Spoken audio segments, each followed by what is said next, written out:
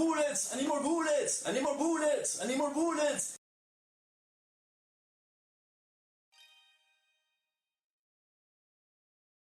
GEEGA nodders, GEEGA nodders.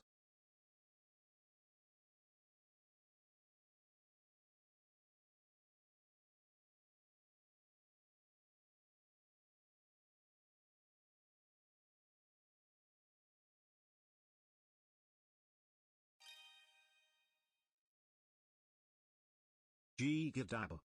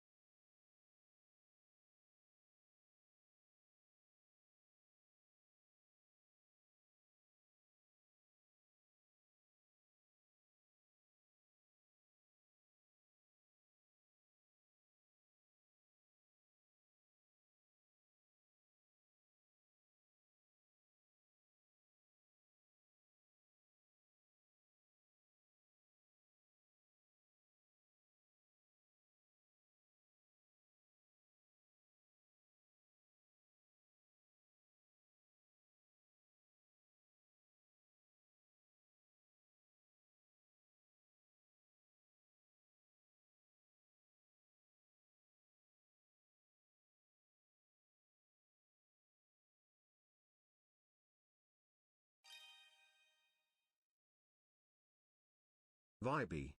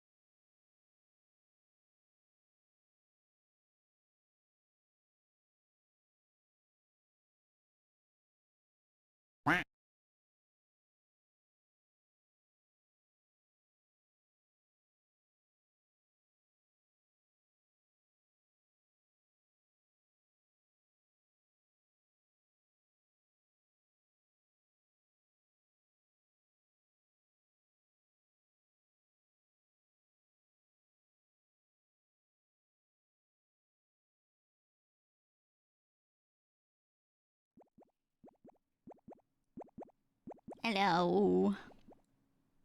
Hello. Hello. Hello. Hello. Welcome. Welcome to the stream. Hi, Matara. Hello. Welcome. Sorry I'm starting so late. But also not sorry because I was literally just on a stream at the time I said it would be live. So, you know. But if you weren't watching, I was over on a Zen stream doing a collab. And I figured, yeah, great ass. I figured I would just go over there and play Lethal Dumpany and call it a day, you know, and then stream after. Great. Thank you for the 12 months. Holy shit, it's been a year. Thank you, RPR. Thank you. Giga wears glasses. I don't wear them IRL. I'm just putting them on to feel something. I don't know. You gotta show them our bars. Dude, yeah, no, I recorded everything from my end. I figured even if I'm not going and streaming it myself, I like to record stuff just in case. So, you know, it should be okay. I've been lied to. Did you think I wear glasses IRL? Well, I didn't. Well, I do not. Nope. Oh, Faraxis, thank you for gifting a tier 3 sub to Northern Lion. Thank you. She's lying to us. No. Yeah, tier 3 sub. Thank you. I appreciate it, man. I do. RPR sounds fire on mute. I was fucking crying. I was crying. Dude. Drop the mic and leave it. Fire emojis. Leave it on the floor. Lay it all out on the floor and leave it there. I was cooking something, you know? Yeah. Keep that hidden talent hidden. Woohoo! Woo! The bars and the mines were heat. We were actually, we actually had some that were like so good when we were down there. And then Zen shows up and we're out of juice, man. We're out of juice. Zen POV was just spectating everyone. I'm glad I recorded my POV because it was just me and RPR running in and trying to play the game. We used all our neurods. Dude, I legitimately, I considered canceling stream because I was like, that made me feel so tired. I'm so tired. I'm EP. I've been caffeinating this whole, now, disclaimer, I had terrible fucking sleep last night. So that's on top of it. But I was like, that's fine. I'll just, I'll start caffeinating during this collab and then I'll come out of it and I will stream because honestly, I've done that all the fucking time, constantly. Remember when Zen and I first became like publicly known friends, especially, you know, like she would pull me onto stream every day before my own streams. So that like collab first, stream later kind of thing, normally I would be able to do. Today, this collab, oh my God. I was just like, damn, I'm tired. Plus I'm EP from earlier. Oh, Jesus Christ. You felt guilty for my death, didn't you? Dude, Matara, I have to tell you. I have to tell all of you about WoW. I have to. I, later on, was playing solo, which is fine, because I picked Hunter, because Hunter's, like, easier to solo level. I was playing, and I fucking died because I DC'd my internet hiccuped. It cut out for a second. And then it left my body still in the world, you know, like in that spot, because I DC'd instead of properly logging out. So by the time I was able to get back in, I was dead on the floor. And I was like, oh. Ow. However, totally fine, because I was just, what, like level 10? I can regain that in a day. Easy. We go again, you know? We ain't no bitch. So it'll be fine. And this time I'll level to 10 in that area, so I don't have to make the trip back to Darnassus. Like, I'll already be around there. So it'll be fine. It'll be all right. But yeah, I'll go and I'll go again. Come undead. I thought about it. I saw that after the collab you made a second character and you went Horde, and I was like, oh. Because all of my game knowledge is Horde, right? Like that's where the dungeons are that I know, the caves, the maps, everything, like the stuff that I remember because I played enough over there was on the Horde side. So I just don't, when I play Alliance, I don't remember anything, but that's what I like about it, is that I don't already know what happens. I kind of remember a little bit of the story, but I don't remember any specifics. So going over and playing Alliance has been nice because I can actually like properly play through areas that I had one Alliance character in the past, okay, one, and I power leveled it with friends, you know, and I made it so that I could fight people. That was it. So I didn't pay attention to any of the lore on that side at the time, and I just went and read some of it later, you know, and that's my familiarity with the lore, is not from playing through Alliance. So I actually really like playing through Alliance because I feel like I missed all of this. Because I played a good amount of WoW, but I didn't have enough time to roll, like, you know, another character where I did all of the story on the other side and everything. Like, I just didn't. So it's been really refreshing to do that. And then a lot of areas that I've run through before but haven't spent a lot of time, like, leveling in, you know? So, yeah, it's nice. It's nice. But I'll roll another character and maybe I'll make a separate Horde when I have time. I think it'll be good. But, yeah. So that's where I am with that. But I'm going again. I already made a new character again earlier this morning. I was just hanging with Mika and VC, and we were just talking, and I was like playing my new character. And I went through, and I'm already level 5, so, you know, and that did not take me much time, so we ain't. Are the pictures gone for a reason? No, it's because this version of it, two things. Number one, this version of my background has the couch in the background. Is the couch there in front of the window? This one has the couch in it. If I use the one with the pictures in it, it's the version that doesn't have the couch in the background. But I decided that it was too bright in the background and I wanted the couch there. But also, I think the pictures are visually a lot. Actually, this is just a me thing. I like them. They're cute, and occasionally I'll throw them on. But there are a lot of things going on in the background, and I don't want to add more. And like all these different colors and things that don't match like the aesthetic. Does that make sense? I was like, this is a ton. If that art were drawn specifically for the background and it were like color graded in a way, I wonder if I could maybe color grade it myself. That might be a better solution. But they were kind of slapped in there, not color graded, if you get what I mean, you know?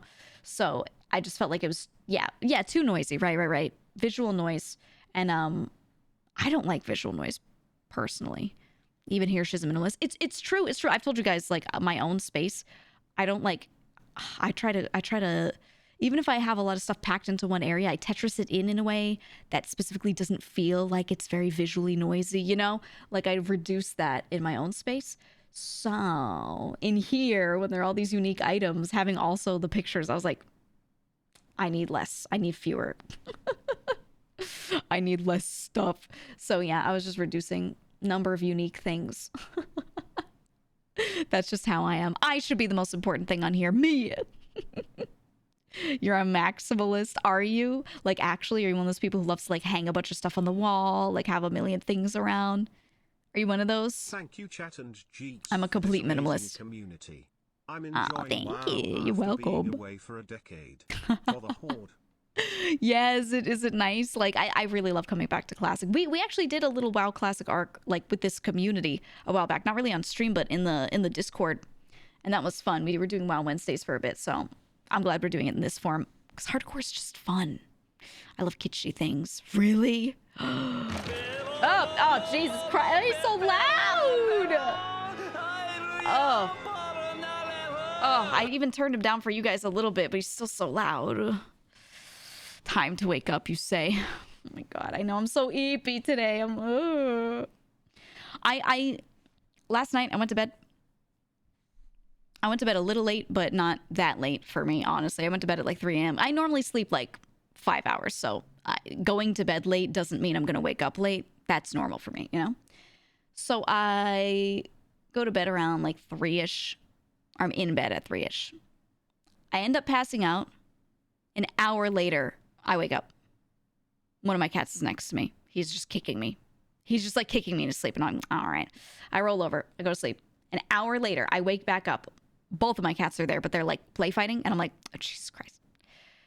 So I like peel them off of each other. They calm down. They're laying down. They're sleeping. Then I go back to sleep. An hour later, I wake up again. They're moving around again, and I'm moving around, and I'm too hot, and I'm like, oh.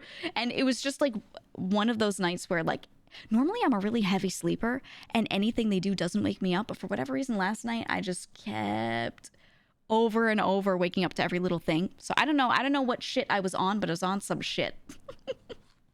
Some EP today. I'm EP. That's why I didn't stream the collab. I was like, if I stream this and I'm like thinking about this, there's a 100% chance I can't stream later. I just knew it would be the case. So I made it. And I've been doing that a lot. It's actually been helping. You know, I stream a good number of hours, and I even reduce them because I collab on other channels so much.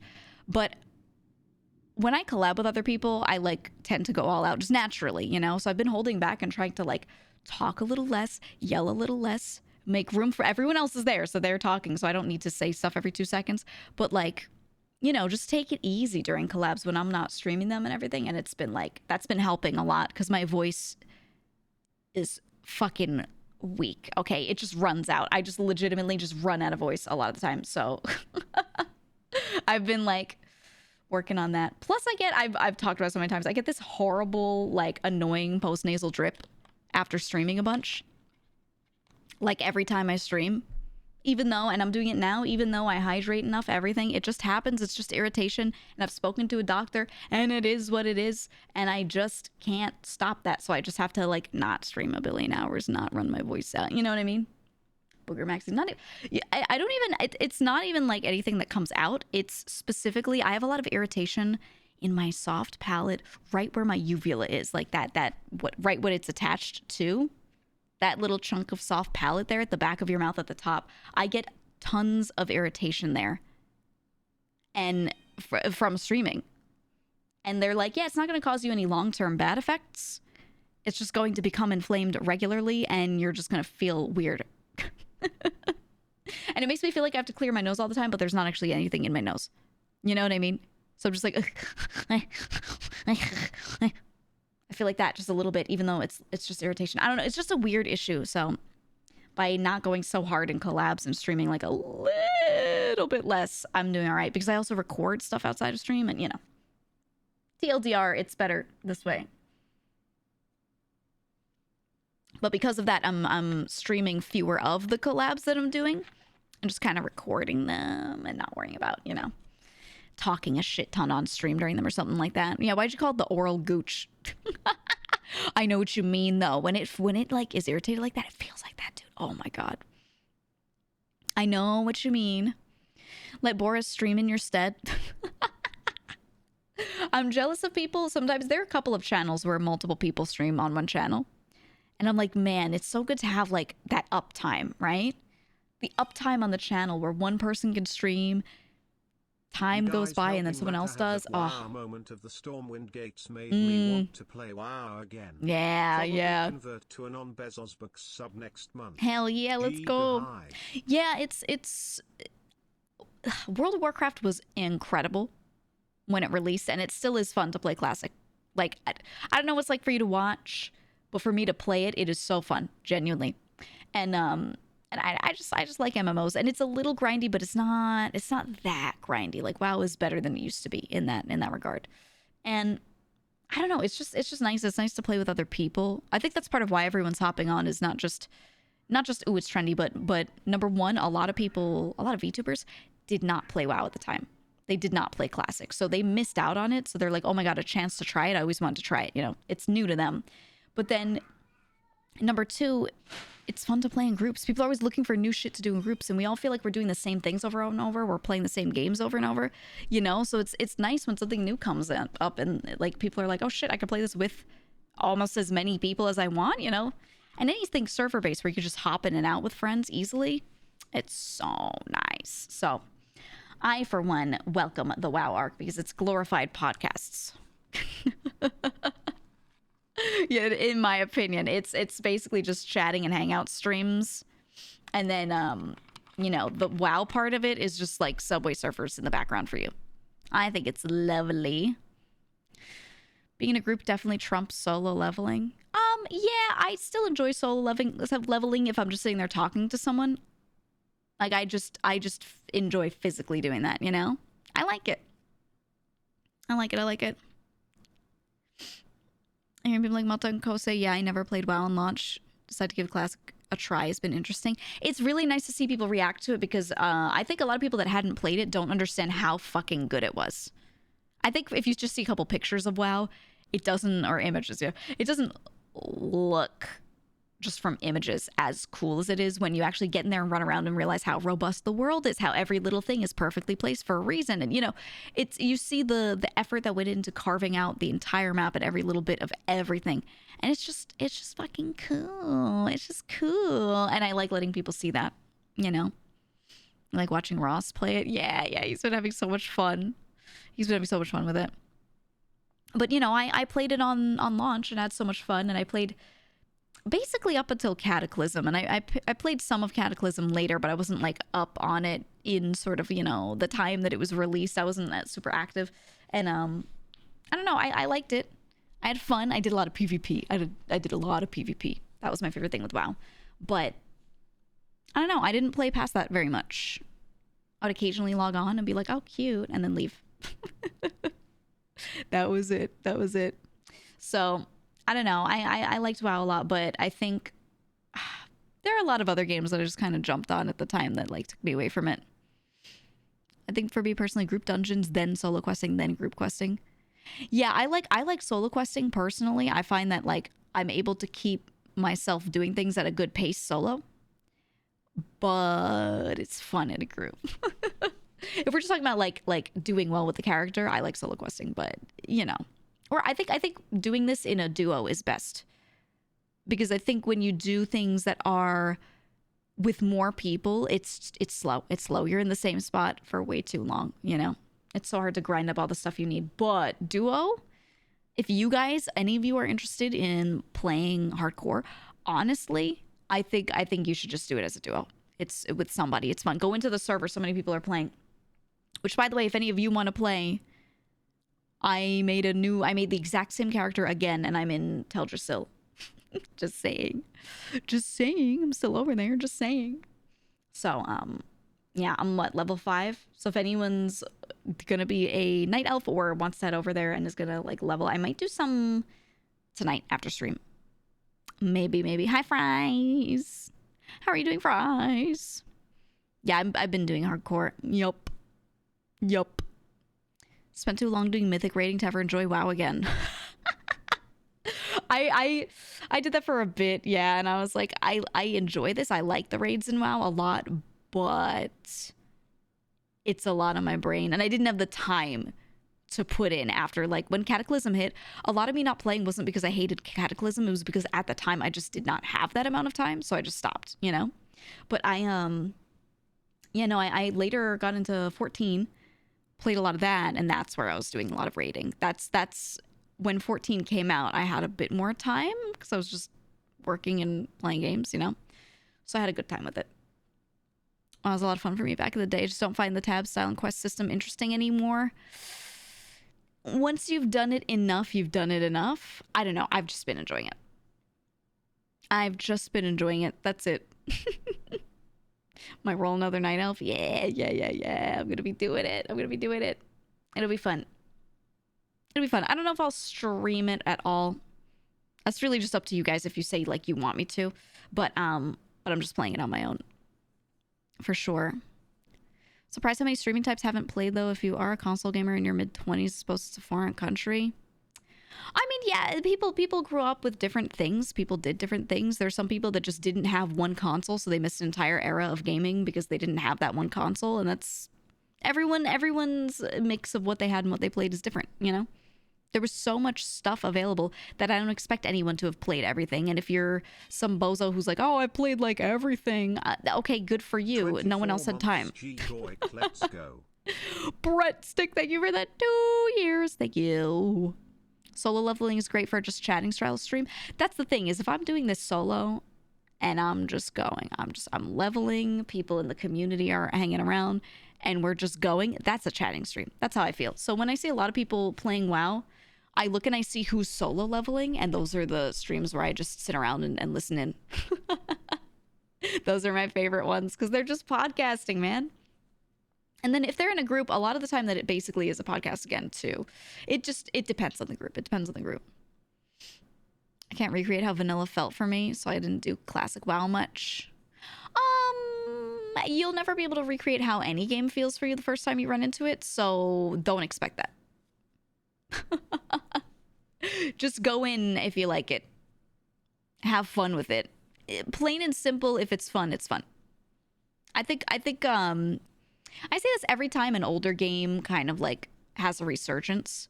There are a lot of people that go in to play it and they're like, it just doesn't hit the same as when I first played it. And I'm like, why would you expect it to hit the same? It's not 2004. You've seen modern games since. You played it already. You know? Just be practical. Just go in and be like, let's have fun. Yippee. Leave it at that, man. Just let yourself enjoy it and don't expect too much. If you go in and you're like, it'll just never be like the first time I experience this game, you know, you're gonna like let yourself down on purpose, if that makes sense. So don't build up too much. Just go in and be like, well, if it's fun, it's fun. You know? And for me, it's fun. And I like it. That's just how it is. For 7 TV, is there a way to make the highlighted messages like running without? I don't like that. It makes them easier to blend in with other messages. The highlighted stuff? There are a lot of configurations. I don't know. There's stuff where you can have text on the top right that says like mentions you, first time chatter, and that little bit of text helps me see them very well. There's like a compact version and a big highlighted version with like an outline or something. I don't remember. There's something like that. You prefer older MMOs? They were better. Yeah, I think a lot of the newer MMOs have just not been that good, straight up. And 14 has been really good, but 14 has been out for like 10 years, I would like to say. Yes, they've been doing expansions and everything, but 14 is like almost 10 years old or some shit. So that sort of, you know, is it an old MMO? I wouldn't say it's old because they keep it so updated, but it was absolutely built a long time ago. So yeah, all the stuff that's come out for MMOs in the past couple of years, they've all just fallen off, and I've tried them and I just have not been into them. Yeah. I think they're trying too hard. I think everyone's trying to make something that looks like a modern AAA whatever, and I don't think you should do that with an MMO. Like I just don't think you should try to make it that crazy beautiful. I think you should make it cartoony, cel shaded or some shit, easy to run on people's computers, because nobody wants to play something that doesn't fucking run. You know? And just basic fun shit. I don't know. They keep trying to do like way too much with it. New World was going to be my thing, but they had like 4 enemies and 2 viable weapons. That's what I'm saying. They tried so hard to make it look beautiful and like to be so souped up, but there was nothing to actually do in it. You just got in and you're like, okay. And you got through it so fast, and it was so boring for that reason, you know? WoW has always had good art direction. That really matters a lot more.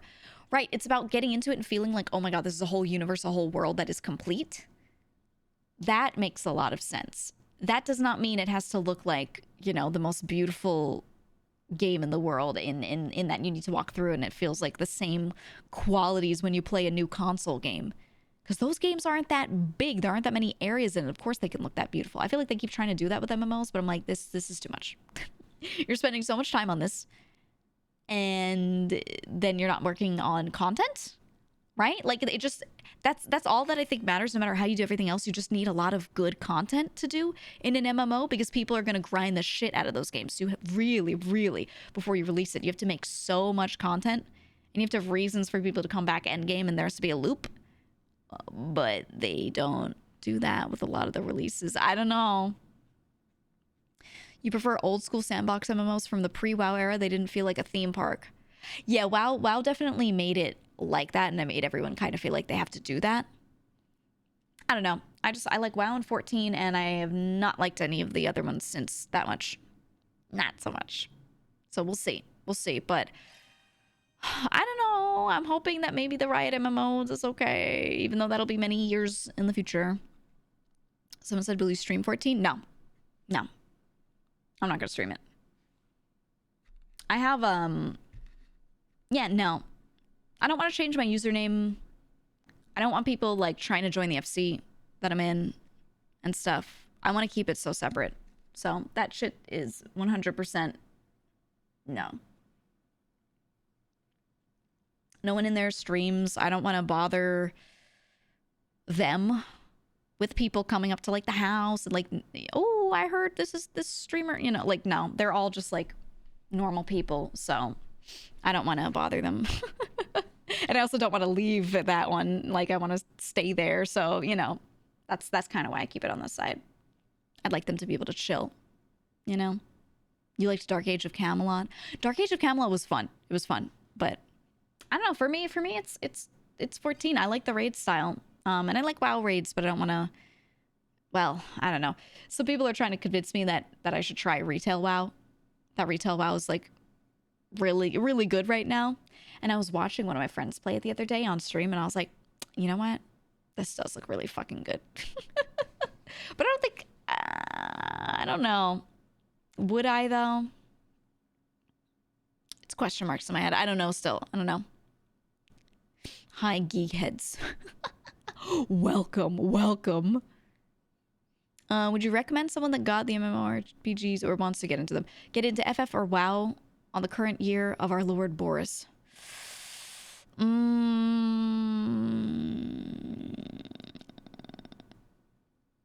don't know. There's such different games. It really depends on just what kind of thing you like. I don't know enough about retail WoW, to be honest. But if you want a game that plays like a Final Fantasy game in story, but it just is an MMO in gameplay, that's Final Fantasy. It's just like, there's a very standard Final Fantasy-esque story that is well written and good, and you just go through that, but then the gameplay, like I said, is an MMO, and it's nice. And then as you get to endgame, that keeps happening, but you sort of get rolled out of that and get dumped into like a normal MMO endgame, and it's just fun. It's just fun like that. I heard the 14 expansion stories are good. I don't know about the 0 to 60 story, or 50. Yeah. So the 0 to 50 story is good, but it drags, and it's not really going through it is not so bad. It's when you get to 50, that was the end of the first chunk of game before they did the first expansion. Okay, so what they did was they had 1,000,000 quests of endgame shit right there, and it was such a fucking slog. Okay, if you're trying to get through it and get past it to the next expansion, because the expansion right at the end there, which is called Heavensward, is so good. That's actually, like, in my opinion, the best story they've ever done. It's incredible. But getting to that, getting through that stuff right after level 50, like, it's just fucking horrible. So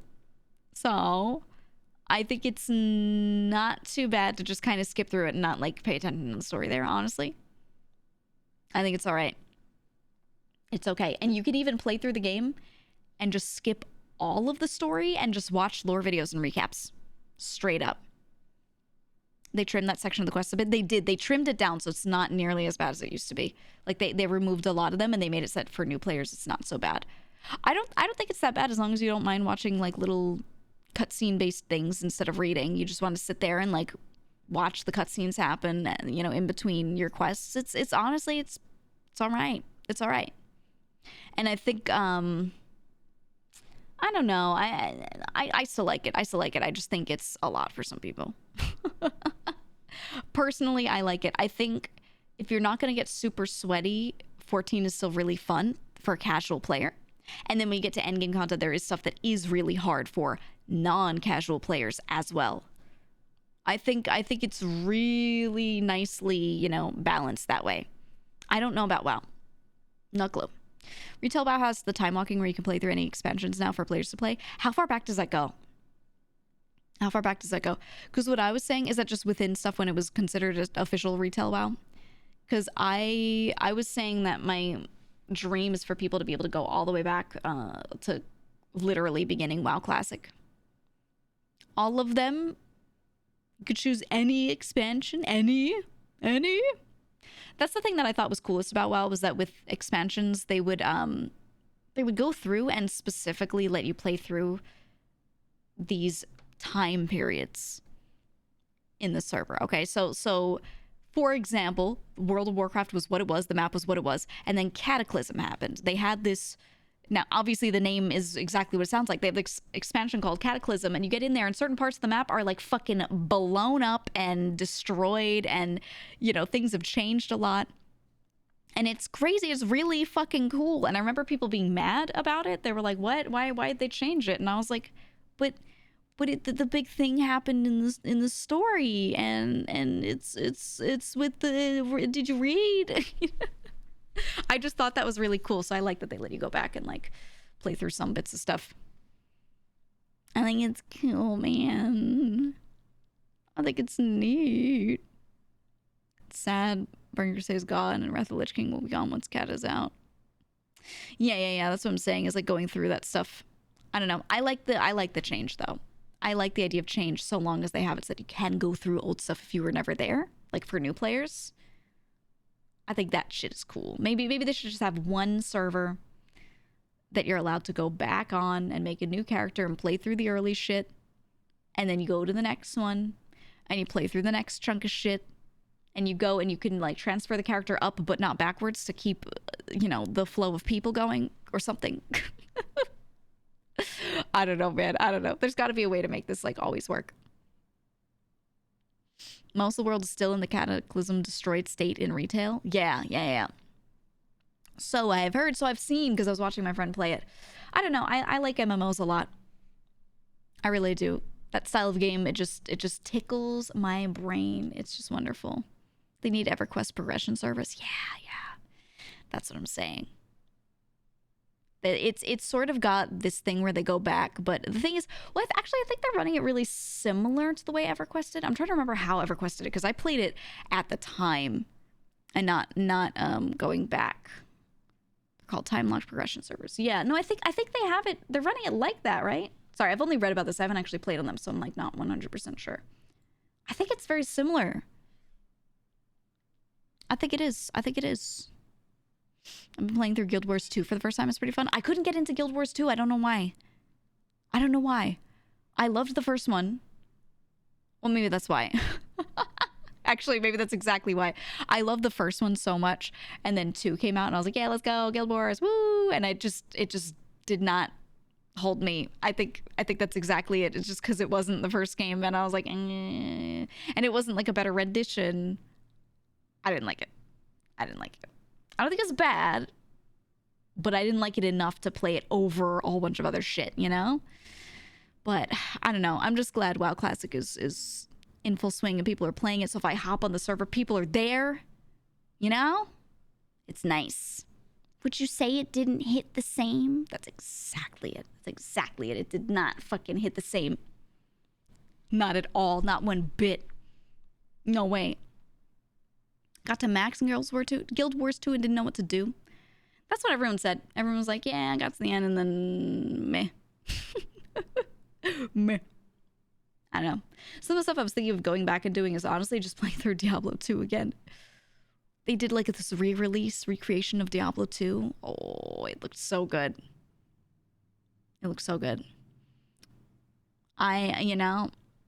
been thinking about it. I don't know. A lot of my early streaming was me going back and playing older games that I wanted to replay or hadn't played. And then I started playing newer stuff as time went on because I was like, okay, I replayed or went back and did a lot of the ones I wanted to do. So now let's play some newer stuff too. And like, I've just been getting the itch. I've been getting the itch to go back and play a lot of older stuff. And yeah, WoW's doing it for me, man. I like it a lot. They're going to do Season of Discovery in WoW Classic where level 25 is level cap, and then every couple months they raise it. Yes. That's what I want. Time-locked progression. It's so good. Because I think one of the problems is when everyone gets into something like this, if you want to be one of those people who waits it out to see like, oh, should I get into it?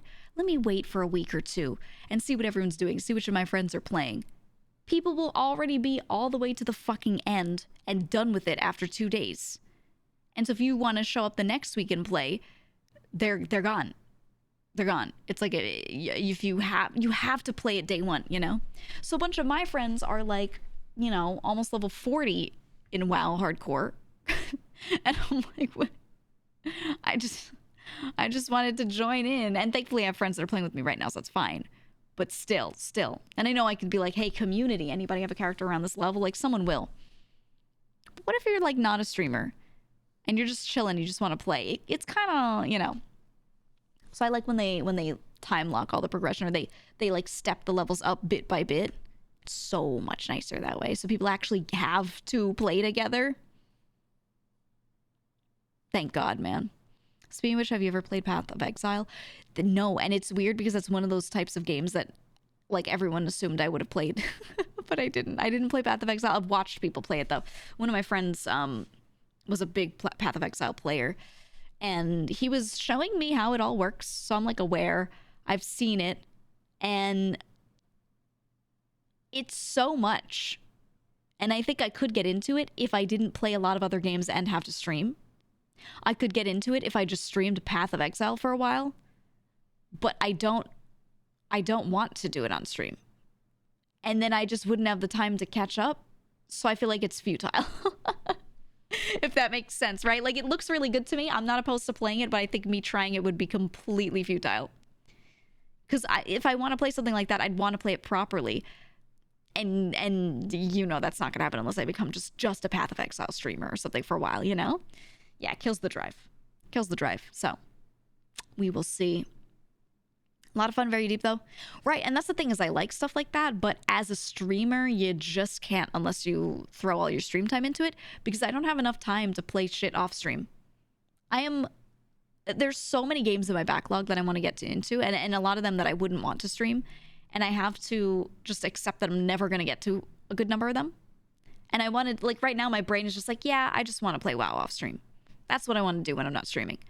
And I only have like a little bit of time each day to play games, like very little. So, you know, Path of Exile doesn't fit in. And that's been my issue this whole time. I've always said to myself, I'm like, oh yeah, I'd love to try it someday. We're stuck right there. We're stuck right there of the no time. But it looks good. You're saying it's too bloated, all of you. I mean, yes, but sometimes people are looking into games and they want something that is like honestly very bloated, it's filled with just shit to do. That's what some people really want, because a lot of other games you get into them and it feels like it just stops. There's just not enough in a lot of other games, you know? So who knows, man? Zen, thank you the raid. Hello. Were you trying? Did you get to try the game? Did you play it? Did you get to throw like an hour into it? We were just chatting about WoW. How was it? Did she get to meet her Oshis? Were they fun and cool and nice and everything was great and nothing went wrong? Yeah? She only got to night 3. She got eaten by all 4 of them. Isn't it so good? Isn't the game so cool?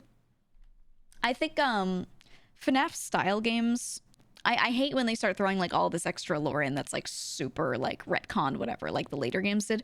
But I always say that I think the first FNAF game was really cool as like an idea, as someone showing off like, look, here's a style of horror game that we haven't seen much. And then seeing people make their own, where they have their own little encapsulated thing, especially like the different mechanics that they play with, and they're like, how can I make this the most terrifying? I think that's great. I love, honestly, that you have to look down. You have to look down, hold a button until a number meets another number. You have to like incrementally move one up or down or whatever. And it'll be out of like 900 some, like 999, right? You'll look down and a number will say 432 and you need to make it 800 something. And you're like, fuck. And you have to just sit there and silently hold a button and hope you don't die. That's great.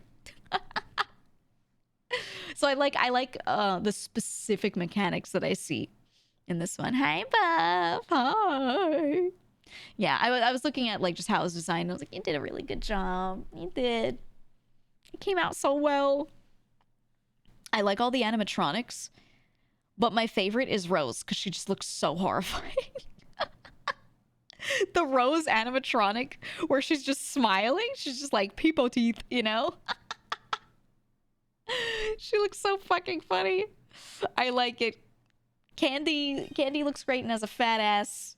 Buff and Shia just look terrifying, like just scary animatronics, and then fucking Rose is sitting there cheesing it.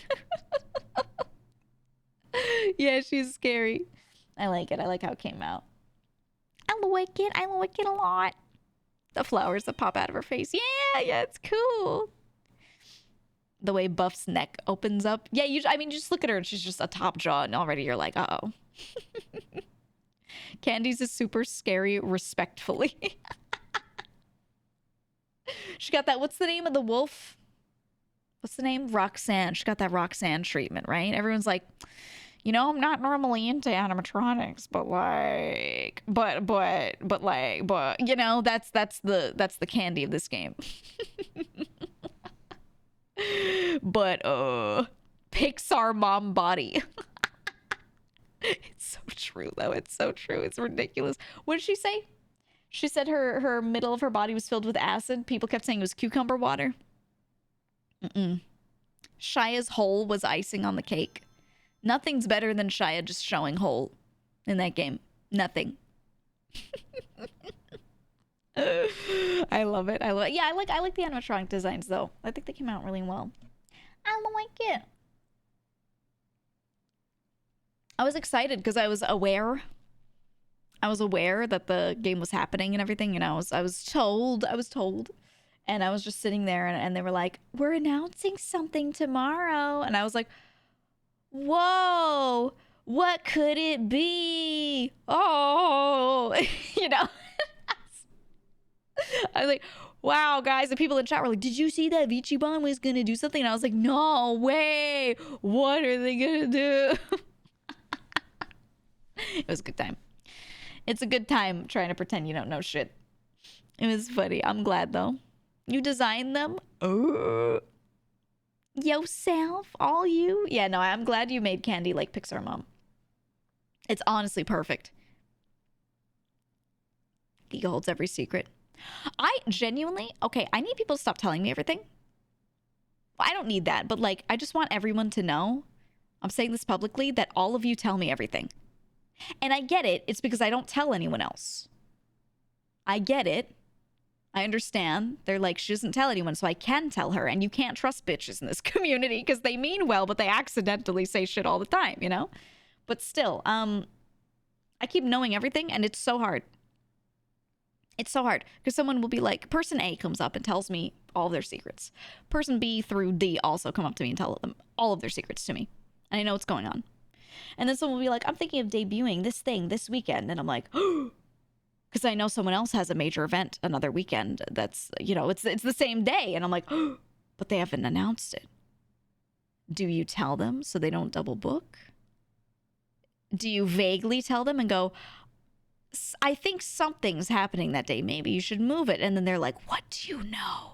And then when person A teases the thing that's happening that weekend, then person B, who you warned to not do the thing, is like, so you know what that is. And you don't want people, even if they don't know specifics of what you know, you don't want them to know that you know anything also. You know what I'm saying? You don't want them to know that you know people's business. You don't want people knowing who tells you what. So it's just like, so I just sit there and go, wow, that's crazy. To everyone all the time. And everyone tells me everything.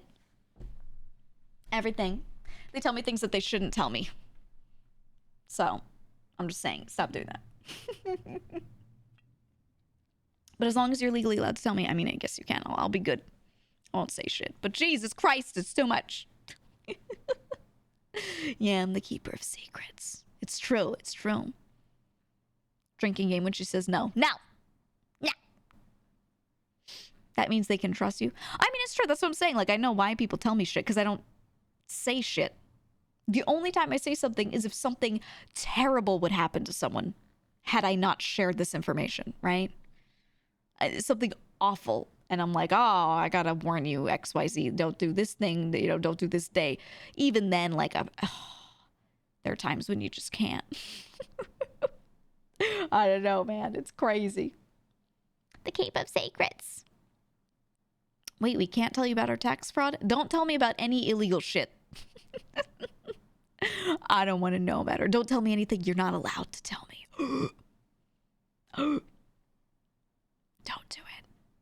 Or make me sign an NDA first and then tell me. I'll do that. That's fine. That's fine. Actually, that's my excuse now. Whenever anyone asks me anything or they're like, well, you're close with this person. Do you know something, something, something? Every time I'm just like, I'm under NDA. And they just go, oh, all right, keep your secrets. And they back off. That's the secret sauce, man. Sometimes I'm not under NDA for a certain piece of information. I'll still tell people I'm under NDA. I'm like, can't say it. That's crazy. Can't say it. Whoa, that's nuts. Can't do it. Just to keep them at bay. NDA is actually a wording spell. Changed my mind. Literally, yes. Literally, yes. So if anyone comes up to me suspecting something and they're like, do you know? Like if they know that I know something or they know that I should, I'm just like, no, it's so crazy. I'm under like 5,000 NDAs. Whoa. And they don't question it. Man. I just want to chill out and play video games. You know? We will not disclose whether we have a non-disclosure. No, I tell people that. I do. I tell them, I'm like, oh yeah, no, I've signed like 1 billion NDAs, so I can't say anything. And then they just stop bothering me, you know? It's great. It's wonderful. Hi, Cap. How are you, Cap? How are you doing, Cabal? How are you doing? Yeah, no, it's nice. It's nice. It's like that one easy excuse that works for everything. For real.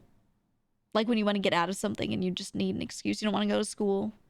Oh, I'm sick. Oh, family. There's a problem with the family. I gotta go. Somebody died. You know, you have those little things that you say sometimes. I don't know. For me, it's, oh shit, I got an NDA. I can't say anything. What do you do when someone's persistent after you tell them you have an NDA? I'm not friends with people that are like that. I quietly disengage and I stop engaging with them if they try to push me to reveal shit even though I have an NDA. I'm gonna be real with you. There are some people that I really like that are very nice, but if they do that shit, ghosted, man, ghosted. It's weird. How much clout do you need to use the NDA excuse to stop talking to people? No, and literally anyone could have an NDA for any reason. It could be that you work for a company, whatever. You don't need shit. You just be like, oh, it's crazy. Why were you late? I was pooping. You want to know why I started stream late? Because I was doing... How fucking long were you pooping? What? I was supposed to start stream at 2 p.m. It's now 6:30? And I said the reason at the beginning of the stream. How long were you pooping? Huh? At least an hour poop. Are you okay? Are you good? Do you need help? Let me know. Let me know if you're good. I'm a little concerned. I had a collab earlier and I didn't want to stream the collab because I knew it would tire me out and I wouldn't be able to stream later. So I did the collab and then started stream. But I did record it, so at least I have the visual stuff to use if I need it.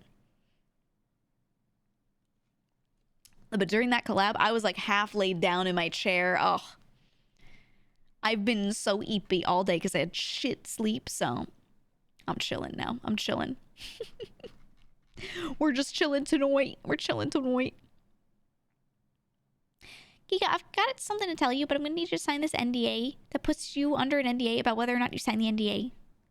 I don't like those NDAs where they're like, you can't tell anyone that you're under NDA. I don't sign those. That's one of my caveats is I tell people, I'm like, if you want me to sign an NDA for any information, I'll gladly do that. Like I believe in protecting info. I think that's really important and great. Wonderful. But if your NDA has a caveat that's like, you can't tell anyone that you're even under NDA, no. No, I'm not signing that. No way. No way. I don't trust that. I don't trust that at all. That's so not legally good. Don't do that. No way. It was really cool to see Mika on Twitch. She collabs with us a good amount. Maybe like there's been a lapse for a bit, but you know, she's been on my stream many times before. I go over there in her stream often enough. She's around. She was even streaming on Twitch herself. So, you know. She's around. She's around. I was really surprised though, genuinely, because Meek and I set a day and time. We made a date because we hadn't spent time with each other off stream in a little bit, and we used to hang out like honestly like once a week. We would just call each other, usually in my earlier hours, her later hours, like before I was streaming. I would like hang out with her for a bit, then go get food, then stream, you know. So we used to hang out so much, and then like honestly, since I like debuted in this group, I got like really busy, so I couldn't. So we set a day and time to just chill. So today we were in VC, we're sitting in a server, we're just hanging out, not streaming, you know, just chilling, and then Zen popped in. I think she thought that one of us was streaming. Because usually when you yourself are streaming, you don't click on a VC unless you like say something, but she just popped in and we were like, oh. It jump scared me so hard because I was literally like half lying down playing WoW, just talking to my friend, you know? And as soon as she popped in, I was like, is she streaming? It was so scary. It was so scary. But it's fine. I mean, we were literally just chilling and talking, so it wasn't like, you know. Mouse said that she popped in when you were both filming the podcast. Yeah, we were filming. I gotta talk to Zen. It's straight up. I gotta be like, hey, never jump into a VC when when you don't know what we're doing. Just in case, you know. You just never know. You never know. But thankfully, anytime she's jumped in, it hasn't been anything like no cause for concern, you know. Mr. Boy, thank you for the gifted sub. Thank you for 3 months of gifted sub. Oh my god, thank you. Homie jump scare. Yeah. Don't you have a recording collab VC? We were in, not recording, it's just we have a couple of collab VCs, and the protocol in the VShoja server is like, we have one that is specifically named like, we have 2 off-stream VCs. It says parentheses off-stream at the end of the name of the VC, and one is like, I'm hanging out, and one is I am working, and you just want to be in a work call. Some people like just, they do better like getting their work done when someone else is sitting also working in the call. It's almost like office hours, you know? So we have those 2 and they're off-stream. And then we have a couple other ones that are collab VCs. And it's like, I'm doing something. I'm recording something, or I am on stream, and I'm using this VC for that. And there are those. But yeah, so we have them like labeled out, but Zen will just jump in. And it's scary. It's scary, man. But the one she jumped in today is just like, it's literally just like a game server for like friends hanging out. So, you know. But it jump scared the shit out of me, man. Oh, it was funny. But I was like in the middle of regaling her about, I think I was telling Mika about WoW. She was like, what are you doing? And I was like, well, you see, and this was after I had died and I made the new character, so I was just walking around Teldrassil, and I was like, well, I have to beat up these spiders and collect this thing for a quest, and then I'll bring it back to a guy, and this is what the UI looks like. And like, that's what we were doing when she jumped in. So I was just so jump scared because I was just like, I don't know, big WoW chilling, you know? But it was fun. It was fun. Either way, getting dragged into playing Lethal Company today. And I'm kind of glad I did get dragged in because, you know, that they call it the 2 p.m. feeling? When you're working and you're getting a little sleepy and you start nodding off. You start straight up falling asleep in the middle of the fucking day and you're like, oh. We had that. We had that happening to me at that time. And if I had started my own stream, I think I would have just been half dead. Completely half dead on stream. No way. No way. After a big lunch, maybe. Yeah, no, for me, it's if I don't get good sleep, middle of the day, I'm going to start passing out. I woke up as early as I could so that I could hang out with Mika, you know? So I was like, dying in VC. So her kind of like popping in, talking to us, and then being like, do you want to play Lethal Company? I was like, you know what? Yeah, I need this. I need this today. If I just did a solo stream earlier, I think I would have died. And then after a bit, that feeling goes away. You know, you get your second wind. Once you hit that second wind, you're good. You're fine. And that's what I'm on right now. But God, earlier, it was a fun stream. Did you like the collab?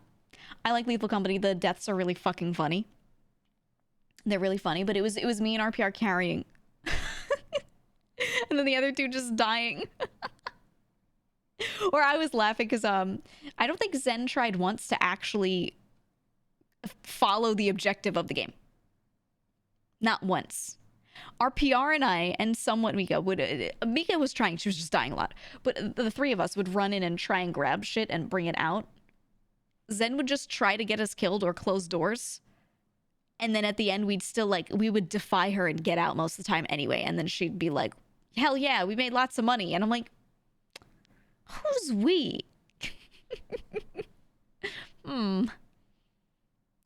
She's a group debuff in any collab she's in. I'm gonna be honest with you. When I stream a game, I tend to like get a little sweaty. Like I always try hard. Not super try hard, but I always try a little hard to like learn a game or figure out what's going on, you know? I always do. And so then when I'm playing a game with Zen, it's legitimately like putting things onto extra hard mode. That's it, because I'm trying to learn the game and play it in spite of someone who presses every wrong button and tries to get me killed, will directly kill me. You know?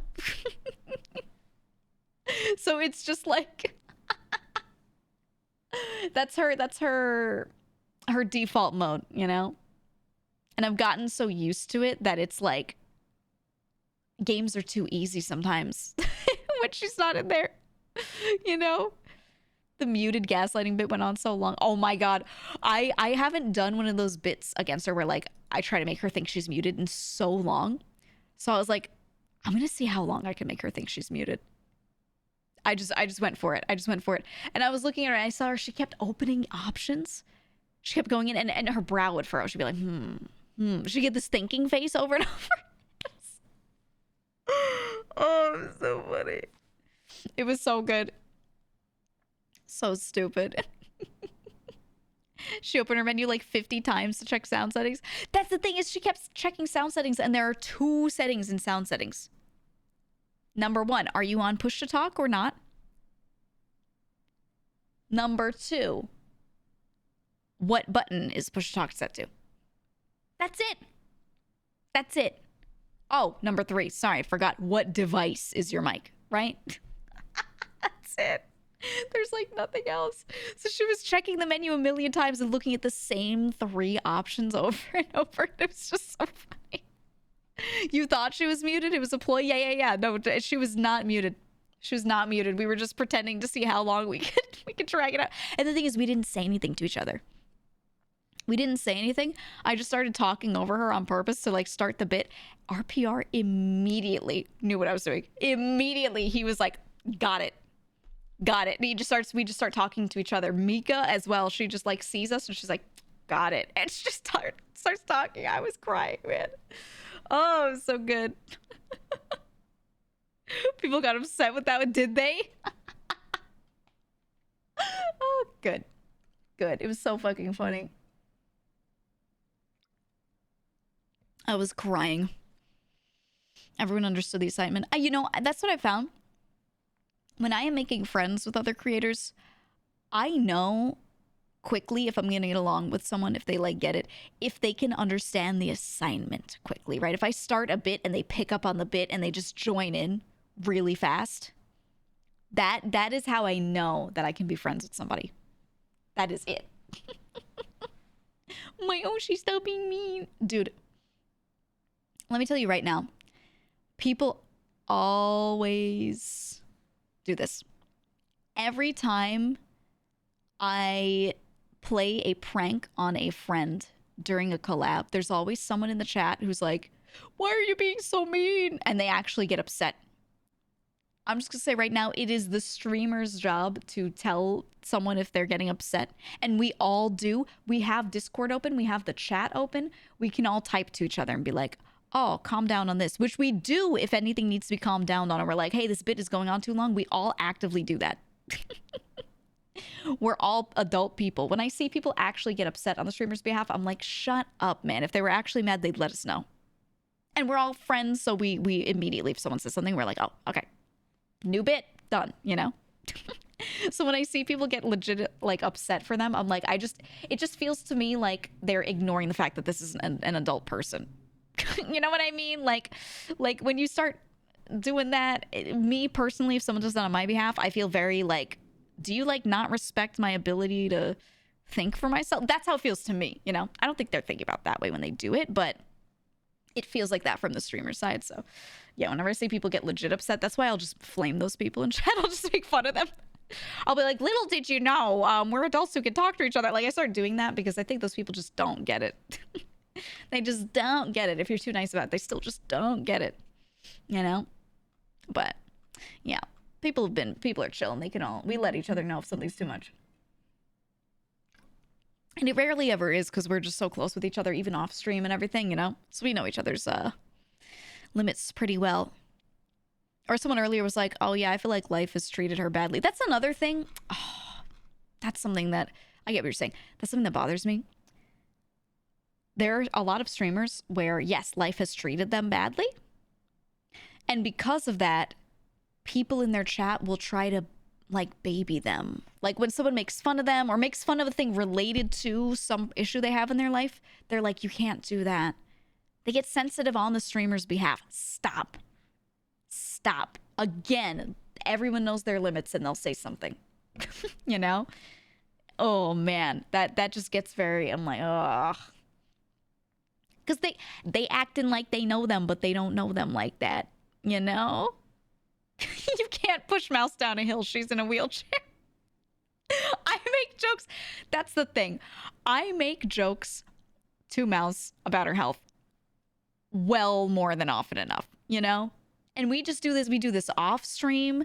She made fun of my shit. I was deathly ill last year. Legitimately deathly ill. She would make fun of my situation. It was funny as fuck. It was how we coped with it. It was like, it normalized it to us. You know, it made it not a despair thing for us. It made it a topic that we can just joke about and made us able to have a good time. You know what I mean? So I make jokes like, you know, yeah, she can walk around. She has like, you know, devices, walkers, things, canes, whatever that she can use to get around. But she also can just like hop into a wheelchair and go around. And I make wheelchair jokes at her all the time. Not about, haha, you're in a wheelchair. That's mean. But I'll say things like, I don't care if you're in a wheelchair. I'll still push you, you know? Like, I say shit like that because it's very, I don't know. As someone who's been incredibly ill myself, I understand and realize that sometimes you've just got to joke about this shit to get it normalized in your head. Again, so it's not only a negative to you, right? Like, putting humor around it makes it so that you don't feel bad every time you think about it, you know? Instead, you're just like, oh, we make these funny little jokes and it's just neutral. It neutralizes it. But I think maybe people that have not experienced those things don't always understand that as well. Yeah, gallows humor, right? So, I don't know. For me personally, as someone who's been through bad shit medically, I know I don't give you guys any details. So, like, you guys don't even know. But still, like, she knows. She knows about my situation. I know about her situation. Like, we just... we go in on each other and it's fun. It's a good time for us. Cab, I'll put you in a corner and lock the brakes. Zoran hits me with that one. Yeah, we talk about Cab's bum leg. We do it. That's the thing. When you're friends, you can do that. Because when you're friends, you know the limits and you have communication channels to let each other know if it's like not cool, you know? Absolutely.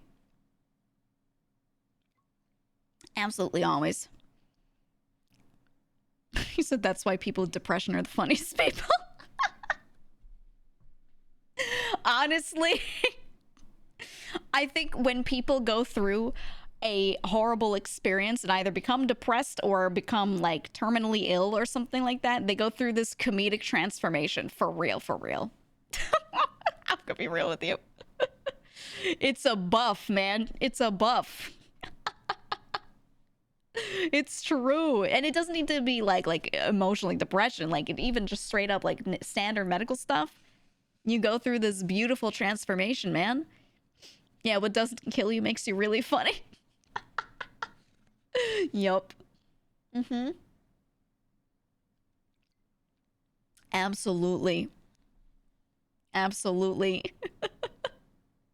I think everyone should be able to throw humor at dark things, you know? It just keeps your mental good, man. If you can't handle me at my most depressed, you don't deserve me at my most manic.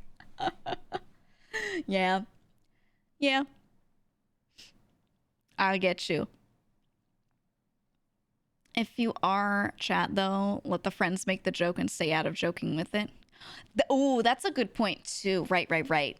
Like, I personally don't mind if chat gets dark with humor so long as they keep the boundary right where it should be, you know? There are some people that do that. Yeah, they cross the boundary and they're like, oh, because like Mouse and I are very good friends and we know a lot of details about each other's health that the public does not know.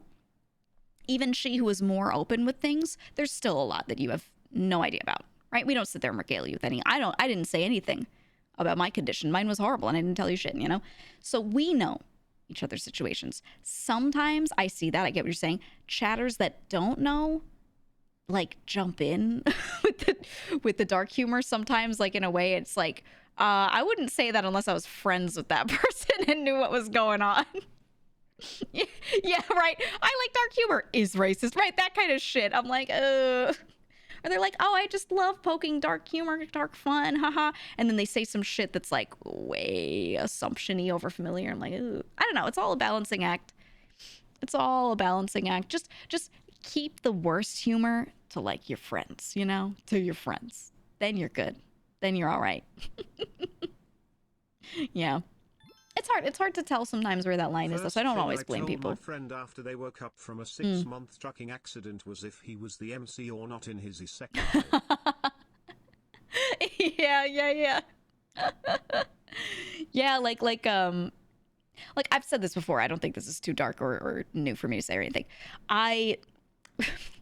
When I woke up from my surgery, I took like a picture and I sent it to my family, but I also ended up tweeting. I did the meme where I said, I lived, bitch. You know? I did the I lived, bitch. Thing is, people who knew my condition and how everything was going were concerned that maybe I wouldn't live. So like, making it so that when you do wake up and the first thing you tweet is the actual I lived, bitch. It's very... My brothers were like, can you not? You come out of me, I live, bitch. Yeah, no, there were some bad concerns. But you know, you wake up, you feel like throwing up because you're coming down from all of the sickness from the anesthesia and everything, and it's like you just want to be funny. Like you're like, I just want to have a good time. There's nothing I want more than to not feel like shit. So I'm just gonna tweet I lived, bitch. You know. If they knew about your hemostasis, they wouldn't have been concerned. Dude, my hemostasis was excellent, according to the nurse who wrote it 500 times. Yup. Yeah, no, it was fun. It was fun.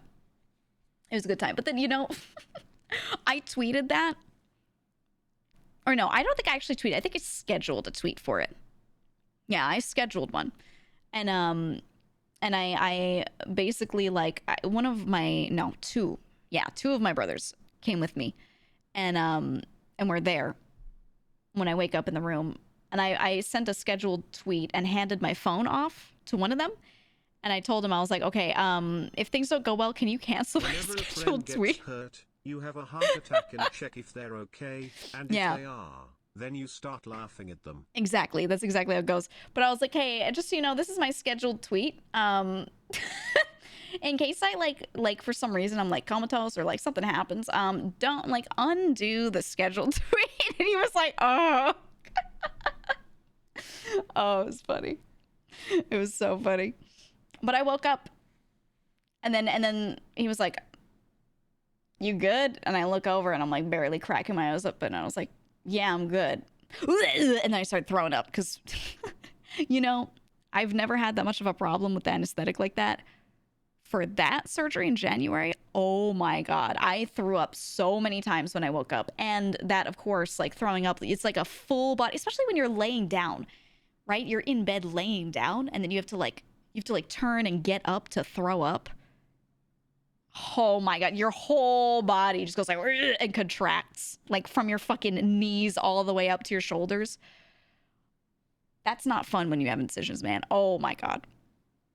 That was the worst. That was probably the worst part of it, was waking up. And then once I was chilling, but oh man. coming down from the anesthesia was terrible. And I didn't have that loopy moment though. I didn't wake up and still like, I wasn't still hopped up on stuff and like saying shit that I wouldn't remember. I never had that. It was just, I just woke up and was like, I gotta throw up. Nurse, I'm gonna throw up. It's the fetal position curl around the garbage can. Yup. Yeah, you turn. Thing is, I couldn't really like move a lot of my body, so it was so pathetic. It was so pathetic. The nurse had to like turn me for me because I could not move because I was in so much pain and like I wasn't supposed to move, or my incisions, everything, you know. So she was just like, she was like rolling me over. I felt like a baby. I was like, I want to do as much as I can myself, but you know, the nurse was like, let's get you into the garbage can. God, it was terrible. Maybe you just don't remember? No, because my brothers were there. As soon as they threw me in the recovery room, they were there and they were like, yeah, you didn't do the funny thing. We were ready to take videos of you like waking up and saying stupid shit, and you never did. They were like disappointed. Just never had it. Never. Puts you inside the can. Yeah, straight up. Well, you know, they have, oh, I love these things. Love this thing, genuinely. They have this little bag with this plastic ring that holds it open. So what you're saying is the nurse basically poured you out? Not even. She like moved me around, like lifted the not lifted the bed, you know what I mean? Pressed the button so the bed goes a little more upright and like rolled me, turned me, whatever, so that I could throw up. And she handed me this bag, this little bag that is attached to this plastic ring that you like seat the bag into and then replace on the ring, and it holds it open so you can throw up into it. This device is goated. Okay, forget the garbage can strap, forget running to the toilet. This bag attached to this little plastic ring is the way if you are sick. Holy shit. Get those from the hospital. Get those, just buy like the medical supplies. Yeah, the little green bags. Right. Oh my God. They're incredible. I have that little plastic ring. I kept it. She sent me home with 2 of them. She's like, you're going to keep throwing up for a while. Because a lot of the medications I was on too, coming down from everything. So she was like, you know what? Keep these. And if you're feeling it, you got the plastic ring. I still have them to this day, just in case I ever have like a random issue in the middle of the night or something. I keep the little thingy. It's so good. It's so good. I loved it. Held one of those for your wife when she was having the kid. Yeah, they're so good. And that's the thing. If someone else is throwing up, you can grab the little ring and just shove it under him, and you will catch it. Okay? There is no other object that you can grab and throw under somebody when they're suddenly throwing up that will work.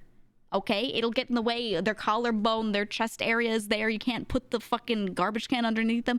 That little ring that just has the baggie sticking underneath. Oh, man. It's the only way. So now I have it, and I have like cousins who have kids, and I have like little kids, you know, that like throw up all the fucking time because that's all the kids do, really. And like having these things around in case one of them is suddenly about to throw up, dude, you can just like run and catch it without getting it on yourself. No cleanup, you know? Oh, that shit's the best. Goated. Yeah, emesis bag, is that what it's called? So good, man. So good. And I didn't know about them until the first time I was like in a hospital, and I was like, wait a minute. This thing's the best.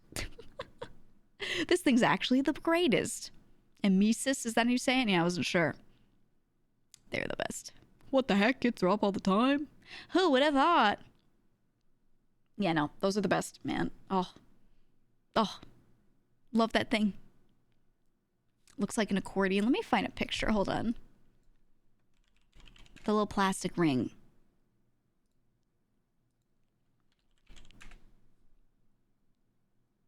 Oh, yes. The green one.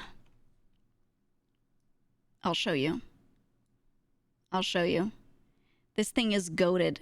Because everyone grabs like the smallest trash can they could find and hands it to someone who's like, you know, on the couch dying, hungover or whatever. Look. Up at the top, you see that plastic ring? Now, if it's a good one, you can just keep putting new bags into that ring. Oh my god. Oh my god, this thing's the greatest invention in the world. When you have a kid, it'd be different. Dude, if you're ever babysitting a kid, if you have a kid, get these, man. Get these. Oh, I love them. I remember being younger, throwing up in bed, you know, you're all sick and shit, and my mom just like throwing a tiny like bathroom size like garbage can and just putting that next to the bed and being like, if you middle of the night have an issue, boom, that's right there, just in case, you know? And that means you have to like lean over and like make it in. You have to like pick it up and hold an entire garbage can underneath yourself. It's kind of weird. Some people will just hand a kid a bag, but you know, if you just hand a kid a bag, it's not making it in half the time. Okay, they're gonna miss and shit. It's gonna get messy. It's just not gonna work. This thing, goated. Love this thing so much. Anyway, that's my life tip. My life hack. Get yourself those. Because everyone froze up sometimes. Everyone does. Make them sleep in the tub. When I'm really sick, the thing that makes me feel best is laying down on like the tile on the bathroom floor. No joke. It's something about the cool tile. Oh, that is the way, right? Just laying down on the bathroom floor, you're just like, acting like you're dying. Oh, that doesn't fucking work. I'm not saying it works. I'm just saying it makes me feel better than just sitting upright in that same place, okay? It's the only way, man. I love it. I love it. Cool tile, knowing it would be an easy mess to clean up, right? Right, you're like, if I throw up on the floor, at least mom can clean it off the tile. It's kind of fucked, but you know, when you're a kid and you're sick, like, they're just so pathetic. A sick kid can't do shit. They don't know how to like power through it when they're young. There's no way. Your mom was on something with that whole floor thing. She was cooking, right? She was cooking. Keep your bathroom floor clean. Yeah, that's the thing is, our bathroom floor was washed very often. So yeah, just sleeping on the bathroom floor when sick, fine. If that shit ain't cleaned up very often, don't do that. No. Had many hangover and just dying on the floor and the tiles. No, the tile. Well, the tile's not gonna cure your hangover, but something about the coolness of it feels better, in my opinion. Feels way better. I don't know. And then honestly, the other thing is, I'm gonna be real. Falling asleep on the tile, that hard surface, is not comfortable. So what happens is you're not gonna go and sleep for 8 hours on that tile for the most part. You're gonna sleep for an hour, and then you're gonna be slightly over that period of like, I was just about to throw up, you know, like you're past that, and you get yourself up and go to fucking bed where you should be. Okay, so the tile has the added benefit of being uncomfortable and you not being able to sleep on it for 8 hours because you really shouldn't. Now, have I done that before? Absolutely. But usually, no, you wake up. You wake up. You haven't thrown up in 21 months. I do not miss the feeling at all. I think the only time I threw up was, yeah, my surgery and then prior.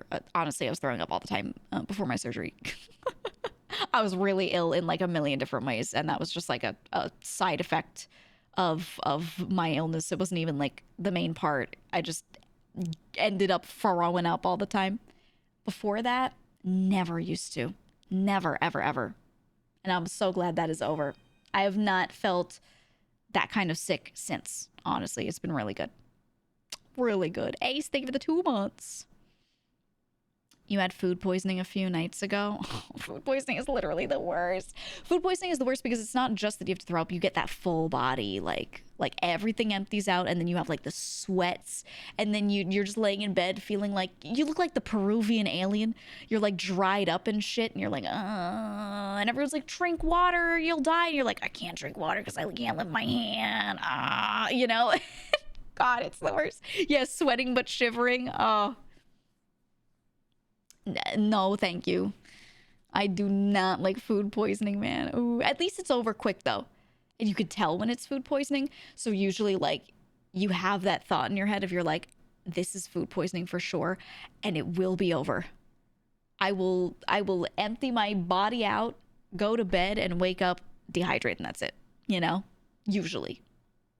Maybe. Occasionally, I've had this before. Sometimes you get the worst food poisoning where it's lasting more than a day. Oh, That's the worst. But usually not. Usually not. You have that like calming thought of like this too shall pass. You know? A crunchy, weak mess. Yeah, ugh. Ugh. You'll question every time you eat what caused it again. That's the thing, is if you know what gave you the food poisoning, it makes it hard to go back and eat that thing. God, it's horrible. It's fucking awful. It's like it's in the back of your mind forever. Whenever you look at the thing, you're like, oh, I got food poisoning from this once. And ooh. I don't know. It was shrimp for you? Yeah, like poorly cooked seafood can do it. Oh. Or even if it's not poorly cooked, it was just not prepped well. Mm-mm. You say that, but I eat sliced ham regularly. You got food poisoning from sliced ham? It's cured. No matter how many times I didn't go through it all fast enough. Okay. You're eating old ham and getting food poisoning regularly? That's a you problem, buddy. That's a you problem. I will say, don't do this. It's not good for you medically. But there are some people, okay? There's some people that sometimes they're like, I need to empty my body out. They just know. They got shit going on. They haven't pooped in a while. There are some people that like eat something old from the fridge on purpose, and I think those people are crazy. I think those people are fucking nuts. There are medications you can take if you need some assistance, okay? Yeah, oh, I'm just gonna eat the old ham and then empty out. What the fuck? You're crazy. You're nuts. You're nuts. I don't. Oh, no. No. Just house some coffee. A coffee, a coffee, dude. They just take their little pills that, you know, make things evacuate. Just do that, please. Don't eat the old ham. Actually, eat properly so you never have to do either to begin with. But you know, as a whole expert, I advise you don't do that. It's a whole expert. What the fuck is a whole expert? Ugh. Milk of magnesia is prescribed for colonoscopy. Oh my god. When you need a colonoscopy and you can get this drugstore thing that you have to drink to prep beforehand, you go in and you find it. You know what you do? You go to the counter and you're like, hey, I'm going to have a colonoscopy tomorrow and I need the liquid. And they're like, I got you. And they pull out like a gallon jug. That shit's so fucking nasty. Oh, one of my friends had to get a colonoscopy and I was watching her just drink this stuff. And I was like, how are you getting through this? Because it's so much. It's so much. It's so much. Yeah, it's like 4 liters of it. That is too much liquid. That is too much liquid. I know you're supposed to drink a lot of water, but like sipping throughout the day. That shit, God, it's so bad. It's so bad, man. And Woodward, thank you for the 18 months. Thank you. The gallon of milk of magnesia. Yeah, it's just so... It's so much. It's also quite viscous. I don't know what it tastes like. I did not try. She was like, do you want a sip? And I was like, no fucking way. I just recently had to have a colonoscopy. Yeah. The fluid legit tasted like someone threw lemon pledge at it. It Oh was no. Ooh, yeah, and don't get me wrong.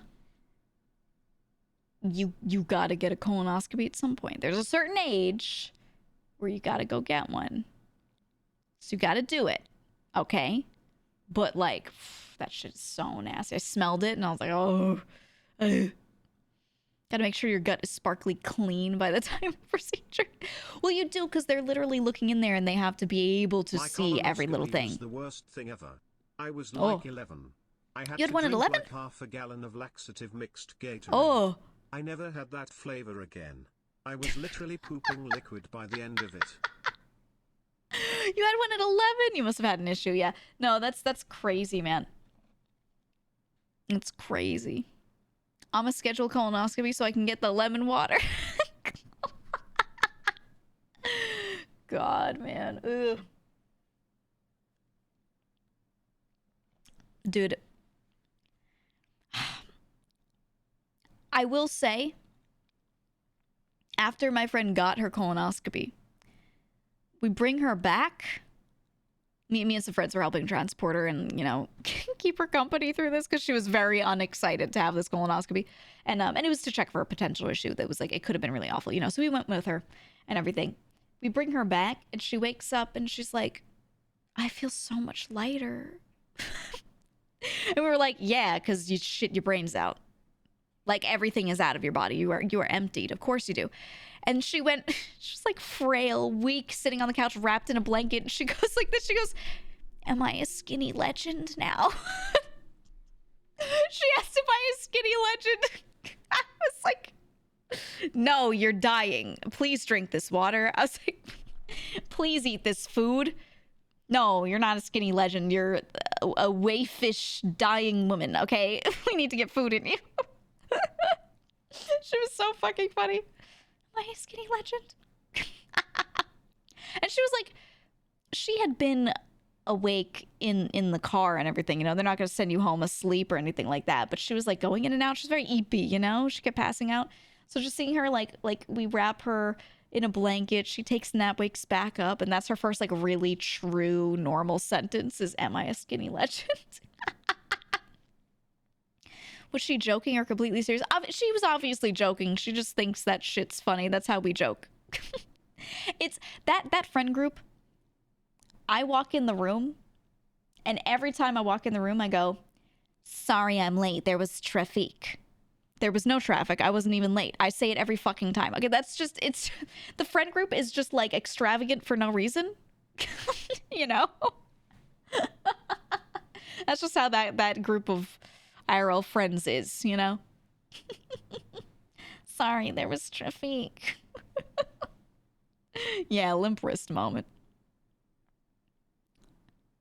Never getting colonoscopy. No, please get one when you need it. When you get to that point, those are hidden issues that you don't know until they shove a camera up your bum, you know? And you gotta do it. The more you know. Originally, they used air during the operation, necessitating the use of a fart room where you would, of course, do the deed. Now they use a gas that gets absorbed. Oh, man. They do that for laparoscopic surgeries, too, where they use a gas that does get absorbed. I think it's usually literally just like CO2. It's just a thing. And that's the worst part of those surgeries. You wake up and you're healing, and like the gas, it depends on what kind of laparoscopic surgery you get, but usually it's just in your body cavity, and it just travels upward to like little areas. It gets stuck in these little pockets as it's slowly being absorbed, and you just get aches and pains from it. Ooh, that is the worst, man. That is the worst. I had that for one a long time ago. Oh my God. It was horrible. It was horrible. Never again. I wonder if, did they do laparoscopic surgeries at a time when they couldn't use gas that would like get absorbed, or they wouldn't know that was the practice? What would they do? Would they just like push on you to get the air out? I wonder how that all worked. I don't know. I don't know about history on how they did those kinds of surgeries back in the day. I'm curious. Or suck it out. Yikes. Yeah, no, you can't like vacuum it out because you could accidentally vacuum other stuff. I don't know, man. Is there anyone in Vishojo who doesn't have a serious medical condition? Well, most don't. Most members don't, actually. Mine is supposedly solved. I will have lasting effects from it, but I am healthy. I no longer have my crazy issue. For now. So like, no, most everyone is completely healthy, actually. Now some people we have 2 people with strong ADHD. Yeah, that's it. Yeah, that's it, I think. That's it. Do you count stupidity as one? Well, I like to say that that's not a disease so much as a feature for streamers. I think maybe IRL, maybe not, but as a streamer, that's content, okay? That's content. That's just how it is. That's just how it is, man. Do you have cool mid-boss scars? I've had a few different things over the years, and yeah, I do have a lot of different scars on my body from different procedures and stuff. None of them are crazy, though. Well, some are crazier than others, but not that crazy. There are definitely little bits of me that don't look how they used to look.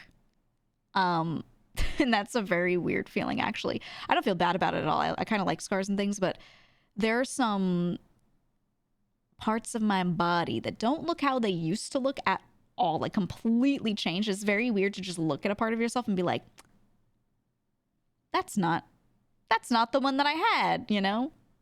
Not that I had an elbow surgery, but imagine looking at your elbow and just everything about it looks different. And you're like, that's not my elbow. Right? You get used to it after some time, but like for the first like bit after recovery, you're like, whose elbow is this? That's one of those things that's very, I don't know, it's hard to describe until you've gone through that. Yeah, it is now, right? You're like, I gotta get used to my new elbow. It's crazy when stuff changes like that. It is. It really is. Kuro aced the Rad's R test on stream today. Oh, he took the test on stream. Oh, man. I actually took it because I was curious one time a long time ago. I was like, I wonder if I would get any of these. And I had a fucking like a 0 on the test. I didn't display any of the... Not even a little bit. And I was like, really? I thought I was pretty neurotic in general. Like, I thought I would have gotten like a couple of points somewhere, you know, like something. Because I have like, you know, mild little things that I feel like, oh, I'm neurotic on this, mild neuroses in this way or something like that. But no. No, I got fucking like nothing on that test. Nothing. What test? Rads are. It's a pretty solid test for detecting neurodivergence of various types, but mostly autism, from what I know. You're not neurotic in the way that the test tests. Right. That's exactly it. So I was like, okay. All right. Did you get that one nerve moved to keep it from getting pinched? No, I still have that medical issue. I wouldn't call it medical issue. It's an annoyance. Yeah, I have piriformis syndrome in my right leg. So my sciatic nerve goes through my piriformis, which is a little muscle in your butt. It's deep and it's up against the back of your pelvic bone. Yeah, no, my sciatic nerve goes directly through it. So when I hike or run or do things that make those muscles like normal inflamed, like just from normal use, it pinches it and it hurts. Yeah, I still have that. I've never gotten that solved. I don't think I want to get that fixed because it's not really bothering me that often, and I don't like the surgery for it. I don't like the high potential or high enough in my mind that you just lose feeling. I don't like that. I don't like that at all. Yeah, nerve surgery. That's not worth it to me. I'll just take the pain, you know. I don't trust it. I have herniated discs, so I know that sciatic pain. Yeah. Right. It's like, imagine if halfway down your butt cheek, basically like where your femur meets your pelvic bone, right around there. Imagine if you just have a bit of a nerve just always getting like pushed on. It's there. And it's very deep in. It's like not far away from the top of the femur, not really.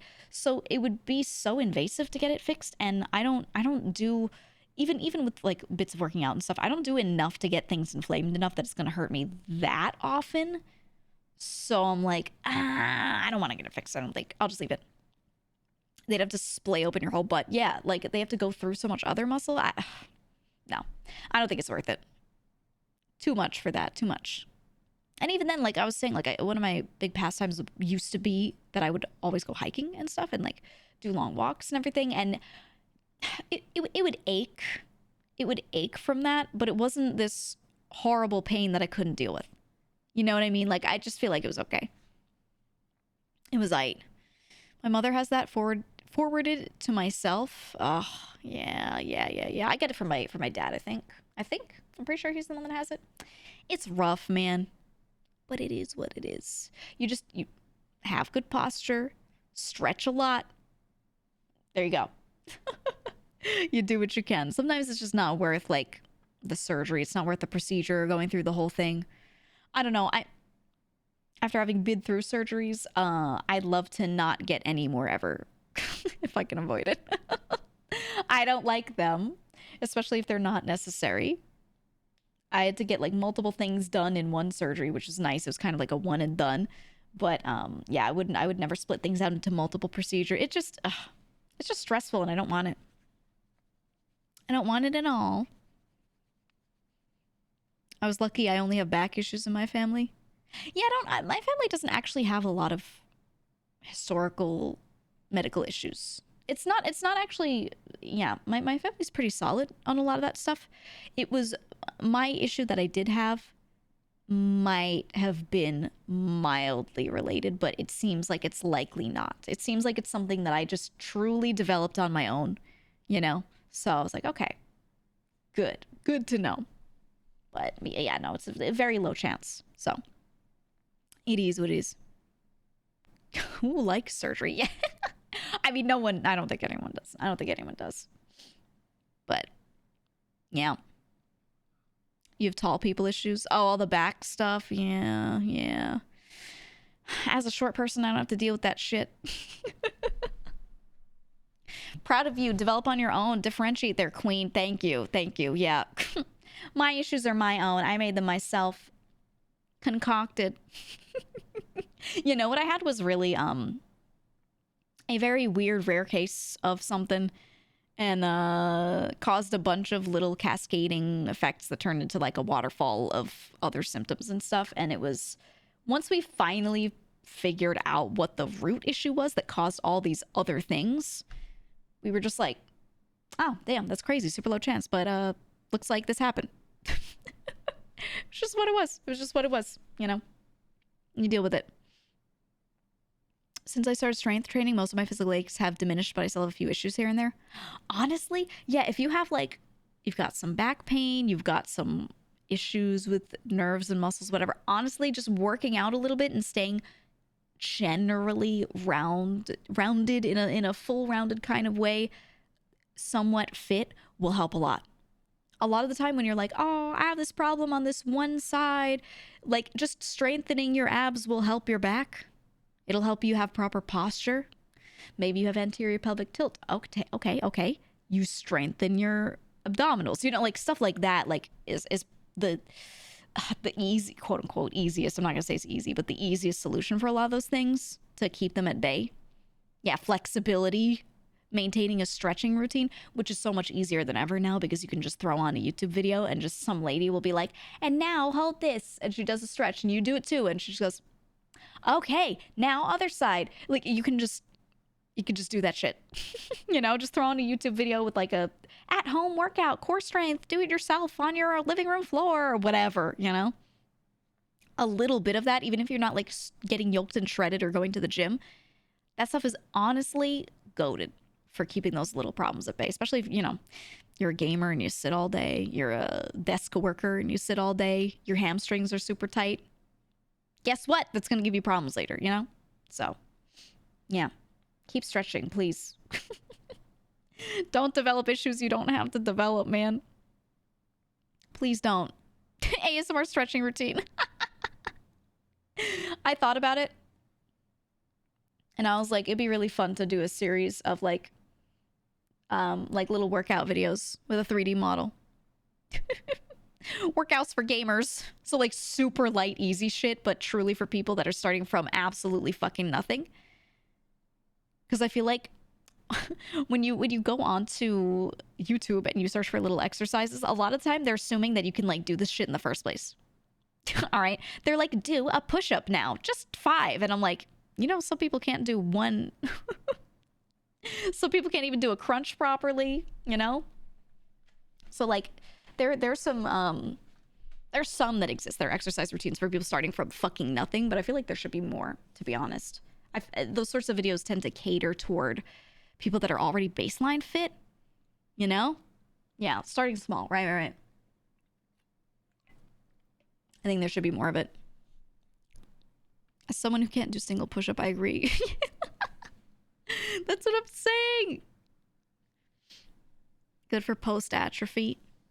Yeah, I say this all the time. I lost so much of my muscle mass from being ill And, you know, I had to start from literally zero on certain things. And I was like, holy shit, I don't know how to strength train when I don't already have some sort of baseline. Like, I just do not know because I can't even do certain things properly. And I had to I had to learn how to get around that. And, you know, you could just look this up, but like, if there were better videos available, I think I would have had a better time. I think I would have. Ring Fit Nights in the Discord. Ring Fit is actually so goated. It is so, so good. Incredible. Not the sort of thing I could do in recovery, though, when I couldn't do like the jogging part of it and be jostling myself. Not really. Not when you're healing internally. Knees over toes, guys, in the Stay Flexi movement by David. Oh, yeah. Those are some of the ones that I found that were like very solid. But it's crazy. It's just a couple of channels that focus on people that are starting from nothing.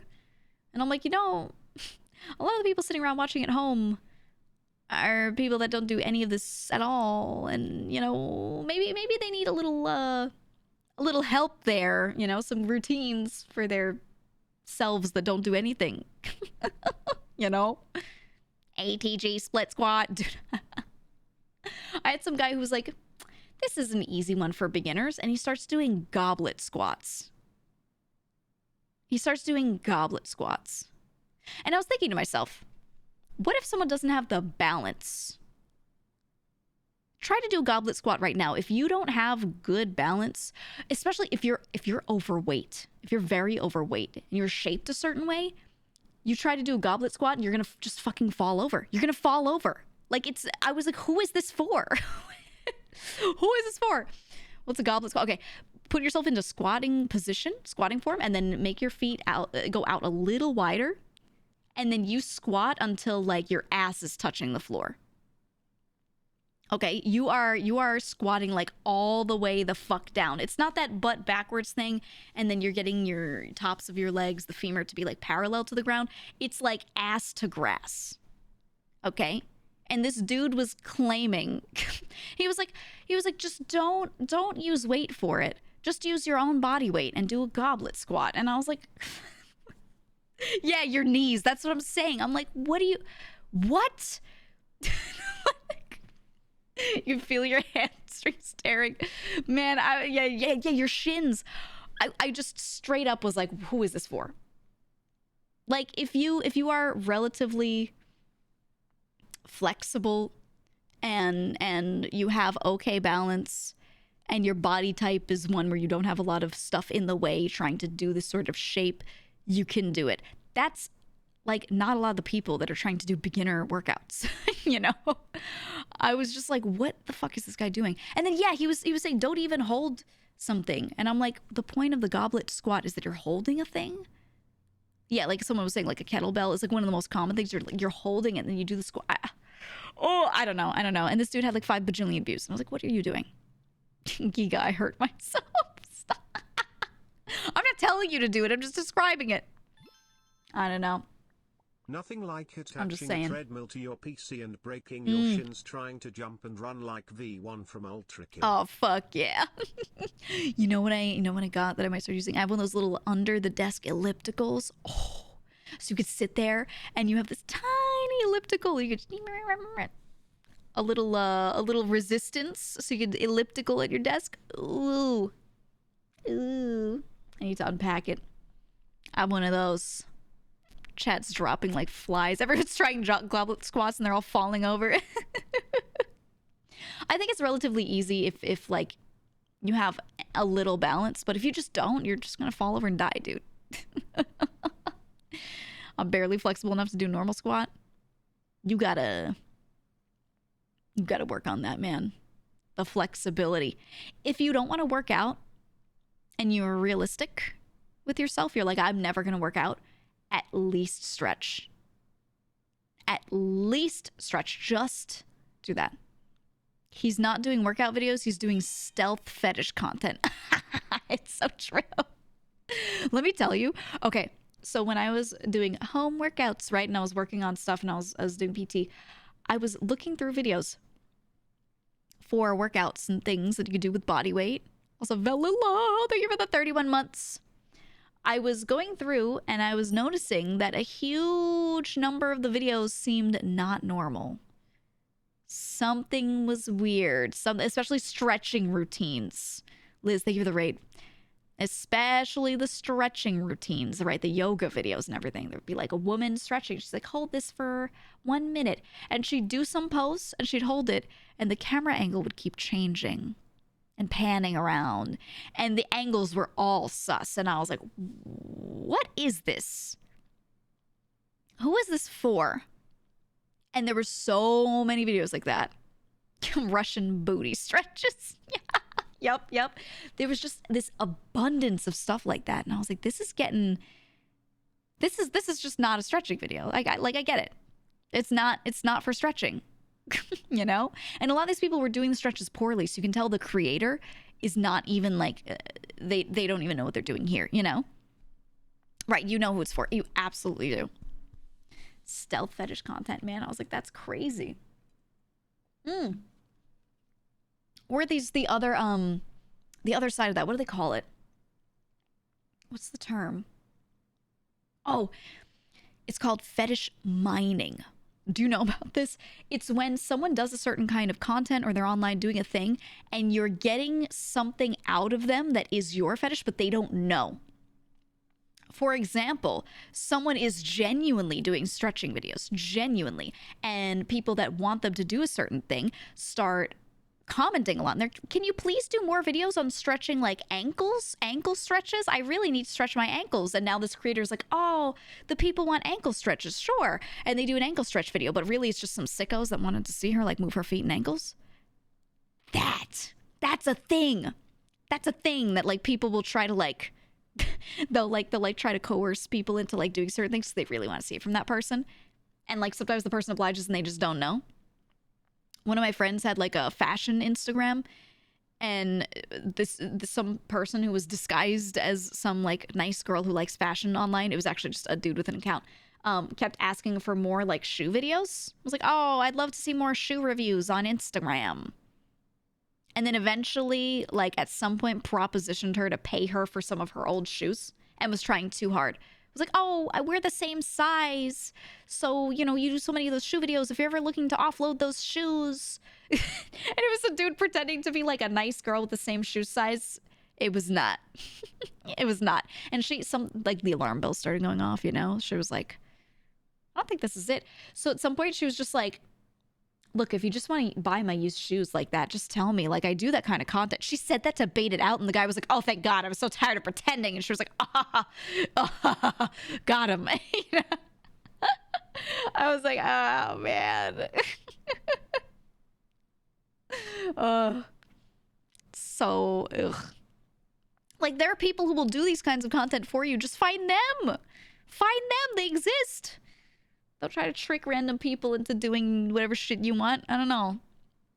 Did she sell? No. No, she didn't. She didn't. Absolutely not. Pretty good grift might have worked if he didn't overplay his hand. Yeah. That's what I'm saying. Like the dude was good with it, you know? He was pretty sick nasty at what he was doing. I was like, huh. All right. Feels like partially a controlled thing. Yeah, most are. I think most of the time when someone does something weird and out of the way like that, it's like 9 times out of 10 a weird control thing that's an aspect of it, or like the, oh, she doesn't know is part of it, right? Absolutely. And then at that point, if someone else gets satisfaction off of something like that, like, how do I say it? It's gross and weird, but it has nothing to do with that person. The person doesn't even know. So like whatever that person's getting off on, it just doesn't even exist. You know what I mean? Like, I don't know. It feels a little futile when I try to think about it. I'm like, this is very like, okay. All right. I don't know. It's odd. I assume control has to be at least what's part of behind the NPC streamers. I think so. I said that when the trend was starting, we were kind of like talking about it, discussing it. I think so. Like, I'm pretty sure it's a control thing. It's a lot of people watching because of the absurdity, but the people that are like gifting a lot, it's that. Or I think a good number of them are people that are just gifting because they think it's funny to hear the person say the thing. And they're people that show up, gift a lot for a day, and then get tired of it.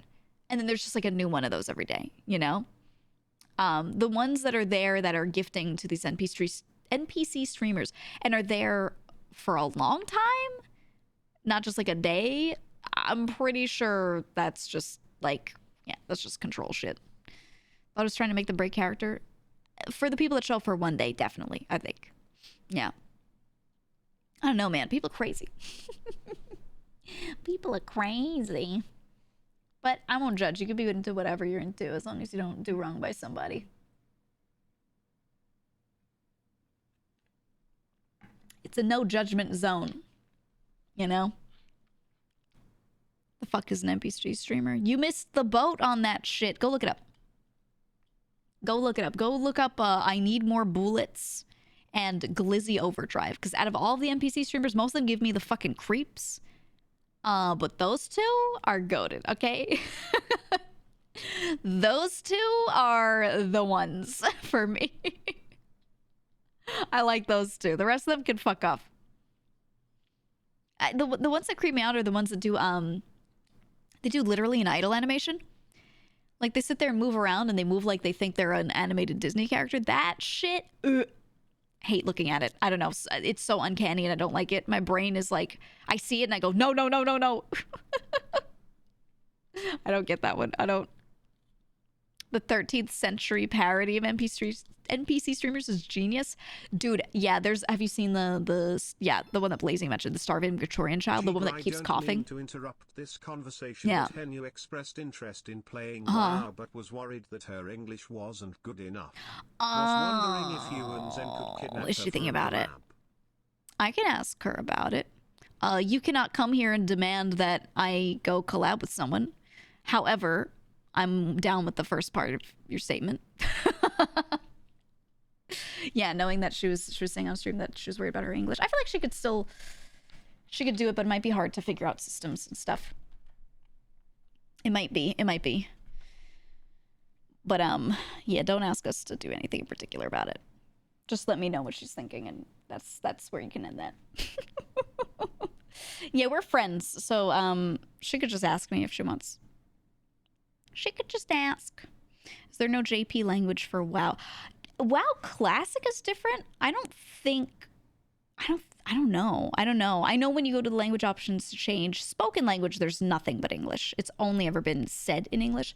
For written, I'm not sure. I did see a few people with names that were not in English, that were in other characters, like Korean names, Chinese names, Japanese names.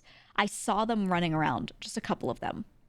But I don't know if things were properly localized for those people or not, or if that was just the name that they chose and then they were doing in English, you know? Her English is great. It is. That doesn't mean that she doesn't have issues, though, sometimes. She absolutely does. I mean, business language, systematic language is different from just colloquially sitting around talking to people and using, you know, standard conversational English. It's completely different. So, yeah, it's a lot. It's a lot. There are a lot of times, too, where she'll, like, one-on-one, she has a great time talking to people. When she's talking to people in a big group, she loses track of the conversation, genuinely. So no matter how good you think her English is, it's just hard. Yeah, and English is hard, right? It's hard, and then having all these different people talking across each other, referencing different things at the same time, that's so tough. That's really, really tough to keep up with. And the thing is, it's different just standing around and talking to people in a group, but doing it on stream. Keep in mind, she's also playing a game or streaming. It's these layers of difficulty where I'm like, I don't need her to be experiencing that all the time. Her brain would die. Not just her, but people in general, you know? It's tough. It's tough. Some different language options are obviously machine translated. Yeah, with some things, with some games. I don't know. There have been plenty of times where Henny asks, what does that mean? There's a lot of stuff she doesn't know, no matter how good her English seems. You know, she knows her limits, and she decides if she thinks she needs help with something or not, right? That's just how it is. Love some little ticks like the sleep. Yes. My favorite is when normally she has not too heavy of a Japanese accent when she's saying a lot of words. And then occasionally, because she's speaking quickly or a certain vowel is going into another one, she'll just have an accent. So when she's saying her and she doesn't do the R sound in her, and she's like, yeah, I was looking at her. And she becomes like British for a second. That's my favorite. That is my favorite. I love the way that sounds. And I like that she only does it sometimes because it catches me every time. I'm like, oh, there it is. I love that. I love that. I was talking to her. I love it, man. It's my favorite. Happened in the Mario Kart stream. She just went silent after a while. But also because she was sweating. She was just trying to like... she's trying to win. She was trying to win. She was trying really hard. But yeah. No, she doesn't. That's why I try to like bring things out of her. But people start talking about stuff that I'm like, she's not gonna know about that. Even English or not, some other people are still gonna like not know what we're talking about. So I always try to bring it back a little bit when people are talking about things that are getting too far off the beaten path. I let them go for a bit, and then I'm like, all right, bring it back to some relatable shit in the middle again, because now you're scaring chat.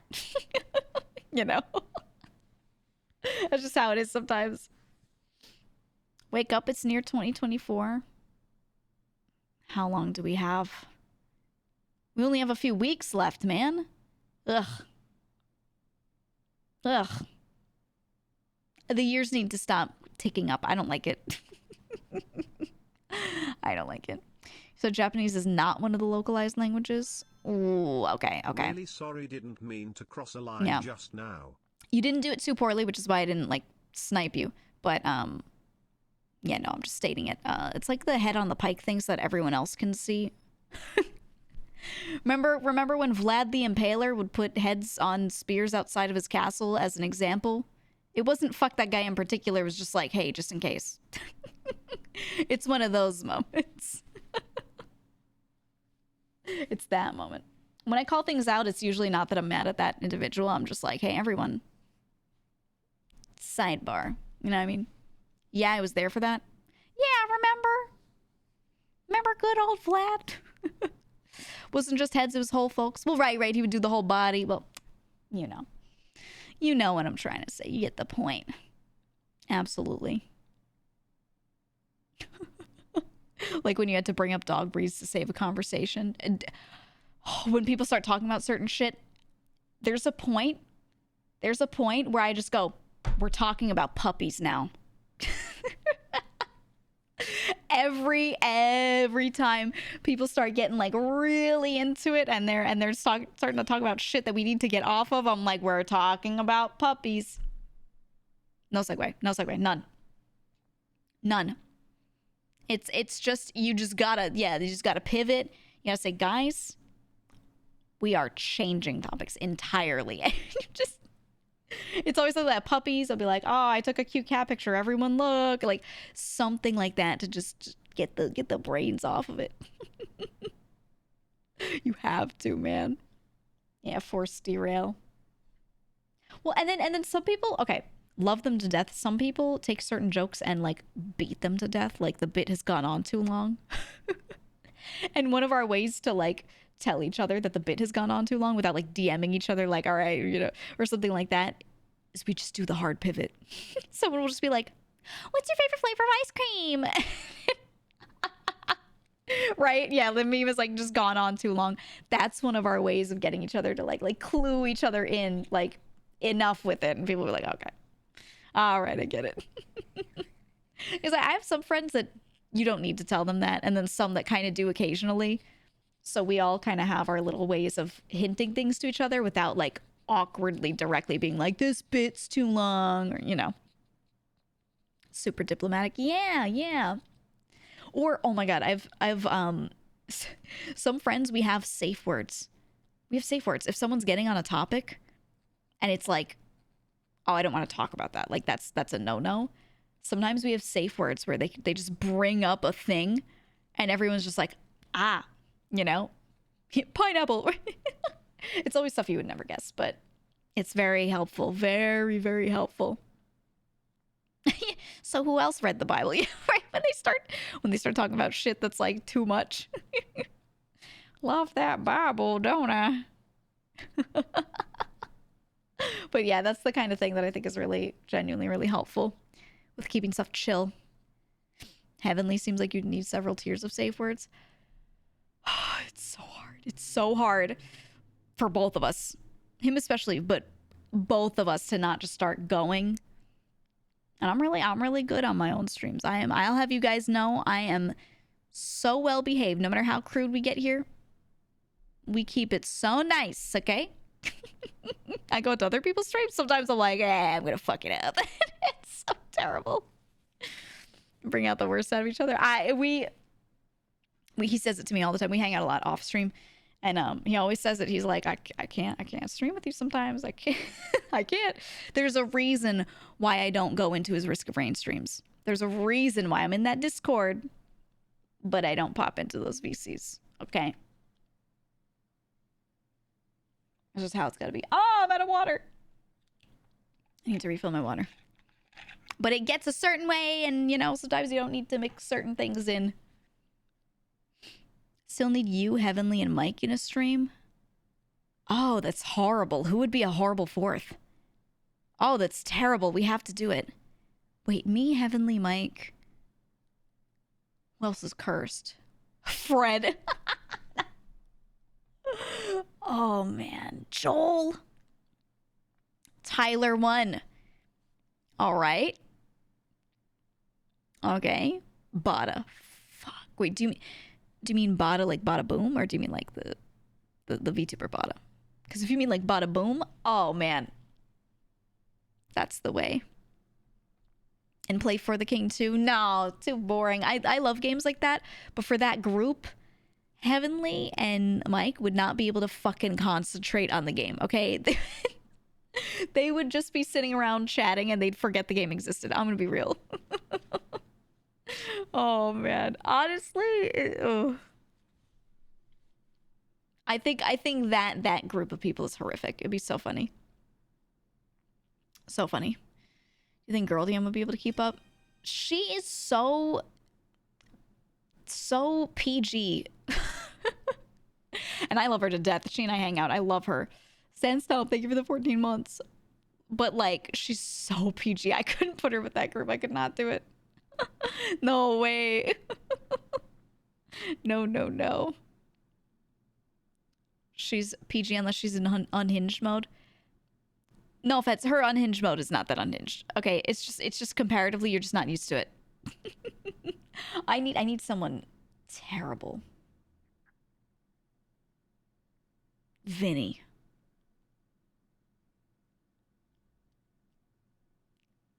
It's got to be Vinny. Oh, God. Oh, fuck. He keeps saying to me every now and then, he's like, yeah, we should do something sometime. And I'm like, we should, Vinny. We should. And then that's it. We've been saying it for months. Yeah, veiny plump sauce. Yeah. Absolutely. What'd she say? Fuck him for? Dude, we gotta make it happen. Vinny Mike is already a disaster. I know, and that's why it'd be so funny. I need to introduce Heavenly to all my friends. It's gotta happen. May could work. May would pop the fuck off. Yep. Just mention Birdo to him. It's so hard for me. We were playing Mario Kart, and they added Birdo. Okay. They added Birdo, or there were pictures of them wanting to add Birdo. I don't know if they actually did. I just remember there were like images, and they were like, oh, they might add Birdo. I don't think did they even? I don't remember. It's so hard for me to not start talking about Birdo. I have to hold back. She was getting pulped, dude. I can't. I had to hold back so hard. They did. She's in there. Okay. I couldn't remember if it was like a screenshot and it came to me in a dream or like what. Dude. And you know what's really fucking funny? And when we play Mario Party, Zen keeps picking Birdo. And I have wanted so badly to just ruin Birdo for her, but I've been holding back. Do you understand how much restraint I have been practicing to not start talking about Birdo every time Zen picks Birdo for Mario Party? God, it's so hard. It's so hard. It's explain Birdo. I don't need to. Have you seen the Buru? That's all I'll say. Go to like the Vine Sauce Buru and go search through images with Birdo. That's it. That's a spot to start. Okay? Or just honestly just Google Vine Sauce Birdo. And you know what? You'll find everything you need. Mario Goatsy. You know, I'm so sad. Speaking of Goatsy, I'm glad you brought it up. I'm so sad that I didn't have time because I got sick during the days that I was going to play Minecraft and build my Halloween build. I did not get to build my magnum opus, but I'm holding on to the idea maybe for Christmas. You know, I'm thinking about it. When we do the Christmas village, because are we doing a Christmas village? I say that like it's a thing. I made that up, but like I hope we do. I was gonna say like, can we do a Christmas build something? I don't know, but like I'm assuming it'll happen, right? If it does, my time to shine. Okay, Mouse said yes. She said yes. We're gonna do a Christmas thing. Okay, good. I hope so. She found a spot for it. Fuck yeah. I want to go back and play more Minecraft. I had to put away Minecraft for all the other shit that I was doing. But yeah, I want to go back into Minecraft, do more. We're going to be merging stuff soon. I shouldn't say merging. We're going to be making the new stuff over soon. I was talking to Tofu. This explains nothing. You don't need an explanation, okay? That's for later. You don't need that. But yeah, I was talking to Tofu and it looks like pretty soon we should be able to throw some mods onto the existing server to be able to like world edit, like grab things and then throw them onto the new server that will have all the modded shit. And it'll be good. It'll be good to go. Then we'll have a fully modded server. It'll be nice. It'll be nice. I'm excited. Very excited.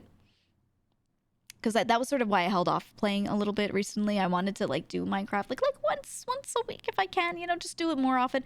But I really wanted to wait for the modded stuff so I didn't build a bunch of things that I'd go rebuild anyway. So I kind of left a lot of my builds just sitting there. Because I was like, I'm going to come back and redo this shit with new materials anyway. So, you know, it is what it is. Rico made a mistake. Did you go on google.com and look it up? Did you Google Vine Sauce Birdo? How do you feel? What are your thoughts? Despair. Oh. Do you see why I said it and I didn't just like tell you about it on stream? Now, if you want round 2, go and search Vine Sauce Birdo plumped, okay? And find the clip and watch it. It's a video, okay? That's all I'm saying. You got to hear the description coming out of the right mouths. It's very important. No, you don't want to? I'm just saying you could. What is that thumbnail? Wait, what does it look like? I don't remember what it looks like. Actually, you shouldn't be talking. Your thumbnails are fucking cursed. That user right there does all of the, that's the librarian. And, your thumbnails horrify me sometimes, alright? So don't even talk. Let me see. Vine Sauce. Plumped. Oh.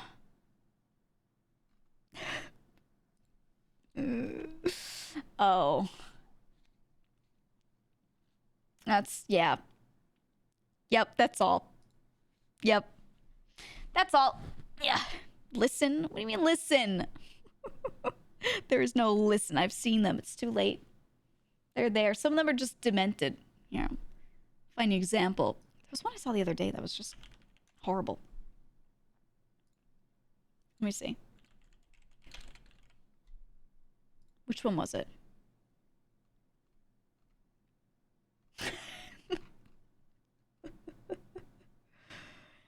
I mean, one of them that's very normal, it was 3 days ago. Stream Snipers, you're on notice. That one That one's getting there. Okay. You get the heavy rain supercut. Yeah, no, I'm looking at these. I don't think you can defend yourself. No. As the more I scroll, the worse it gets too. The normal thumbnails are the ones that are up at the top. It's almost like the SEO is telling you something. And then the more I scroll, the worse it gets. Jesus Christ. Guys, where is my dedicated clipper? That runs an entire channel of clipping literally every fucking thing I say and then also makes like God compilations. Where's the person who makes compilations of me saying, you know, over and over? Where is the person who collects every single clip of me saying, you know, ever, and then makes the GEEGA saying, you know, compilation, huh? It just takes 12 hours a day. The 3-hour supercut of GEEGA talking about corn. That's what I'm saying. How about this? If anyone wants to be a time stamper but doesn't want to do the editing themselves, let me know and I can have an editor do the editing part. If you just want to go through VODs and timestamp every little thing. Need the GEEGA, you know what I'm saying, compilation? Oh, compilation of every time I say no one says I'm walking here in New York. Dude. That's the way. Who said Cooksy? Cooksy clipped me once. No, let me just say something. The standard VTuber clippers, like the VTuber clipping channels, do not clip me. Ever. Ever. They only do if I'm in a collab with a friend and I'm making a joke and I'm being funny, and then they put the friend in the thumbnail really big and me tiny in the corner, even though I'm the one like setting up the whole bit. They're like, oh, also she was there, haha, right? That's number one. Number two, the one time I got clipped by a prolific person, it was me as a hot dog in VR chat scaring Zen and telling her I was to shut the fuck up. All right? It was the hot dog clip. It wasn't even me as me. It was me as a hot dog. That's it. That's it. And then it's funny because when I do get clipped, they do really well. The problem is you can't just take the clip raw and throw it on there. It's always a conversation. Okay, so you have to edit, and they don't want to edit. They don't want to edit. They don't want to make compilations of me throughout a stream mentioning corn 500 times. But the moment someone does, it does well. That's all I'm saying. That's all I'm saying. Super clip of GEEGA talking about not getting clipped. Yeah, dude. I made a mistake a long time ago, called myself unclippable, but it's completely untrue. It's true, right, because I don't clickbait. I don't clickbait. Gotta end every sentence with my booty hole for clicks, Sedge. Yup. I literally discovered you off of a clip of you talking about your super strong father. If people clip me just talking, it does fine. But because it doesn't have that wow factor of you watch the raw clip and you see like that I go like, this'll work, and then I get blown up in a game, they're like, it won't do well. Maybe it should be more sexist, like say men like pizza or something. But it's true. It's true. You ask any woman what she wants, you're like, what do you want for a date night? And she's like, I don't know, I want sushi. You ask a guy, what does he want? Oh, no, pizza. It's fucking true, all right? Don't call me. Don't at me. I don't care. Did you see the clip of Dan? Dan keeps like calling his wife. He's playing Fortnite with NL, and NL says that, right? Everyone's very mad about his sushi take, and they're like, misogynist. The Dan clip had me crying. Dan called his wife, was like, hold on. And he goes, hey, babe. And he asked her, he was like, if you could have like anything like for like date like night, like I know we agreed on something else, but like you could have anything, what would it be? And she was like, I don't know. She said something normal like chicken, right? She was like, or maybe sushi. And he was like, thank you, love you, and hung up. Immediately she was like, yeah, maybe sushi. And you know what? You know what I did? I never told you guys this. After that clip, and after, even before this really, like just seeing NL do the sushi take over and over, I asked one of my friends, I was like, if you could eat anything right now, a girl to girl, what would it be? And she was like, I could go for sushi. And here's the thing. Let me tell you why I know that women always want to fucking eat sushi. Let me tell you why. Because I am an outlier case, and I don't like sushi. I don't like fish. Now, if you're here a lot, you know that I'm a fish hater. I love shrimp, maybe lobster. I hate everything else, okay? I'm not a seafood Andy. I just don't like it. So what happens is, when I'm hanging out with my female friends, every fucking time, oh, where do you want to eat? Oh, what should we do? Everyone's like, I could go for sushi. Someone always goes sushi, and then the rest of the girls go, oh, yeah. You're right. Oh, yeah. Right? They start doing that. And then every single time they turn and someone remembers. Someone goes, oh, and then turns and looks at me. Oh, that's right. She doesn't eat sushi. And then she has to explain to everyone who already, they all know already, because we've all known each other for the years. Oh, right. Giga doesn't like sushi, so maybe we can't. And now suddenly I'm the problem, right? And I'm like, I'm sure they have other options. I'm sure I could eat this other thing. And I have to explain this shit every time. And you know what? It's only to my friends that are groups of girls. Only. I'm with my dude friends, okay? The gamers, my brothers, all of them. What do you want to eat? They're like, dude, there's this place with the fattest fucking sandwich. I'm like, let's go. Right? Oh, dude, we could just get pizza and play Smash. It's pizza or the fattest fucking sandwich you've ever seen in your life. Every time. Oh, Stromboli? Yep. And I never have to worry. Women sushi, Giga pizza. It's true though. I'm just so tired of that. This is why I know that shit is true, because I've never really been experiencing my guy friends being like, oh, you don't like sushi. No, it's my female friends that do it. All right? Now my dude friends, I'm like, you want to fucking get pizza? And they're like, yes. They will never say no. My female friends, do you guys want to get pizza? I don't know. I'm just not feeling like, I want something more, something like light, Shut the fuck up. Do some jumping jacks. I want something light. Do some damn jumping jacks and eat the fattest sandwich of your life, okay? You'll be fine. Oh, I'm worried about my weight. Let me just not eat. No, eat and do some exercising. Jesus Christ. I hate when they try to adjust their food down, and it's like a 200-calorie difference, and I'm like, come on, man. We can eat pizza and play Smash Brothers, then we can smash our brothers' gay sex. Smash Bros and then Smash Bros. That's how it works. Anyway, yeah, I am corroborating his story. Librarian, everything that NL has said about women liking sushi is true.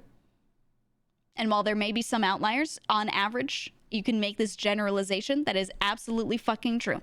9 times out of 10, they will be like, I could go for sushi. All right? What's the deal with airline food? Yeah. Yeah, it's true. And I'm tired of it because I don't like it. Maybe this is why I always hang out with my guy friends instead, because, you know, because they'll eat pizza with me. All right? But the girls will shame me every time, and I'm tired of it. Anyway, chat, what do you want to eat tonight? What are you feeling? What are you feeling, guys? What are you feeling? I have to actually decide what to eat. I have to order something. Sushi? Shut the fuck up. Shut the hell up. No, you don't. Do it. You know what? You guys are typing too many words. Can you do it in the form of emojis only? I've decided my brain at this time of night does not want to read chat. Can you just use emojis? Thank you. Ew. Oh, they're doing the pineapple pizza. Can I be honest? Eat pineapple pizza if you want. I don't care. Since I come from the land of pizza, everyone will always ask me, and they'll be like, what do you think about pineapple on pizza? Is it heresy? And then they smile. They're like, oh, like they're waiting for me to start ranting about how pineapple on pizza is heresy or something. And I'm just like, I don't care, man. I would rather you ask me any other question. It's not an interesting conversation to have somebody just ask you, like, for content, if you are fine with pineapple existing on pizza. I don't know. Some people eat ass, and I don't care. Do what you want. It's going in you, not me, right? It's fine. Do the bit, streamer. Hey, I heard you like pizza, so I've decided I want to come here and bother you about pizza every day. Yeah, I'll tell him about the pennies and hot dog water story. How about that? I haven't told that one on stream in a long while, man. In a long while. Some countries put mayo and corn on their pizza. You know, and that's fine too. It's just fat and vegetables. Fats and vegetables can go on pizza. I don't care. What's a default pizza? If you're in New York, a standard pie, dough bottom, tomato sauce middle, specifically pizza sauce is flavored slightly differently. Okay. Mozzarella cheese on top. That's it. That's a plain pie. Okay. That's plain. And you know what? It's good. If you eat somewhere that makes good pizza, you should want to order that and be like, wow, this is good. Okay?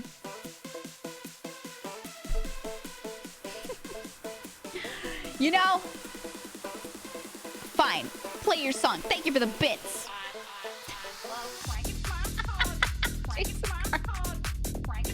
Why? I forgot about this one. I put it out of my memory, and here you are.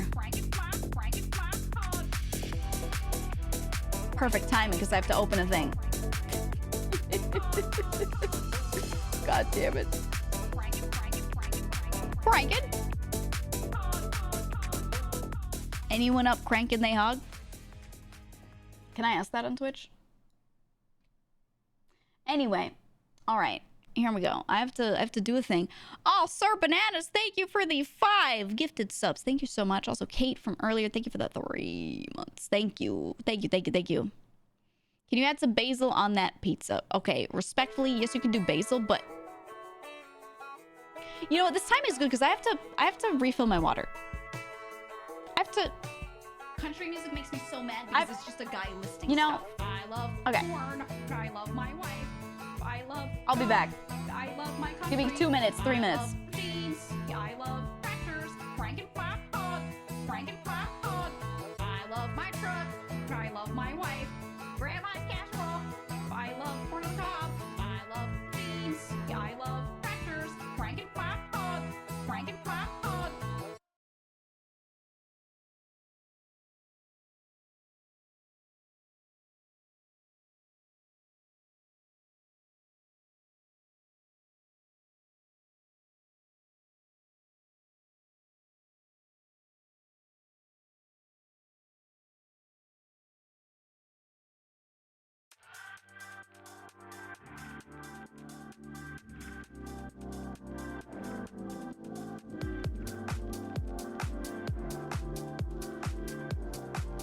Yeah, thanks for the sub, dipshit.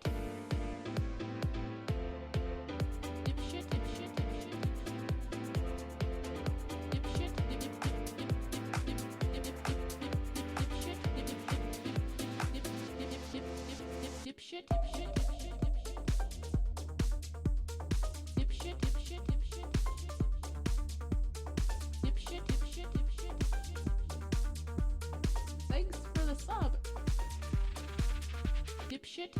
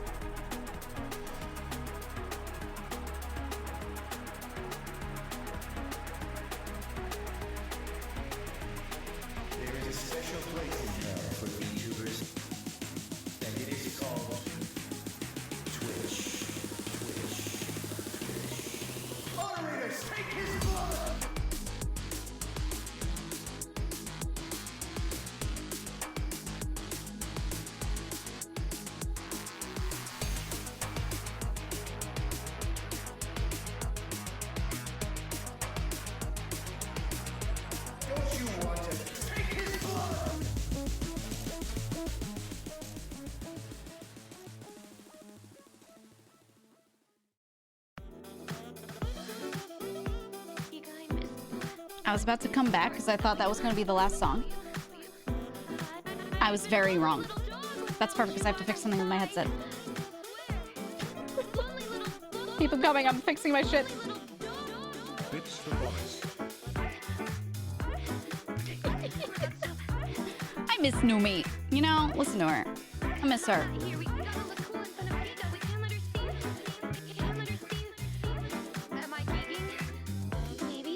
This is 99.5 Geeg FM.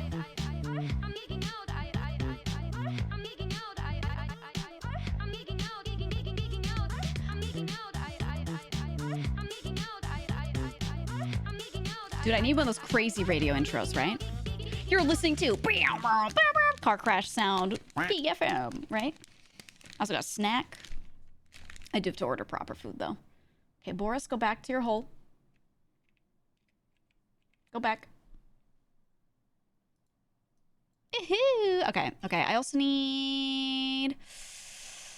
Let me open this. Slideshow. I missed this song. I like this song too much. Just leftovers from last night cooked on top of bread. Never will forget the story my grandmother told. Her grandma taught her that by saying she was making pizza with cold broccoli and cottage cheese with red GEEGA slave. I couldn't hear it. All I could do was read it. I could tell that you were TTSing words, but I had to read that. You said traditional pizza is just leftovers from last night cooked on top of bread. Yeah. Standard, yes. It was considered like poor people's food. You know, it was like a struggle food kind of thing. They just take bread and throw literally fucking whatever and throw it on top. Worker food is a nice way to put it, yeah. And that was just how it was. So, of course, a lot of the people that came over to America were people that, you know, didn't make a lot of money and were looking for a different opportunity. And then they come over to America and people are eating the simpler pizza that just has like cheese and tomato sauce and they're like, oh, this shit's bussin'. And they were like, wait a minute. They like it? They like it? So they made a version that was really easy to portion out and with ingredients that were very easily available locally. And were really easy to put together, honestly. And it kind of took a new form. And that's why New York pizza is so different. It was made for Americans. All right. Let's go to... Which scene should I do this on? Pork chop sandwiches. It will never not make me laugh. Pork chop sandwiches. Okay, let's go here. Let's go to this gaming screen. Let's go to this one. Yeah. Here we go. Okay, and then I have offerings. Thank you, big clappies, uppies, whatever, for RuneCat, who has been taking the offerings and putting them into a curated slideshow, which I appreciate so much. Because that makes my life so much easier. I really don't want to be doing this in a way where people can, you know, edit things while I'm literally on stream. Not that anyone ever has, but, you know, it was just like, in my mind, I was like, I gotta move this. I was like, that's the right way to do it, right? Make it so people cannot edit shit while I'm live, etc. And then if we need to curate them down, if it's too plentiful one week, right? We can curate them this way a little more easily. So I appreciate it so much. To recap what offerings are, for anyone who's new or doesn't know, or for Gore, there's a chat in the Discord named offerings. Once you've gone into the Discord and you've aligned yourself with a faction, you can go in there and you can start leaving things in there and do read the description, because there's some stuff we do and don't want. It's usually community-made stuff for the community or for me. Community memes, art of us, of the me, the mascots, anything, that kind of stuff. People have even written, they've even written shitty ASMR scripts so I can do joke ASMR, which I've been working on, by the way. So that is a thing. And yeah, that's it. Every couple of weeks we go over them. And I give points. Apologies that the point system is still not up, by the way. You may have noticed that the dailies log, or the dailies rather, have been off of the screen recently. That is purposeful. We're migrating some stuff and moving some stuff over. However, the Discord version works. So the points do exist and they are running. And it's just that dailies aren't factoring in at the moment. We're focusing on just the stuff that we can put in there right now, like the offerings points. And I might note participation. If you show up to community events in the server, because some people were like, yeah, a lot of people are like, I miss the dailies. I like doing them. If you do a different kind of dailies by just showing up to community events and taking part in them, you get points for those. So, just saying. So even if you're not the type of person to make like offerings and stuff, you can still do that. But okay, let's start. What do we got first? First, from Wiz, lazy Giga Mahjong edit. It's literally just me holding a Mahjong tile. There were some people asking if I would play Mahjong on stream because a couple friends were going on a Mahjong arc. I do like Mahjong. I don't remember like a lot of detail. To be honest, I used to play a long time ago. One of my friends of a long time plays a shit ton of Mahjong to this day. She like introduced me to Mahjong Soul and stuff. And I always wanted to get into it. Again, like get back into it. And I just kind of hadn't. I don't dislike Mahjong. But what I did at some point was on stream at the end of a collab. We did what? It was a Clubhouse Games 51 Worldwide Classics, whatever, collab. And I opened the Mahjong game on there and started explaining Mahjong and like relearning the hands because I just don't remember all the hands, you know? So relearning on stream and people were tuned the fuck out. They were like, this is too hard. This is too much to remember. And I was like, all right, if I play this on stream, I have to remember everything myself, not try to get chat involved in the Mahjong gameplay. Okay. I need to just learn it myself, play it with friends, and everyone will be there for the banter. Like, sitting there and playing and like talking about Mahjong, everyone was like, I don't know. I do miss Mahjong though. I used to play a bit with friends a very long time ago. It's been a hot minute. But I'll play. I like Mahjong. Well, how do I rate this, though? Is this a worthy edit? Is this worthy of points? This was made at a time when I was trying to not get pulled into Mahjong collabs because I had too much shit to do. And everyone's like, why don't you play Mahjong? And I was like, ugh. You know? It's okay. Okay, ban. How are you feeling on it? Have you fought the Mahjong grandmas? That's who I played with. I played with old ladies on the block. All right. Okay, Perma. It's okay. All right, I'll give you a measly 10 points. 10. Give this guy 10. They said themselves it's lazy, right? They showed self-awareness. And that's why I'm okay with this. They said, I know it's lazy, but I just wanted to share it. And you know what? That's okay. Next. My playlist. Bring back my playlist. Let's do this one. The classic. All right, Fabricator General Sabayo made a little meme template. From the... Okay, this is the Vishoujo comic that they posted. This is a little bit after Kuro joined. No, this is after Matara joined. And it was like, Kuro had joined up with our group to try and fight Matara. Okay? And that was the premise of the comic. So they like removed him from the scene so you could put anything in here getting smashed. That's the meme template. It's it without Kuro. So you put anything in here and it just gets fucking destroyed while I'm watching. That's cute. I like it. I enjoy it. It's simple. It's a simple edit, but you do have to redraw a little bit, you know? Acknowledge your effort. I'll give let's do 30 points for it. So 30 points, because redrawing shit is annoying. Even if it's a background. Thank you. Next. Oh. The Giga Iceberg. Okay, hold on. I'm just reading over this myself. They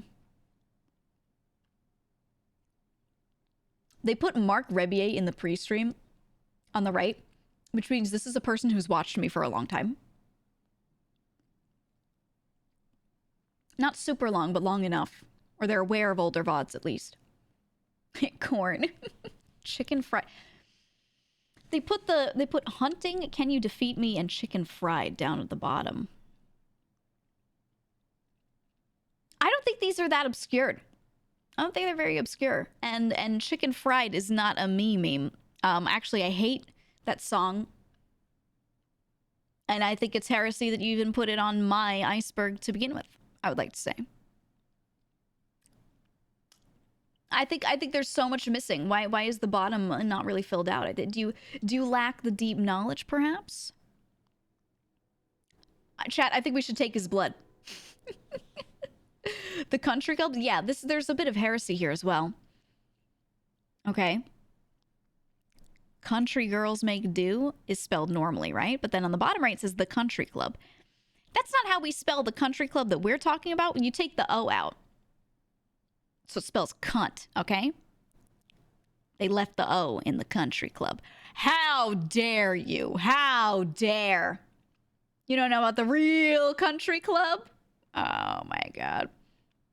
Oh my god. They also put on the top right the VTuber Discord, which tells me that you're someone who watches lots of YouTube videos rather than comes to stream, because it's not mentioned on stream much except for like once.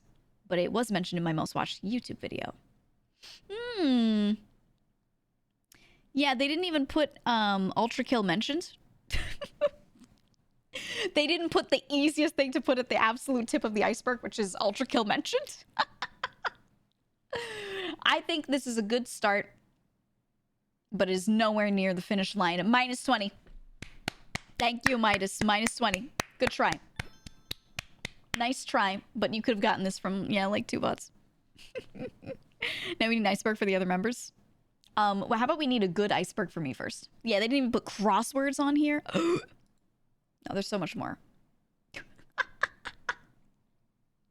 Okay, Soccer says cover them fingies. Even Puppet Boris knows. I said something a while back that, okay, too many times, artist keeps drawing me with my left hand, like, exposed. Like, you would see, like, skin. You're not supposed to. The left hand is always covered. You're never going to see the left hand, you know? And I even wrote a note under my ref sheet, like, left hand always stays covered, but I don't think they see that. I think they miss that part. They just see the visual one. So, they never see it. So instead, maybe this can act as a visual guide. It can act as a visual guide so that, you know, they know to never show the left hand. The safe hand. It's like, did you ever watch Zoolander? And there was that that hand model that kept his hand like in this glass apparatus. What if I'm just a hand model? You would never know. You've never seen it. You would never know. I like this. 65 to Sakura. 65 points. Thank you. It was this hermetically sealed hand. Yeah, that's me. Me and the Boris puppet. Next. From Smashy. It's been so long since I've made an offering and I feel ashamed. So take this doodle of Giga the Ahoge demon. Now, I will say, I hate looking at this. I think this is horrific. But that's the point. That's the point. Also, looking at this person's profile, because I saw it on Twitter, I looked at their profile and they are just like a cartoonist. This is very much in their style, you know? But I will say, yeah. The left hand, guys. The left hand. I think I need to draw it on the ref sheet. I think I need to write a note on the ref sheet itself because it's in a reply to it. And I gotta say, hey, left hand always covered, okay? Left hand always glove, okay? I got stuff. I got stuff. Also, yeah, the ahoge goes the other way. Though I don't know that people know that it always goes one direction. I don't know that's common knowledge. So I won't pick on that one too much. Not too much. Too many gang tats. Where? On my left hand? No, it's because I'm a hand model. Of course. Obviously. There's nothing lore related to it. Nothing. There would never be. You can't style it with gel. No. The ahoge is bladed. It does not move the other direction. Well, I appreciate your attempt at drawing me in a funny little cartoon style. So I will say plus 30. However, heresy, left hand uncovered, and I hate being drawn ugly. Even if it's for stylistic reasons. Minus 20. You're still in the 10. Thank you. Thank you. Heresy detected. Next. Gigoid temperature scale. Okay, because we need a new one. All right. Absolute zero is at 0. 1. Water freezes. 2. Water boils. 3. Temperature of the sun. 4. Chat mad about Fahrenheit versus Celsius. It's perfect. We have the real Gigoid temperature scale. Oh my god. We did it. We did it. It's perfect. Let's use this from now on. If it's like cold, you can be like, man, it feels like 1 degree today. And if it's hot, you're like, shit, it feels like 2 degrees today. And if it's like normal, you're like, yeah, it's like, it's fine. It's like somewhere between 1 and 2. Okay.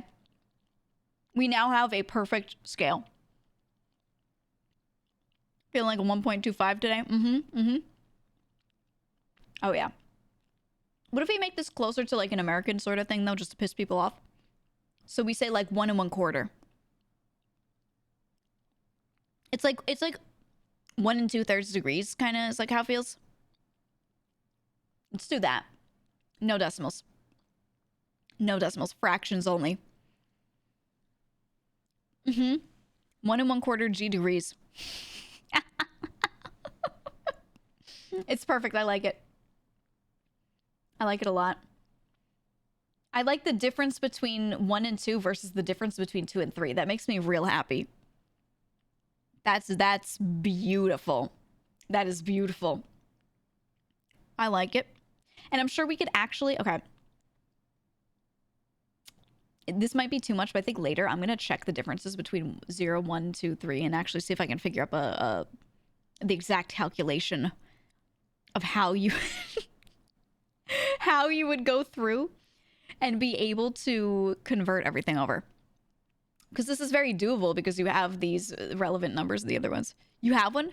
You already did it? Oh, shit. Okay, so we know how we can convert it. Perfect. Perfect, perfect, perfect. Beautiful. All right. This is incredible. I like it. Let's do a solid... let's do a solid 60 points for this. However, I will check your work. I will check your work, okay? Just as a note. You know I'm a math Andy. Next.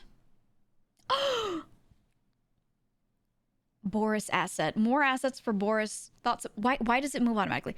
Thoughts and friends relate. Oh my god, look. We could put Zen's headset on Boris. Boris, look, you got new drip. Oh my god. Oh my god. It's incredible. It's incredible. So it's you thought you could escape non-streamer work? We're still gonna make you do it here. I like doing that though. I miss it, so I don't mind. I'm thinking about it. I'm like, that'll be fun. Ha ha hee hee. I like this. Okay, I'm gonna make sure that I go through the offerings channel and download. I assume the full version is there. I'm gonna grab it. Boris wore it better. I like how it covers his ears. How do they fit in there? How? I like this. Lynn, let's do... Lynn, you can have... 70 points. 70 points. I like the Boris asset. I like the little Boris hats. I think I have not that many. I have the witch hat. We have the corn hoodie. I want to call it a hat, but it's like a full face kind of thing. Then we have this. Next.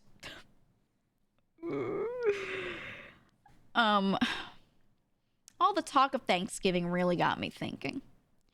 Getting together and cooking with my family is my favorite thing about the holidays. So because this idea I had ruined that for me, everyone else should see it too. Happy Thanksgiving, mobs. That's good. That's good. Because, you know, when you put the stuffing in the turkey, sometimes you really got to get in there, you know? Why? You're a 2-month sub. You're not new here. You know why. I love when anyone sees like a goatsy mentioned in the stream and they start asking why, but they have a sub badge on.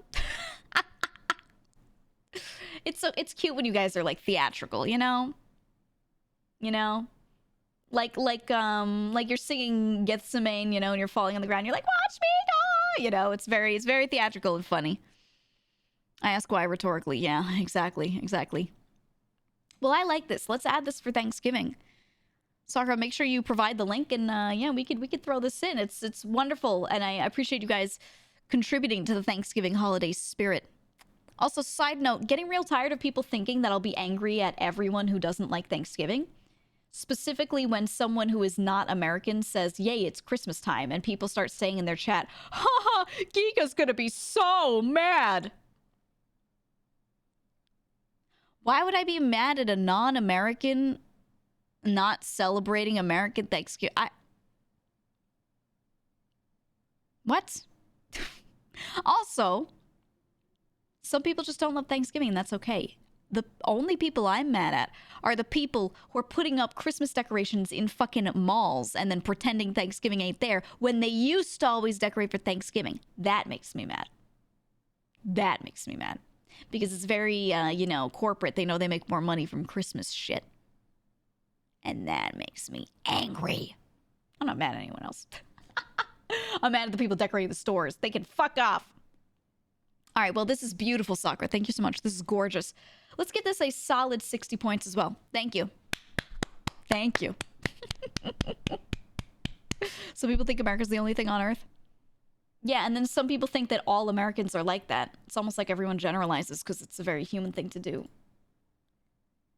Oh my God. We got a whole thing.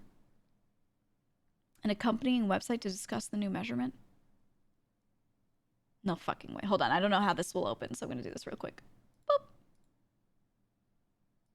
Okay, they shared the clip of me talking about it.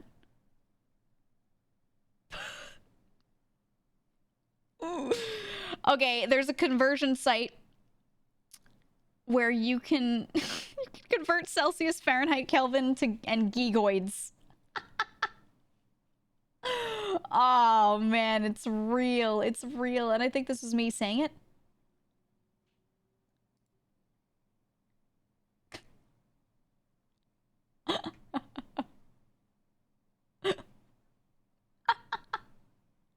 Oh wait, on full screen, I can fix that in a sec. Look at him crying. Oh, you can't hear it? What? OBS is telling me you can hear it. Well, you have, there's subtitles. Here, hold on. Let me re-full screen it real quick. I cannot stand. You can hear that, right? Let me hit this button, and then I hit that button. You can now? Okay. And I hit this button. Let me just say, the one thing I cannot stand by is fucking Celsius. I know I've said this before. Celsius is so stupid. This whole rant is me just thinking it's so funny that you guys get so mad about this topic. So I just kept talking for as long as I could on it to see how long you guys would keep arguing about it. It was so funny. There were people in chat who could tell that they were like, this is bullshit. Like there were a few people that clocked it and they were like, she's just talking. I'm objectively correct on this.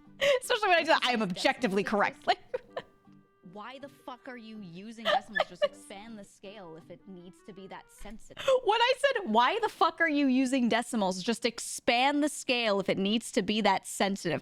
And so many people were like, I can't believe she... How did you not realize this was a bit? Are you kidding me? And I think, like, what I'm saying, you can make an argument for it, but who the fuck would care this much? Oh my, it was so funny. The bait was huge. It was, oh my God. Oh my God. You guys gotta not get baited so hard, okay? All right? You really gotta not. Who asked her? Someone. People did. People did. And then the more I talked about it, the more people started asking more questions, being like, what about this? What about this? What about this? It's so funny. I'm sorry. And this is the sort of thing that just entertains me and like not that many people in the room until later. But like in this moment, it's so fucking funny to me. You professionally sold ideas for a living. You're very persuasive. Okay, but here's the thing. You're right. You're right. You're correct. I sure did. It was literally my job and I was hired to do that. But the thing is, I wouldn't sell ideas without evidence as to why those ideas would be good ideas for people to invest into. There would be market research. There would be a whole presentation, you know what I mean? I never got to do that thing where I would sell people ideas that I like didn't even know about myself. That shit. Yikes. Yikes. There are people that do that. I do not have that kind of experience. I was there because I was like a subject matter expert, not because I was just the good salesperson. I was both. So I get what you're saying, but also that idea scares me of people that only sell ideas. They exist. Fucking terrifying. Fucking terrifying, man. But now I don't do that. Now I just bait shit at you like this instead. Just how it is, man. So persuasive though. Oh, I know. Yeah. Yeah, I know. That's why I feel bad. A lot of time I'm doing a bit and people, they don't quite realize what's a bit and what isn't. But at the same time, do I feel bad or do I just think they're not strong enough to be in this chat? You know?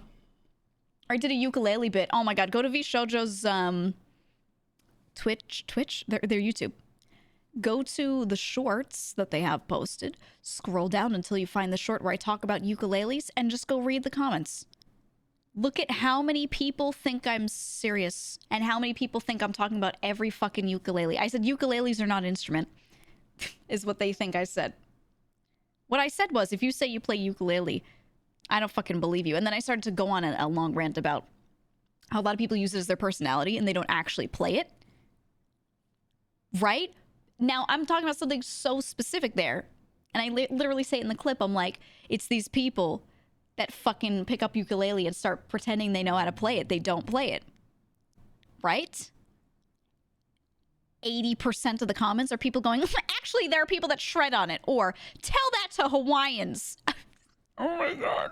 Like that, like 80% of the people just completely did not get. They thought I was saying something I wasn't saying, and I was like, "Oh my god!" They all start mentioning this one channel of some guy that plays ukulele well, and I'm like, "Do you think I'm talking about that guy in this clip?" He's an outlier. The majority of people pick it up and play 4 shitty chords and pretend they know how to play it, and then say, "Oh yeah, I play the ukulele." And I feel like if you watch this clip, you should be able to tell that I can tell the difference between people who can't play it and can, right? And that's why I'm ranting. But oh my god, yeah, they're like, dude, get the Hawaiians on the phone right now. They were fucking... Anyway, that's what happens when you put clips of me on YouTube.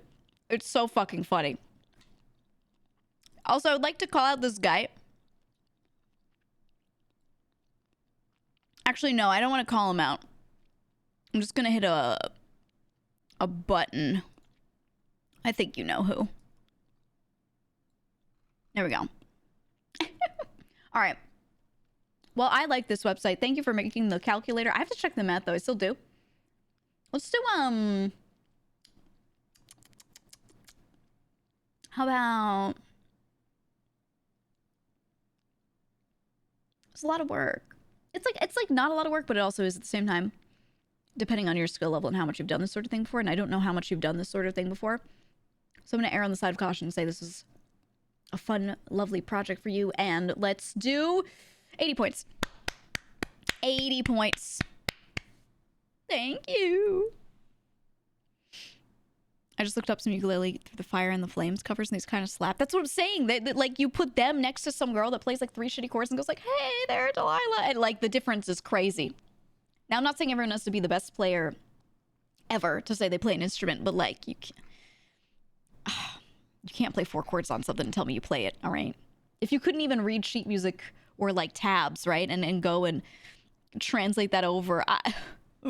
Or listen to a song and then start imitating the song and get it within relative quickness on the instrument, then I don't think you're really playing the instrument, you know. Yeah, the funny part of those comments was there were a lot of people that were like, they're great for apology videos. And I thought those people were very funny. I was like, Dibby, thank you for the 10 gifted subs. Thank you. Thank you, thank you, thank you. Appreciate it. Boris will hold them for later. But yeah, no, I thought there were people that were funny in the comments, but dude, people can't tell when I'm joking or they don't get the meaning of what I'm saying. TLDR is YouTube's fucking weird. It's just weird. Don't read the comments. Anyway, take your points. Next. The one thing Stop. I cannot. Here we go. I'll have to reload my dashboard. Hold on. There we go. From Bark, reposting because I totally did not forget a very important detail. Oh, I wonder My what it was. favorite Thanksgiving story is when we went to my wife's aunt's house and my mom got busted sneaking smokes in the bathroom. That's your favorite Thanksgiving story? That's the one? Just busted smoking in the bathroom? I have some good ones. Maybe I'll tell some of them Hey, after Giga, Thanksgiving. I've got a riddle for you. 30 white horses on a red hill. First they champ, then they stamp, then they stand still. Uh-huh. There's no question at the end of it. And? I'm assuming part of the riddle is that it doesn't sound like a riddle. I too have read The Hobbit. You know, you gotta come up with a solid new one, all right? If you're gonna come in here with riddles, you gotta come in and you have to actually put on your robe and wizard hat, right? You have to come in and go, you must answer my riddles 3, and then you gotta throw 3 at me that I've never heard. I believe in you. I'll let you try again if you can do it. I believe. I too have read The Hobbit. Well, anyway, Bark made a Helltaker emote. I actually have, I have a different Helltaker emote that I've never, well, it's not an emote, no, sorry, it's just an animation like this. It's just a separate little animation about this size. And it's of me in my main outfit doing the same thing. Of stories of glory and valor on Eve. All I know about that game is spreadsheets and insane scams. I don't think I should tell my Eve stories. I don't want anyone figuring out who I was on Eve, all right? I'll be honest. Or who I fraternized with. I think the Eve stories can die in the past. You know? If you want to hear about Eve, just go watch Fred's video on it and leave it at that. I'm in that video somewhere. He doesn't know it, but I've made a cameo somewhere. For sure. No, I wasn't on the Goon Squad. No. Or was I? No, I was somewhere, but I won't tell you where. Anyway, I like this emote. It's cute. I like it. Did you draw it? Or did someone else draw it? What was...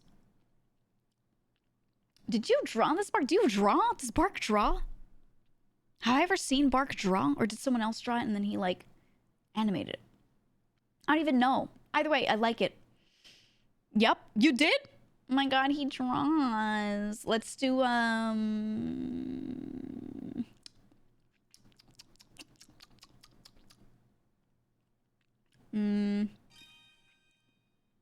95. 95 points. Thank you. 95 points. There you go. Guys, all of you guessing, I'm not going to answer a single one of you. I'm not going to say yes or no to anything any of you were saying in chat about what I did on EVE Online. Not a single one. What is a group of armadillo called? Armadillo or armadillo? Armadillo. Who fucking knows? Anyone know? Anyone know? Like how a bunch of crows is a murder. Armada. If it is that, that'd be cute. But what is it? Armada's nuts? Real creative. Real creative. Next. I saw this on Twitter. From Ren. It's the 2023 newcomers. It's thank you for spelling it very correctly and normally. The newcomers. Let's go. Let's go. Yeah, we all have our mascots in there. They all have mascots that kind of look like them. And then I've just got Boris. I'm just like, this is my butler. He's a pig. Like everyone's mascots wear something similar to them. Right? Or like, right? Like Whisper, Kuro's has the same ears as his hoodie. Henya's wears the same little ear thingies on its head that she has tying her hair. Mata's little momos have the same roach wings. And then I've just got Boris, and he's got a bow tie, and he's doing his best, okay? All we have in common is that I'm wearing a red tie, and he's wearing a red bow tie. You know why? It's because he's adopted. Don't make fun of him, okay? It's because Boris is adopted. That's the difference. Okay? And you better be nice to Boris. He can point anywhere. He's so good at pointing. So good. I think my idea in the future is that every time I get a new outfit, we'll make like an accompanying one for Boris, right? So this is his standard outfit, and it can fit with this second outfit of mine. But I think it should be, imagine him like a Palico, right? Where every time I get new armor, he gets Palico armor. I think that's the way. That's the way. Yeah, Boris outfits and everything. So every time I get an outfit, I'll show it to Milky. Milky originally drew Boris, and I'll be like, all right, let's get a little thing going. Yeah, the Palico fits perfectly. Wouldn't it be so good? Yeah. We'll get him. I need something to put on him just for my OG outfit. Right, in this one, this is technically like, we call it my underworld casual outfit, but it's me as like a warlock, right? And it's just a more casual, more standard outfit. And so him being in a little suit makes sense. But what about my main outfit? What do we do? What would make sense? Was he still a butler for your Oshi outfit? Well, if it's like he's my butler at home, then what is he out on the field? You know what I mean?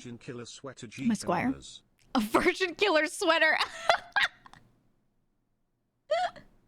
No.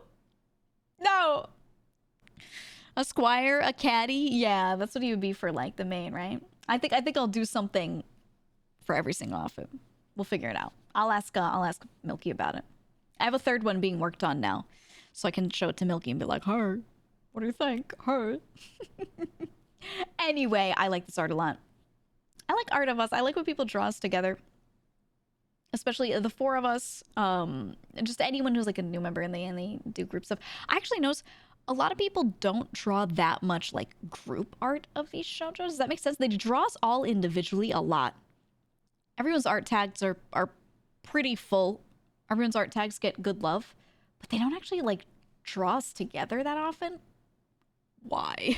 I actually wonder why. Because then when I see this, I'm always like, oh, it's so nice. And then I remember, I'm like, oh yeah, they don't actually draw like even just duos and stuff, you know? Some people have some insanely complicated costumes. Some people do. Oh yeah, that's the other thing. I think the differences in style of outfit between us are kind of crazy sometimes. Zen and Henya are getting art together. People draw me and Henya together the most. I think they yeah, they draw me and Henya together a ton as like a duo. But it's slightly too big for him. Oh, he's in like a big chainmail shirt with a belt holding it up. That would be cute. That would be cute. Yeah, I think now the member I've been drawn with the most is Henya at this point. Yeah, they draw Haruka and Henya as well because of their song together. It's cute. It's cute. We'll see. We'll see what happens. Might be based on who gets clipped together the most. Ooh, that's a good point, actually. Yeah, I think when I get drawn with Henya, it probably coincides with when like clips of us get posted more often. That's a good point. That's a good point. Saw a lot of art of you guys, especially after that wholesome collab photo. Oh, yes. Yes. No one ever draws me and her together in my first outfit, though, because they're used to when she and I collabed a lot together, which was right after I debuted, and I had this newer outfit. Draw OG outfit with Henya. That's what I'd like to see at some point. I'll commission it, too. I wanna get back into commissioning art. I used to commission a lot more art all the time, and I kind of slowed down on commissioning it myself, but I'm gonna get back into it. I'm gonna do it. I miss it. I have one piece on the way of us four, but I'm gonna do more. People still use a protector of sorts for Henya. I think I'm one of the only ones that doesn't do the, oh, Henya, you're so cute thing all the time. And like sometimes someone in her chat will be collabing and someone says something and I'm like, she's an adult woman. And I think not that many people sit around and make that argument for her, you know? So like, yeah, I think that's why I'm saying that way a little bit sometimes. Yeah. Is she cute? Yes, absolutely, but she's both. Okay, she's both of those at the same time. They are not mutually exclusive. She's absolutely both, all right? Just saying. Just saying. Or when I start teaching her bad things and they're like, no, and I'm like, oh, she can fucking handle it, right? Trust me. It's cute. But yeah, thank you for, I like the group art. I like seeing us together also because like, yeah, someone brought it up that like, we don't really do like groups in this group. We don't do like gens or anything. We just kind of all join separately. We pick like what day makes sense for us. Like we schedule it, you know what I mean? Like that's just kind of what we do. So yeah, I appreciate that they're like, oh, you four joined 2023. Like I think that's cute, you know? Yeah, I like it. I like it. I appreciate it. I'm gonna say, Ren, let's give you 140. It's hard doing group art. It's fucking hard. 140. Thank you so much. Thank you. Appreciate it. Appreciate it. You like that they don't do gens? Yeah, I like everyone getting drip fed, even if some of them are closer back to back than others. Everyone gets their spot, right?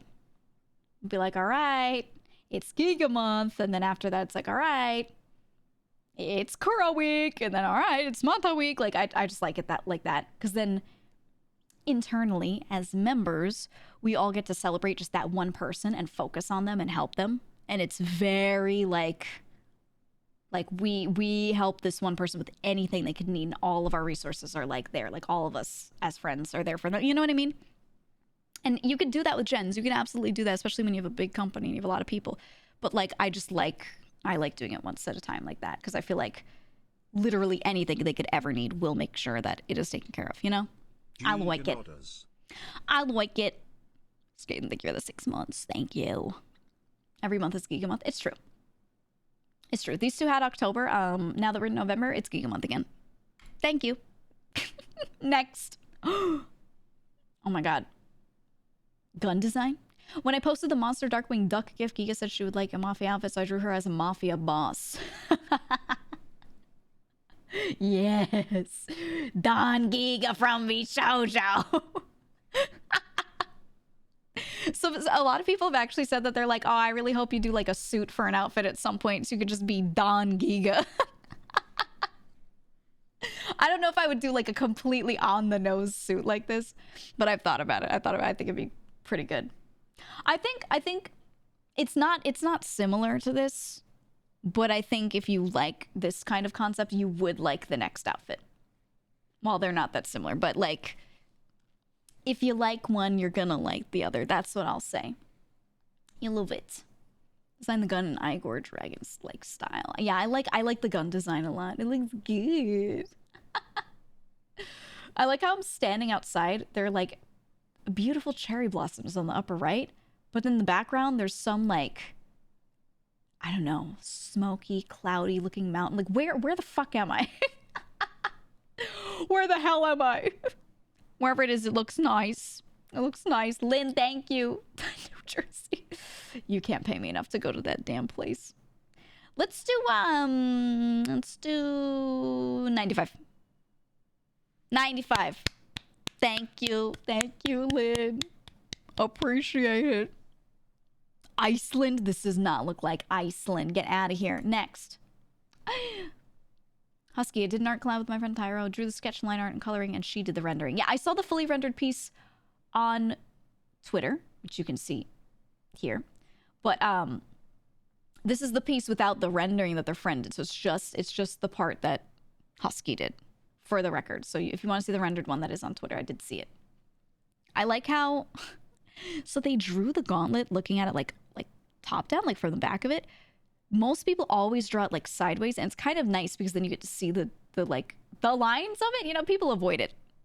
People fucking avoid it always. So I appreciate it.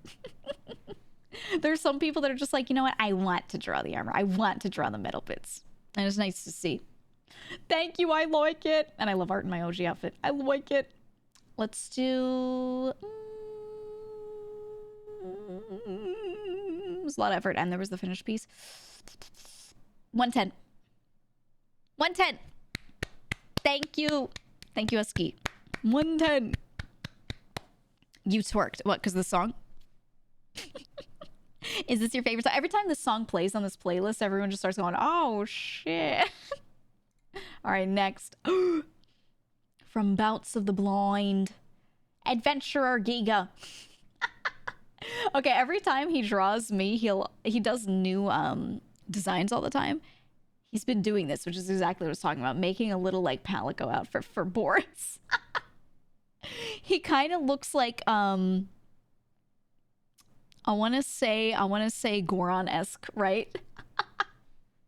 It's cute. It's cute. I like it. It's very Legend of Zelda. I like the way he changed the boots to be like very rounded at the top, but still keep the big ankle bit like that I have on the OG outfit to fit the theme. It's good. It's good. Very solid. Very solid.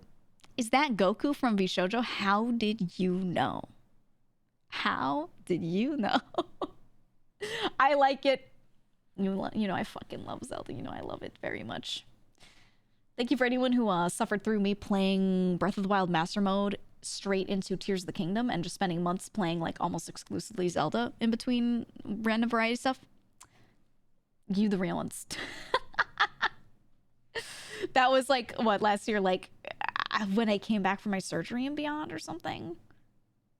Was it like March? It was a long arc, but yeah, appreciate those who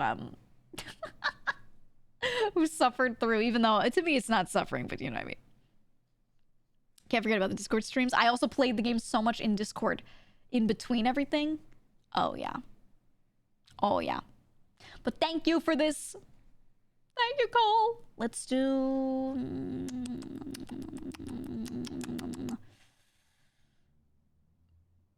120.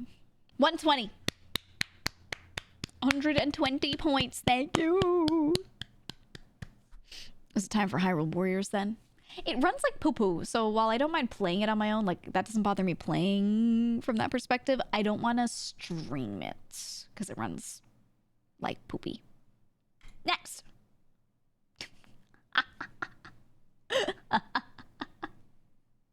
It's Meowa, but Boris. Is this Phyrexis?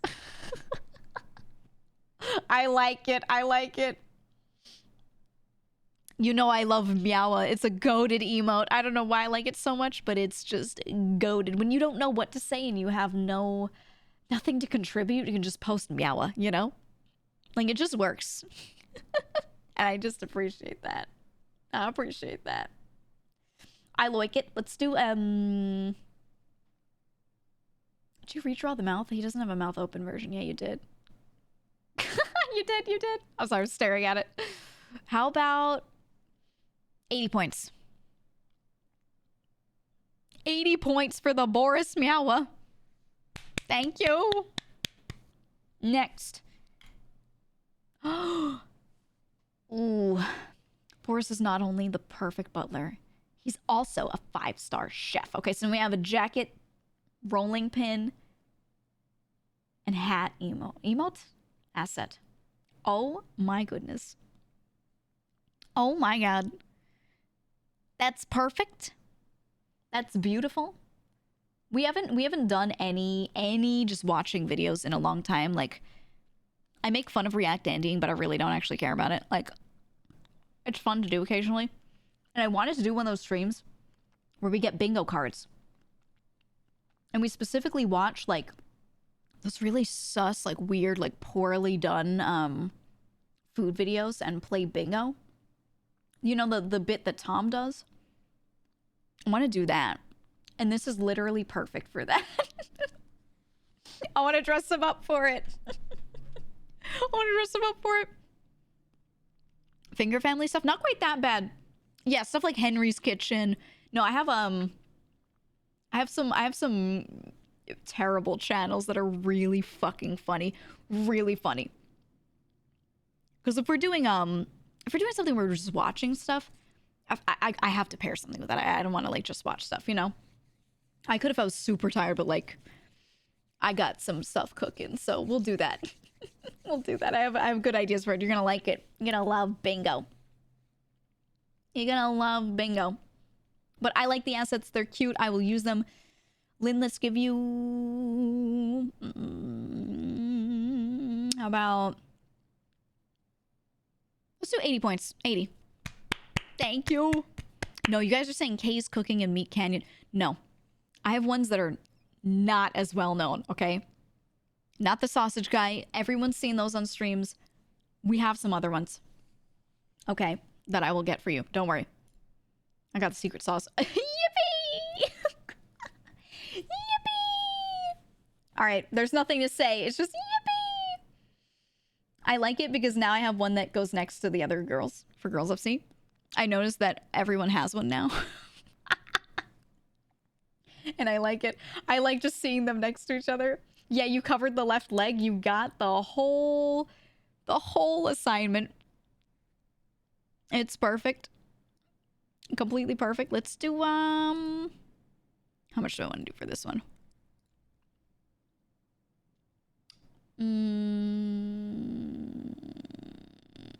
Let's do 65. 65. Simple edit, but I like it. I like it a lot. Thank you, Jelly. All right, next. I saw this one on Twitter too from Nova. Oh Lord, she coming. You know, since getting this outfit, people tend to draw like nice little portraits. Especially since joining Shoujo, right? Before that, especially like well before that, everyone would just draw me like this. Yeah, goblin mode or like about to fight something. That was how everyone drew me. They never drew like just nice portraits. If those existed, I usually like commissioned them myself, you know? And now I'm like, fuck, go back. I want both. So I really appreciate this. I really do. I really do. It looks good. You got the vibes. You got the feeling. I've been meaning to make a guide because someone was asking like, oh, if I draw you in fighting poses or something, like what would that look like? Like what should it be? And I was like, oh my god, wait. For the sake of like maybe making later games or things, I actually have this all completely figured out. So I need to like make a guide, make a little document for people who really care about that, for like fighting style and stuff. And be able to like, or even just a set of references or something, right? I need that for some of you guys, because some people like wanted that, and I was like, oh, don't worry, this has been thought of. And it would change with every outfit. It would completely change. Oh. Thought you just punched people? It's so much more, man. It's so much more. No, it's not a spear. No weapon in this form. But anyway, you'll see it eventually. I'll find it for you guys. It sounds good. It's so good. But I like this art. You got the feeling down. Got a lot of the details down. I know the details are annoying to do in like a simpler style, especially when you're just trying to sell shade. It's fucking annoying. So thank you. Let's do 110. 110 points. Thank you. Good job, Nova. Good job. Rips out the heart of your enemies. Imagine if I did a whose finisher was it where he rips the spine out of the back with the skull attached to it from Mortal Kombat. That one. Fuck. Sub-Zero. Yes, thank you. Thank you. Thank you. I was like, in my head, I was like, Cold Man. Like, what the fuck is his name? Sub-Zero. Oh, I love this. I saw this on Twitter too. From Cole. Boris, this will be a solo snaking mission. Cole, yeah, like hot cold man. No, this is so good. This is so good. I already saw it, so I've already taken it in with my eyeballs. Not only does it look good, but I mean, like, you actually got the art style right. You know what I mean? And I have a lot of art books from games that I really like. And the ones that I have, like, a lot of the art books from are Monster Hunter specifically and Metal Gear. I have the art books and a few Final Fantasy ones as well. These are like my favorites. And then yeah, the OG art from the series is some of my most favorite shit in the world. It's my favorite art style. I love it so much. So I have like, I just look through the art books occasionally because I just like it. I like it a lot. I love it. How many points do I get for this? It's so hard to imagine Boris like... You know what? I want to make a Boris game one of these days. Like, I just keep sending him on missions that, like, he's like, but I'm just a butler. And then he goes out and he fucking, like, actually does a sneaking mission and kills people. I would love that. One of these days. One of these days. Let's do, God, how about 90 points for this? 90 points, thank you. Boris roguelite. Yeah. I just keep sending him on errands and he has to keep trying to do it. Oh, it'd be so good. My dream game for Boris is that I keep sending him out on tasks and he keeps doing different... Basically playing different games. Remember when Dave the Diver kept becoming a different game constantly? Remember when there was a whole arc where you're basically playing Ace Attorney? I would want that out of a Boris game, but that would take so much time and effort to do. It would be crazy. Liz, thank you for the raid. Welcome. We're just going through offerings. And look, someone drew my mascot. They drew Boris, my butler, but in the style of Metal Gear. So good. Quick Metal Gear series playthrough while no one is finally playing it. Dude, I'd been saying for a while that I wanted to replay some of the games within the Metal Gear series on stream. But a lot of my friends a while back had been going through their Metal Gear arcs, so I let them do that, and I didn't do mine at the same time because I felt it would be like weird, especially if we have like a lot of crossover, you know? They did that, and then I was like gearing up for it, and I was like, oh, maybe I'll do it. And then they announced that they're gonna release a collection, and I was like, oh, now everyone's gonna play it. You know? They have given 106 Thank you for gifting Liz a sub. So now I'm like, do I just not play them? Or do I consider playing them before the release happens? Because I just do have them. You know? That was the consideration. And then, yeah, I was gonna say, I did not see people pop off and play it. So now I'm like, oh, you know, I thought I was just gonna wait it out and like not do it anytime soon. But no one really went through and was playing because, yeah, the collection was ass, the ports were bad. So I'm like, maybe I do it. That's where I'm thinking now. And then, especially, the Mouse was saying that she wanted to play it at some point, maybe like next year. And then Mata was also saying, she was like, oh, maybe I'll do some. And I was like, okay, so maybe I play them and then they do. I don't know. I'm thinking about it. At the very least, I think I just want to play Revengeance because I've played all of the games at least twice for every single one of them. But I haven't played all of Revengeance. I played the beginning and I know how it plays, or I think I know how it plays. And then my brother was playing at the same time and I ended up watching him play the whole thing. So I didn't play it myself at the time because I knew what was going on because I watched him play it. So I'm like, I really should play it myself. But yeah, that's what I'm thinking about Metal Gear. Maybe at the very least I'll just do Revengeance at some point. Maybe soon. Who knows? Who knows? Anyway, this is beautiful. I love Metal Gear. Next. Damn! No way! Can we just get this as like an emote in chat? We need damn! I think we need... Can we make an emote name on 7TV have exclamation points in it? Are you allowed to use special characters like that? If we are, yes, you can. I think we gotta. Damn. And it'll be like a secret code. Only those who know will know the right number of exclamation points to use. It'll be like exactly 12 or some shit. Beautiful. All right, Fraxis, you got the message. You understand. Let's give you... I like that you made him wide too, just like the OG.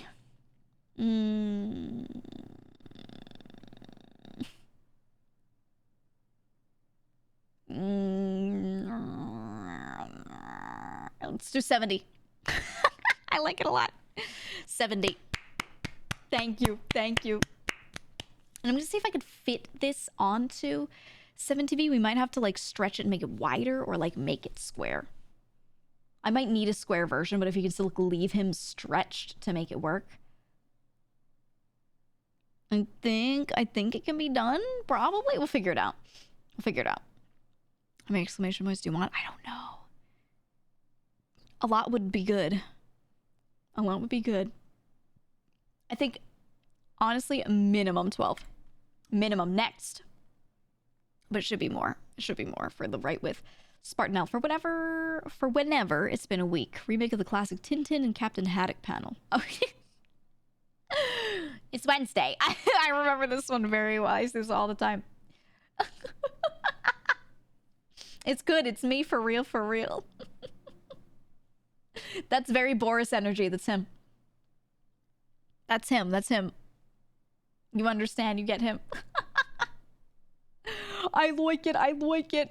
It's perfect. Spartanelle, let's give you... let's do... 100. 100 points. I like it a lot. Thank you. Next. Yeah, I saw this one on Twitter too. Outer Wilds commission from Cole. Went nuts with it once again. This version below was not changed, updated offerings. Yeah. I saw. I liked this so much. When I saw it on Twitter, I was like, oh. And no one really draws me playing the cello because drawing people playing the cello is a little awkward to drop. So thank you for your bravery. This came out well. But it's true. If I were outside a campfire in space, I would be playing the cello. Real and true. Actual situation. I like how also you gave me this glove to sort of look like the Harthians. Sorry, I almost sneezed mid sentence, and then it went away. I was, oh, my nose. It's gone. But I like this. I like the little glove, and then normal glove here, so I can actually do what I need to do. I like it. Thank you very much. I appreciate it. I'm gonna give you, because I like it so much, I'm gonna give you 130 points. 130. Thank you. I love the cold gear, you know, specifically like when you go into space, they're wearing stuff that keeps them very warm. And it looks very like wintry. I like it. Wait, does Giga actually play the cello? Yes. Would I lie? I'm not well practiced. Up until a few years ago, I played a shit ton and pretty well, and then I just stopped because I didn't have time. But I'd love to pick it up and practice again. I still have I still own my cello, my beloved. Can you do Wonderwall? I actually never learned to play Wonderwall on the cello, but it would not be hard at all. It would not be. Next. Oh, sorry, sometimes it does that when I do the thing. Lynn, the mobs get ready for work. You put Corpo emotes for all of them. Oh, cute. Yeah, Lynn's goated this month. Holy shit. One day Giga will shred on the cello. Yeah, I wanna practice again so I can shred. I feel like my intonation wouldn't be very good, but I could still play all my old stuff. Giga also says perfect pitch, and I'm insanely jealous. One of the knowers. Occasionally, I play a game where like a sound happens, and I'll be like, "That was an E," and people are like, "How? How? How did you know it was an E? There was no reference in it." It's funny to me. It's funny. Yeah, I think you're like born with it or something, and then like you can have good relative pitch, but getting it perfect is just kind of you got it or you don't kind of thing. I think. I don't know the science behind it. Actually, I have no fucking clue. But I sure can. However, my ear is tuned to shit. It's Baroque tuned for whatever reason. So when I hear a note that is tuned properly to 440, everything just sounds, it sounds too sharp to me. So whenever I would pick up my cello and I would tune it, it would be, you know, it would sound right if I were fucking, you know, playing in a Baroque ensemble. But then for proper everything, like matching to an orchestra, I would always have to whip out the tuner, just make sure I bumped it up the right number of cents. Bass 415 inch. Who said ew a 415? Wow. I just think tuning to 415 for, if you don't know music, it's okay. I think tuning to 415 is so good and it sounds better. And if you like 440, you have been tainted by modern pop music and your ears need to be adjusted, and we can maybe save you one day. No, I just really love like 415. Or even between there, sometimes my ear does like slightly above 415, but you know. You're a music major in college? Ew. I'm so sorry. I love music theory, but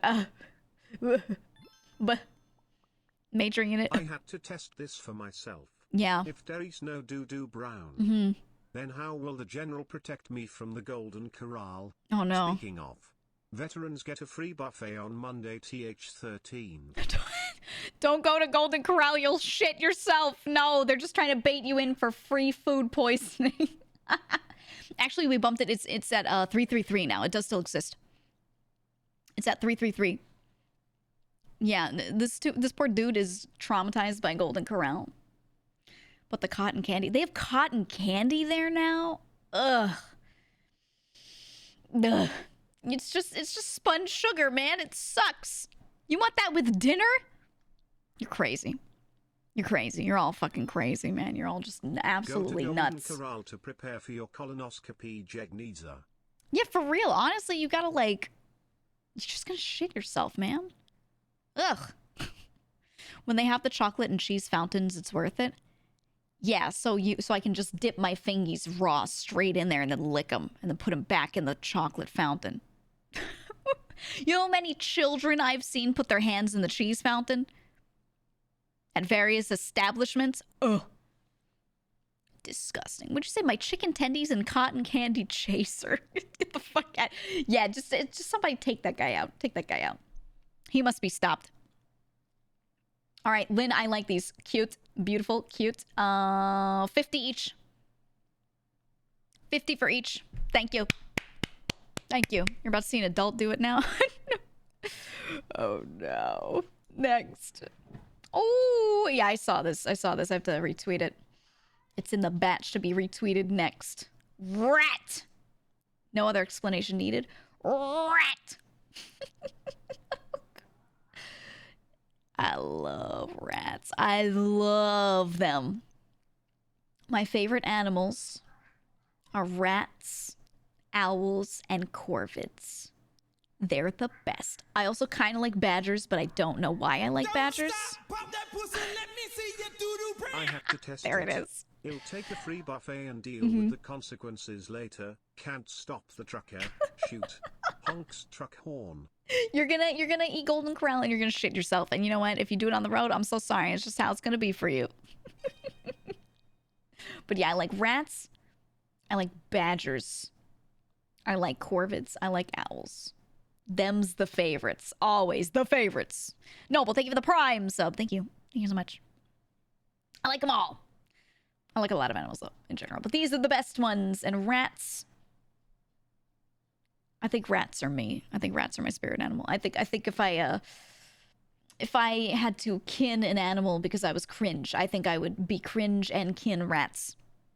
Thankfully, I never had a phase where I began kinning an animal, so thank God we dodged a bullet there. However, if I were one of those people, I'd have to choose rats. I'd have to. You can always start? No.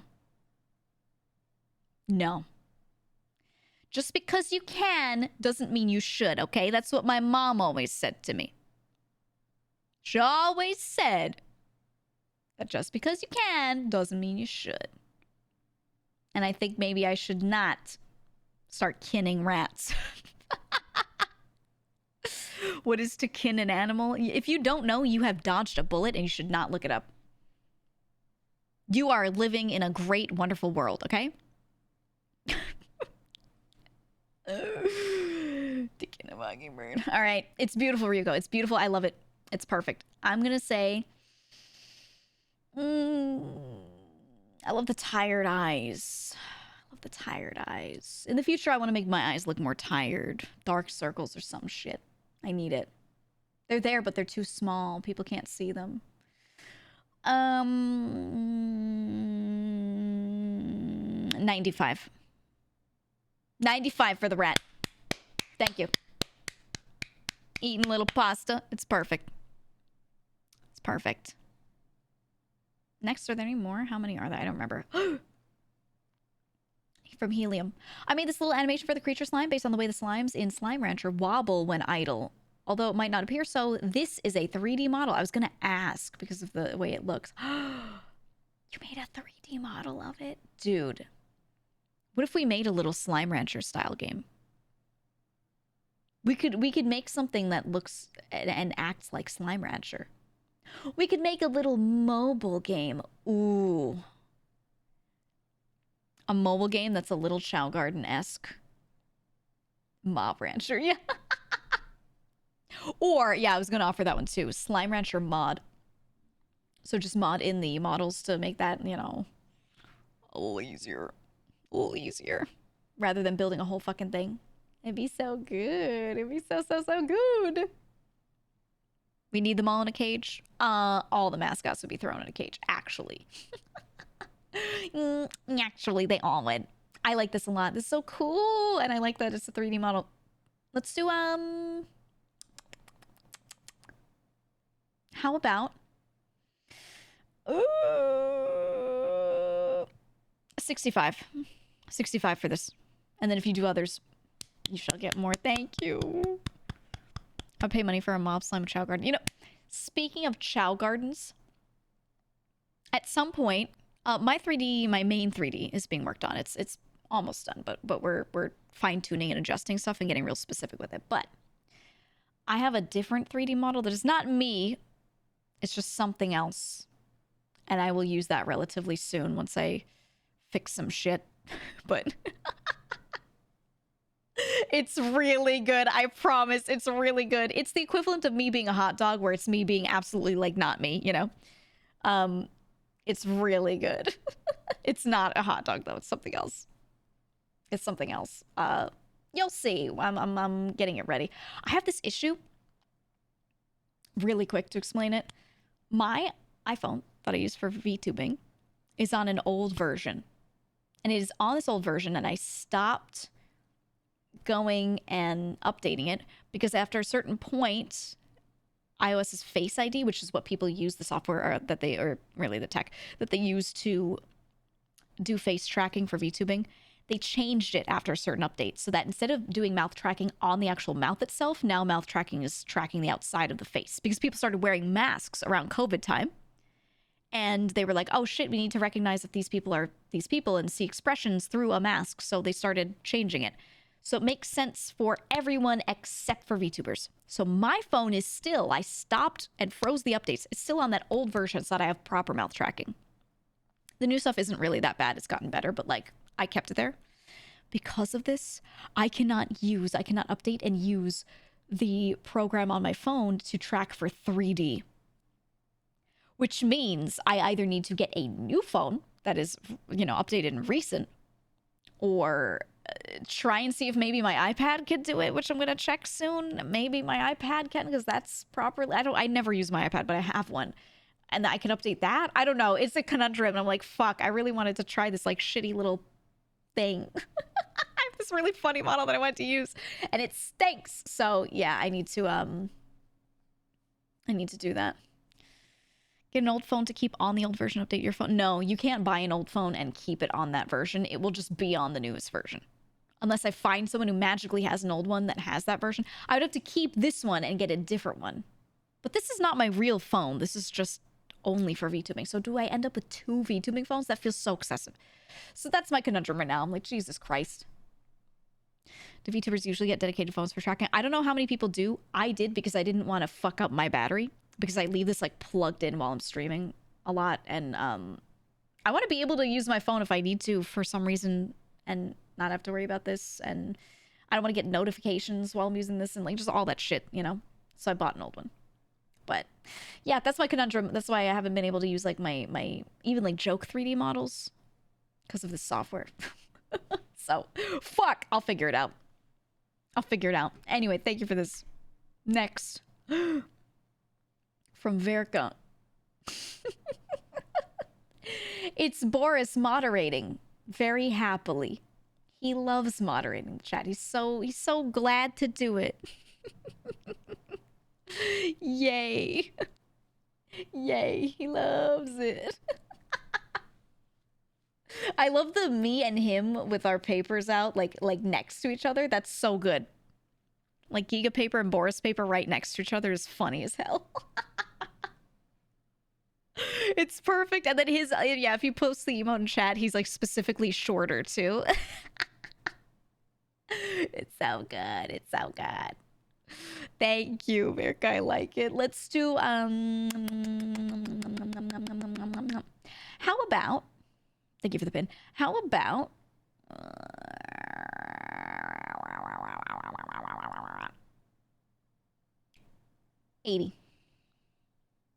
80 points.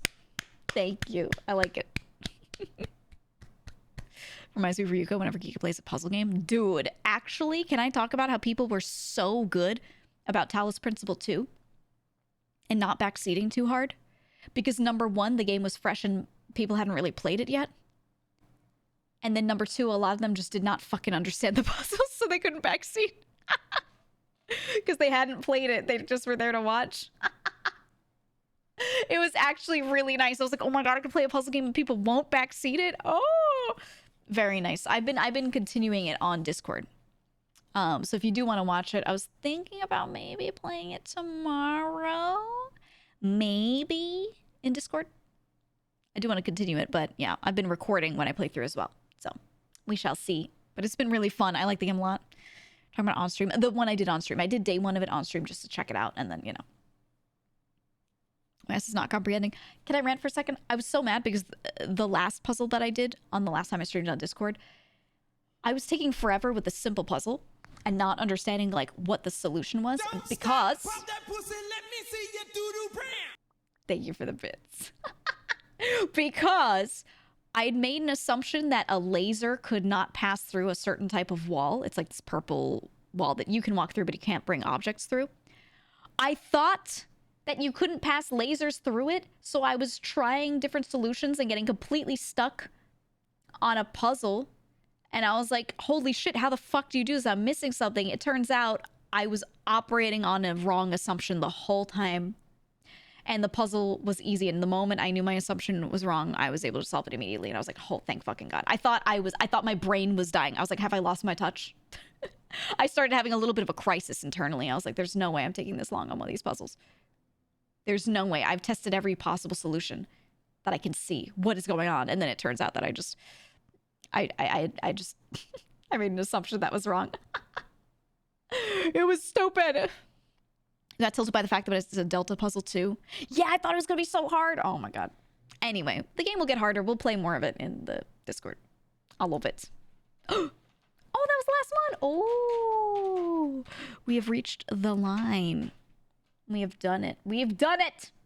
All right. Let's go here then. Thank you. Thank you.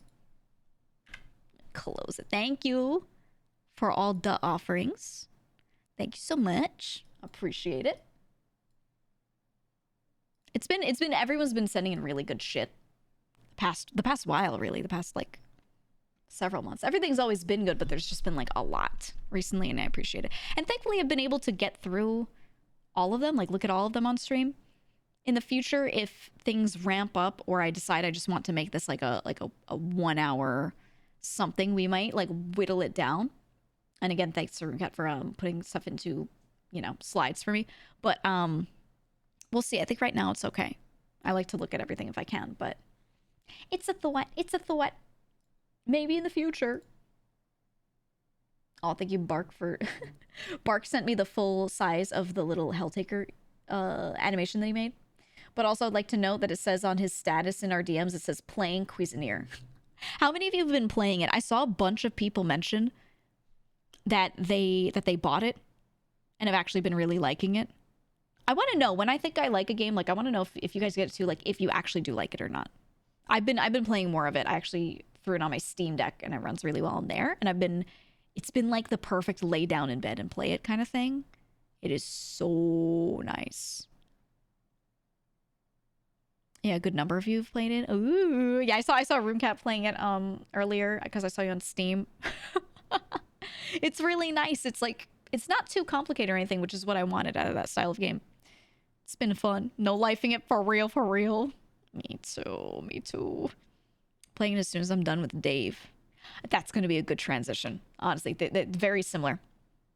Will you get the OLED Steam Deck? Probably not. I just got the normal Steam Deck over the last winter? Or several months ago? When did I get it? I don't remember when I got it. I want to say it was like several months ago. So I won't be getting the OLED because, you know, I feel like I haven't used it enough. Unless I gift it to someone. Maybe. Maybe, but probably not. I don't think... the screen on the Steam Deck is really nice. I don't think I need the OLED. An OLED Switch, however, I've been thinking about because I play a lot on my Switch as well. And that I got when it released. And I have used the shit out of that Switch. And on my screen, I have like this little chunk of the screen. This little tiny dot where it's like missing a chunk. Tiny, tiny dot. It's like a little bigger than a push pin where a little chunk is actually taken out of the top layer of my screen. I don't know what the fuck happened, but something happened. And it's just like in the middle of dialogue boxes, it's like low in the middle.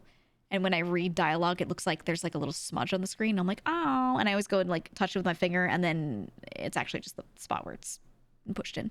No, there are no dead pixels. It's just like the top layer of the screen is like gouged out like the tiniest bit. So small. Liquid glass helps. That's what I was thinking about, but I didn't want to like... I was afraid to do it to my Switch. I would do it with anything else, but for some reason with the Switch, I was like... oh. Yeah, it's a very weird little dot, but it's not a big deal. It's okay. It's all right, I guess. But I was thinking about maybe the OLED Switch at some point. But they keep talking about the Switch too, so I've been holding off. I don't know. Hey, boss, when we doing pet reviews? I want to do them this week. I'm waiting for some people to get back to me on what we're doing what day, like collabs and stuff. This week shouldn't be as crazy as this past week was with collabs. This past week was packed. Absolutely packed. And I wanted to have some more solo stuff going on this week if I can. But yeah, so I want to do it this week during one of the weekdays. I just don't know which one. Or maybe even Sunday, depending on what's going on. But I kind of wanted Sunday to maybe be an indie game gauntlet since we haven't done it in a little bit. And I've racked up a few game ideas that I want to play. So we shall see. We'll see what's going on. I don't know. Switch 2 probably Q3 or 4 of next year. Right. And I play my Switch so much that I'm like, it might actually make sense for me to get the OLED model now and then get Switch 2 again later. I don't know. But I think I can hold off. Honestly, everything runs well. There's nothing wrong with it. There are no dead pixels or anything. It's just this little thing that looks like a smudge on the screen. So, you know, OLED's battery is so much better. Yeah, I don't really go anywhere. I don't take it with me anywhere. So I just plug it into the wall and sit somewhere and play it if I really need to, or throw it on the dock and play it on my TV. You know, like, it's aight. It's aight. So I think I'll probably keep this one, not worry about the OLED, and then see what is going on with the Switch 2. I don't know, man. Indie game gauntlet, my beloved. Yeah, if you have any indie games you want me to maybe do on this next gauntlet, throw them in suggestions. By the way, you might have noticed if you use the Discord a lot, we organized some of the channels. I moved things around. I constantly go through the Discord and like fine tune stuff, like adjust how some channels work, move some things around, whatever. And I try to do it in a batch of changes. And I'm always, honestly, I'm always trying to consolidate stuff. I'm not trying to add more channels. I feel like we have a lot and they all get used, but I'm a fan of having fewer channels and just more discussion going on per. But yeah, we made some changes recently, so just do familiarize with that. You changed a bunch of stuff on it recently and I kept accidentally joining VC that day. Yeah. I was thinking about moving the voice channels really far down, but I decided not to. Because some people told me something that scares the shit out of me. People told me that they don't collapse categories very often. They leave their categories uncollapsed and just scroll through all the channels. Most people do that. Which means that when VCs are going on, if they're at the bottom, people will never know. So one of the complaints is that if you move them to the bottom, people are like, oh, then I can't see when people are like in VC and want to hop in. Yeah, I can see if I want to join. Yeah, that's why I leave it a little higher up. I didn't move voice channels down because like people use them more when they're moved up. You don't collapse them? You guys don't? I collapse them all the time, and then when it's time for me to like go through the channels, see what's up, I'll like uncollapse and okay, you guys are crazy. You people are insane. But you know, maybe it's easier for me because I know what is in every channel or every category really well because I'm so involved with organizing everything. I guess. I don't know. To be fair, as a mod, I have to read all the channels. Yeah, but when you leave them collapsed, only the ones that have new messages in them will show. And then you clear them out. I don't know, you people are crazy. Collapse? Yeah, so each category is like a drop down, right? So any channels that have no new messages in them, like it's been cleared out, you've read to the most recent, if you click the top of the category, it will collapse all those down. It will only show the ones that have that white notification on them. And then as you click and go through them, it collapses those as well. So you can open up the category and check through the channels or close it down. You know what I mean? If you do it, then Kekuchia 100. That's it. Is like I suggest things, I ask him because he's community manager, and then we like decide and completely change it if we need to. But I'm always trying to consolidate stuff so it's not too much, you know? I don't know. Yeah, I'm looking at it. It feels pretty nice as it is. Oh, that was the other change that I wanted to mention. The other one. Patrician's Parlor, meaning the tier 3 sub chat. And then also anyone who gets top points patrol or buys, you know, certain things, etc. If you're in the Patrician's Parlor chat, we made it so that you can ask me straight up for like advice on things in there. Not always me, but other people as well. We don't have a good spot for like people to ask me for stuff, but also I can't, if I just make it so that anyone can do it, I can never get back to everyone. It's completely unmanageable. So I made it possible in the tier 3 chat in the Patrician's Parlor that if you want to like ask me directly, like legit, you can post like your analytics and be like, what do you guys think of this? And then me and a couple other people that like have good knowledge on this stuff can look at it and can answer stuff. And it's not that you couldn't before, it's just like I think people thought it was maybe a faux pas, so we just kind of like re-mention that it's good for that. So if anyone is like looking for that sort of thing, you can do that there. I just want to make sure you know that that's like totally fine. I don't think it's unwarranted or weird. So, yay, it's a good spot for it. And I'm glad to be able to help where I can, but you know, because it's tier 3, it's a little more manageable for me. I couldn't do it when it was like more channels and things. It's not just for showing whole. Okay, well, you can also show whole in the Patrician's Parlor, but yeah, you can also ask for anything else in there.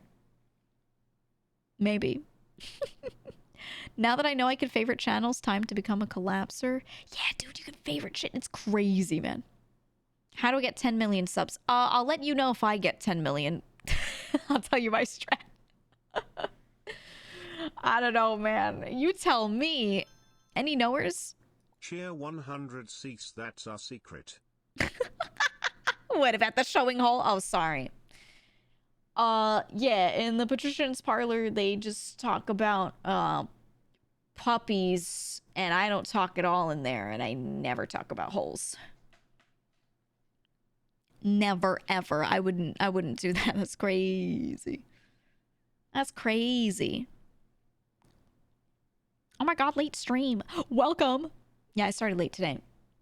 I was streaming earlier, or not streaming earlier. I was collabing earlier, and I could not bring myself to stream it because I was so EEPY. I was so EEPY. And I never start the day in a game category. We always like chat first and then game.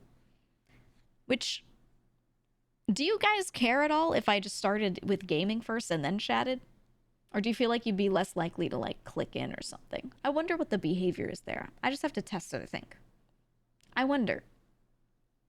We do not care. Do not say we. Never say we. Just speak for yourself. Never ever. You're gonna talk anyway. Yeah.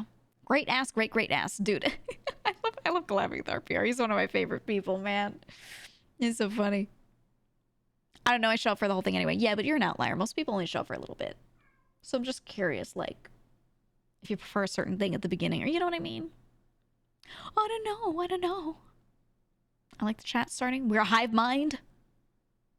Maybe this week, one of the streams, we'll just go bam, right in the category. And we'll play a game. And just see what the fuck happens. Maybe. Maybe I'll do it. I don't know which day. I still have people needing to get back to me. But I feel like the people here prefer chatting. You're telling me. Dude.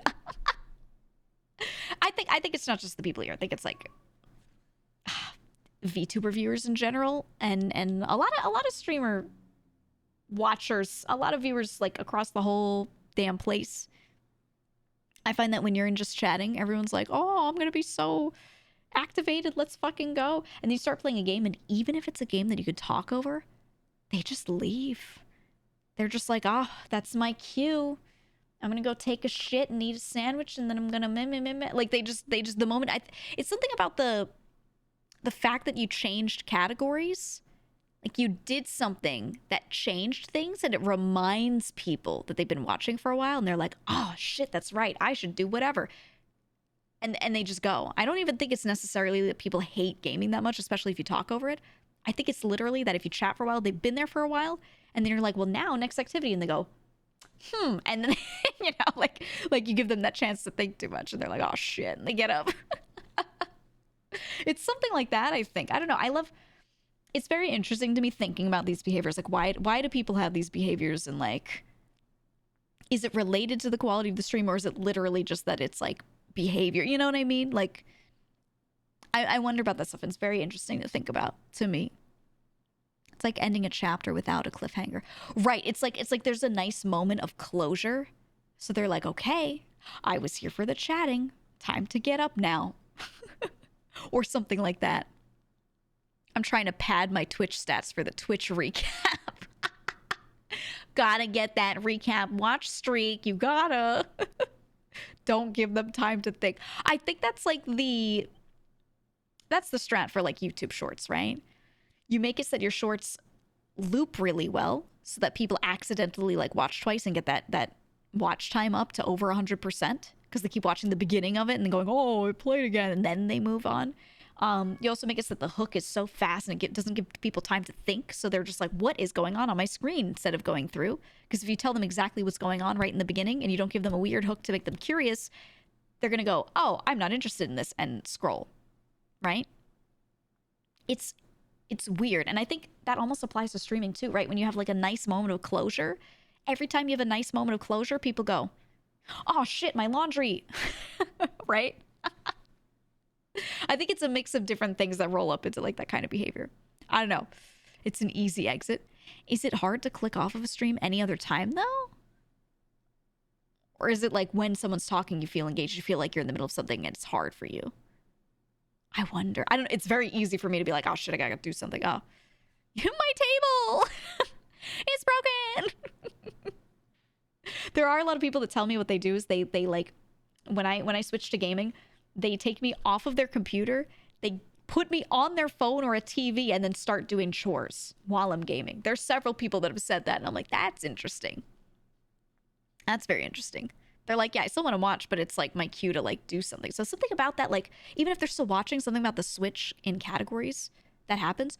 Same thing happens if I'm gaming and then at the end of the stream I switch to just chatting too, though not as much as when I'm switching to a game. But there's still, again, that moment of like closure. GEEGA GEEGIN. It's very interesting to me. Reasonably hung Shota, thank you for the 20 months. I'm so surprised no one's like sniped you for the name yet. He's a real one. GEEGA High. I'm so surprised. And where did your twin brother go? Where's unreasonably hung Shota? He's that's a real viewer who was here first, by the way. That name is allowed? Yes, I don't know. It's crazy to me. And Eric, thank you for the 13 months. Also Mickey from before, thank you for the tier 2 for 9. I don't know, man. It's crazy. It's crazy. I enjoy watching the gaming, but like to listen to you while nothing is happening on the screen. I guess so. I mean, I don't care either way. I would love to play more games more often, but at the same time, I also like chatting. I wish I could just stream more hours and get all my shit done, but I can't. I think that's how I feel at the end of the day. Like, if I could finish more games... That's why I play a lot of games where I play like the beginning or 2 days of it and then stop. Oh, thank you for giving Papa a sub. Thank you, comrade. Yeah, no, for me, it's like, I can't play all the games I want to play on stream and play through all of them. So I tend to just play a day or two of certain ones and then only finish others. But I wish I could put in more gaming hours to finish them. But then if I did that, I couldn't chat as much, and I like chatting. So here we are. We're at an impasse, you know. It's just how it is. I don't know. I've thought about it, occasionally doing a week where I'm like, all right, it's gaming week. We're chatting for an hour and then gaming only. And I kind of did that, actually. I kind of did that when I debuted. When I debuted, there's several days where we just chatted for a little bit and then went straight into games. And I feel like I want to do it again, where I just pick a week and I'm like, not much chatting. We just go into it. I still chat over the games, but, you know, the schedule is just like set in stone like that. I think it'd be nice. Simply make longer streams. I used to stream longer. I can't anymore. I can, but I can't. Occasionally I can, and I do when I'm feeling it. I can't anymore, man. Yeah, I'm too busy. If I did stream that long all the time, none of my other shit would get done. And like, there's so much other stuff to do now. So, God, I wish I could. I would love to, but, you know, the classic 8 to 12 hour streams. Yeah, because I didn't, at the time, I wasn't really full-time, and I didn't care about how other things did, and I didn't need to care at all because it wasn't my job, you know? So I literally just, like, did whatever and just streamed and you know, I never was grinding follower count or anything like that, you know? And then even then now, I still kind of just do what I want, but I have to be reasonable about my time. I have to be. But also those old, really long streams, I was truly just like a vegetable for the last couple of hours of it. It wasn't like you got 8.5 quality hours. You still got like 4 quality hours, and then I was just chilling the fuck out for the rest of it. I was just laying down, half drooling, like, you know, this game's fire. And occasionally I go on a tangent, but it was really just like, you know, doing whatever. Or at least that's how I feel. People will always be like, oh no, that was good. But like, I was big chilling, man. I was big chilling. Subathon uncapped. Every sub is 5 minutes. Never. I think about it. I'm like, I want to do events like that, but I don't want to do just a subathon. I don't know. I don't like... I think for me, it's a bad idea. I think it's a bad idea for me. I don't like marathoning stuff. My voice is too weak. I say it all the time that my voice gets strained really easily. My voice is too weak to do a subathon. I need rest days and rest times and stuff.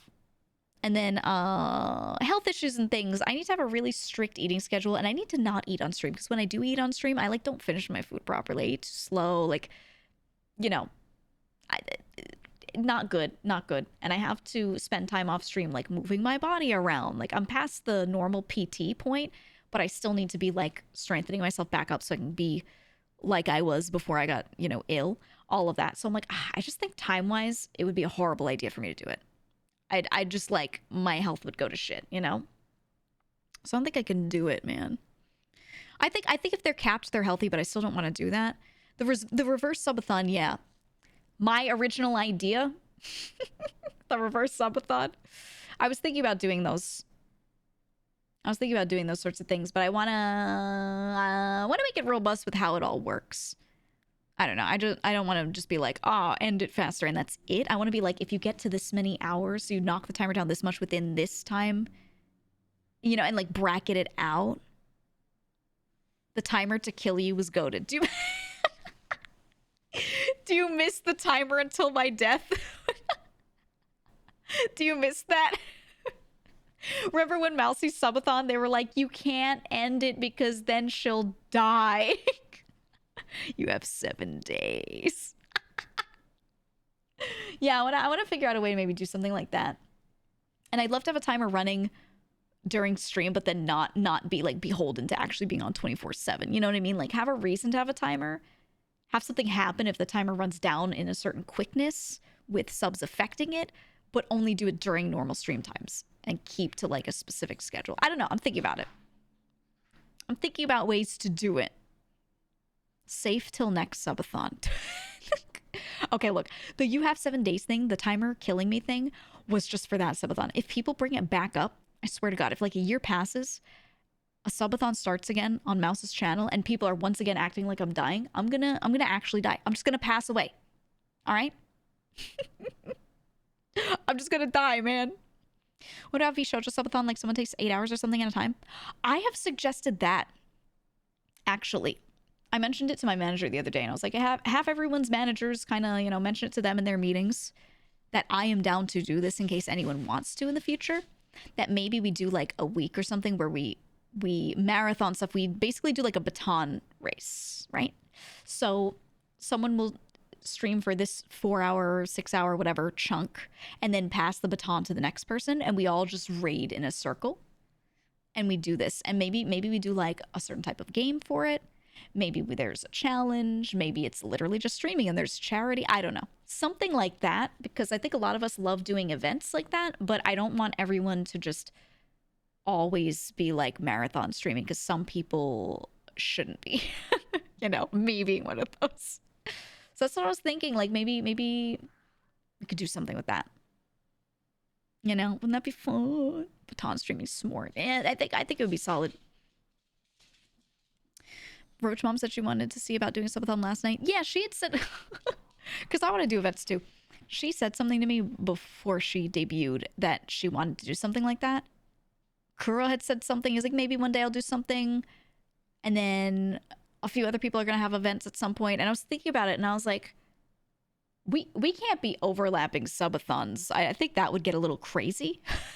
I'd rather like one person at a time do a thing, and then we can all support the shit out of them. A little is fine, but you know what I mean? Like, we can't have like 3 going on at once. I think it would get to be too much.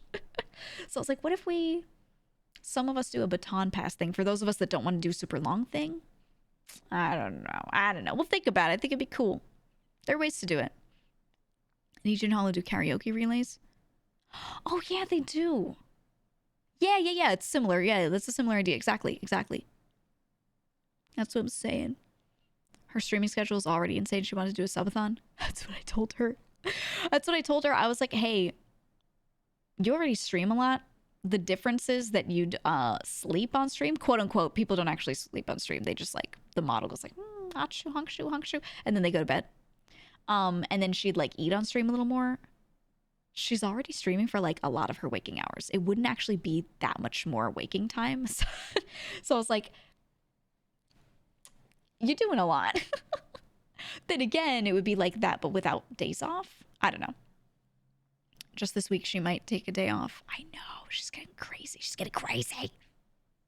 I think a lot of people feel that when they debut, they feel a huge like need, a huge push to push, right? They feel like they have to be like, okay, I've just arrived. I have all these new eyes on me. Now's the time to be in front of them a lot. And I think some people get crazy with it, but I think she's been healthy about it, so I'm not worried, but you know what I mean. You know, it's a lot. Mouse is the outlier sleeping on stream. Connor did too. Yeah, not that many people actually sleep on stream in a way where like they can hear you, you can hear them. Some face cam streamers do it. I remember Esfand did his, and I just saw clips of it. I didn't watch the subathon, but I saw clips of him sleeping on stream. Like his green screen was behind his bed, so you just see him in his bed like floating on the bottom left corner of the screen. It was really funny. Really, really funny. I loved it. I loved it, man. So there's so many funny clips from that. So I've seen some facecam streamers doing the thing, you know. It happens. The feeling to capitalize on the attention kind of energy. Right. Yeah, like you'd be an idiot to not take your opportunity and extend it, right? Exactly. Nags. Right. Oh my god, yeah. Yeah, no, he's gone like so in on it. So in. I don't know the context, but is the subathon a good idea during November/winter? People are busy. I don't think there's a good or bad time to do it. I think there's always shit going on, and if you want to do a thing, just do it when it makes sense for you. To be honest, just do it when it makes sense for you. I think some people worry about like other streamers doing things, and they're like, "Oh, this big streamer's doing this thing, so I won't." And I'm like, "Nah, do your shit. Please do your shit. You're important too, you know." Do whatever. The clip where Hugbeast plays the wake up bit. Yeah, when Espen like pops out of his bed and he's like, "Oh, huh?" Because he hears him go, "Wake up!" in the middle of the video. Oh, so good. So fucking good. Do it when kids are out of school and have easy access to mom's credit card. You know, maybe it's a personal thing, right? Like if you're gonna do a subathon or something, you have to think about your viewership. If you have a younger viewership, then doing it when they're around, like during the summer, would make sense. But that's all I can think of. I don't know. I haven't thought about it too much because I never like thought about doing one myself. Like reverse ones, yes, but not actual like long-term, long-haul kind of thing. I don't know. I literally see a subathon announcement every other week at this point. I mean, let's be realistic. People like events. People show up for events. If you call something an event and you're like, check it out, it's a thing, people go, oh, special thing, and then they show up, you know? So when you want to do something that you want people to see or whatever, you got to call it something. That's just how it is. And then when you have like your birthday or your anniversary, things like that, people kind of expect events nowadays. I think some people feel like they have to do something, which you don't have to, but it's nice to, because people do just show up anyway, even if you're not holding like a big event for your birthday, right? If they know it's your birthday, they'll still just show up and like expect something. So it feels nice to like give them something that, you know, it like matches what they were kind of thinking. Like, yeah, something will happen on this day or during this week. So I don't know. I feel like it's nice to do. Doing extra work around your birthday seems counterintuitive. Yeah, that's what I was saying. That's why this past year I just didn't. You know, every year I used to do a single day subathon. I would do like 12-hour stream or something. And we would stream beyond that, like, you know, let's go over the Kudo board for an extra hour, or like whatever happens afterward is whatever. But I'd have like a 12-hour subathon, and I would have goals during it, and it'd be like, whatever goals we hit during this 12 hours, we get those things, or we do those things. And then I would go and do it, and I would always have all these different bits and segments going. I would have a game show, like the game show that I did the last week. I would have one of those every year on my birthday as one of the segments in the middle of it. So I would just have like an event stream. It'd be a lot of collabs and stuff.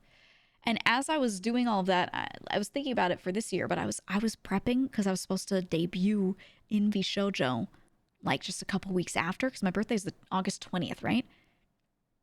But then my debut was going to be September 2nd. And I was like, I am not doing all that shit when I'm also doing all of that shit. No way. So I just chilled the fuck out for my birthday this year. I just did a stream, and I think I had like a collab. I don't remember what I did, honestly. It was so chill. All my fellas, dude. Heavenly, it's been recommended to me a million times. So many all my fellas clips, so many.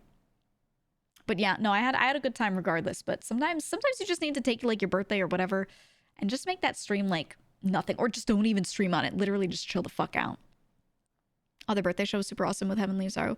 Yeah, I took the same format because I like doing that format because people can't really like look up answers or anything, right? It's like you answer something, but it's based off of what you think I would answer. You're trying to get a match. And I just took it and added, let's do impersonations on top of it. It was fun. It was fun. I liked it. What did you say? I heard a rumor Twitch is going to do a September event for December? Huh? You're saying it was revealed during the TwitchCon panel, but no one was posting it on the socials. Huh? Are they doing something I never heard? Huh? What? Hold on. Hold on. Let me see if I can find a thing.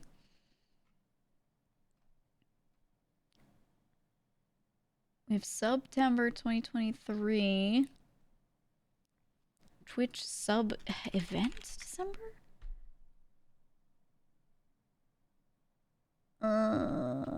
Oh, we're bringing the best of September to the holiday season with a new promotional event. Oh. Oh my god, it's like part of a thread, so many tweets down in these replies. Okay, we're bringing the best of September to the holiday season with a new promotional event featuring discounts on subs, gifts, and bits, as well as a holiday themed hype train. Stay tuned for the inaugural event this December. Oh, I missed that entirely. Maybe I should do something in December. Oh, I didn't know.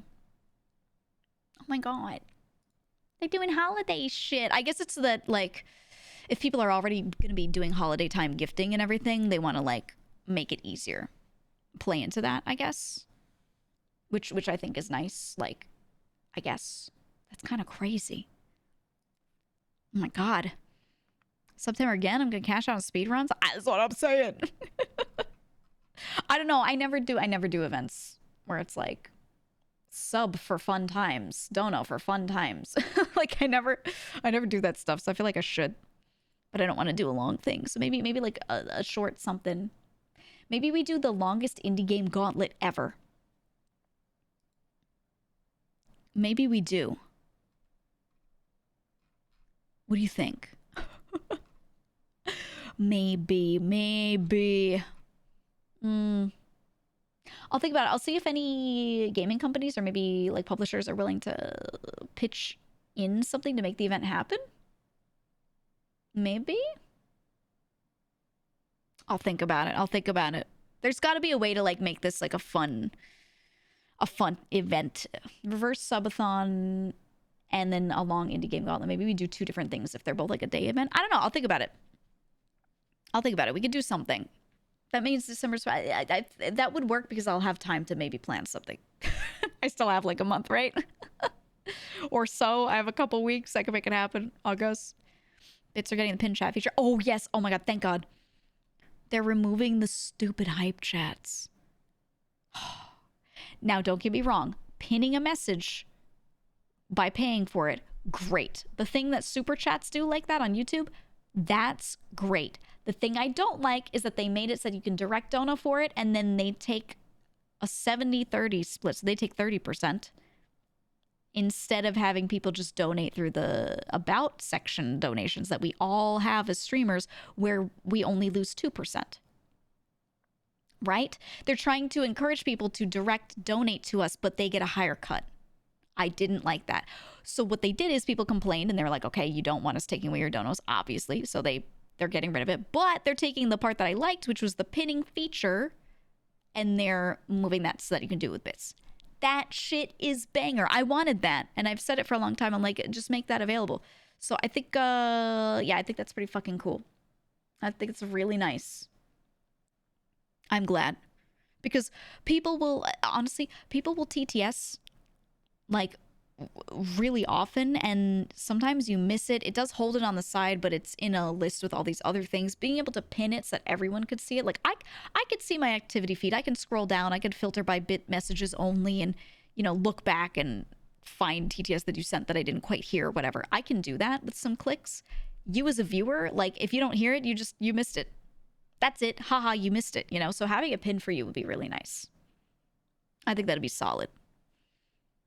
I'll like it. Twitch has even added third-party tipping support to its alerts feature. I know. Thank God.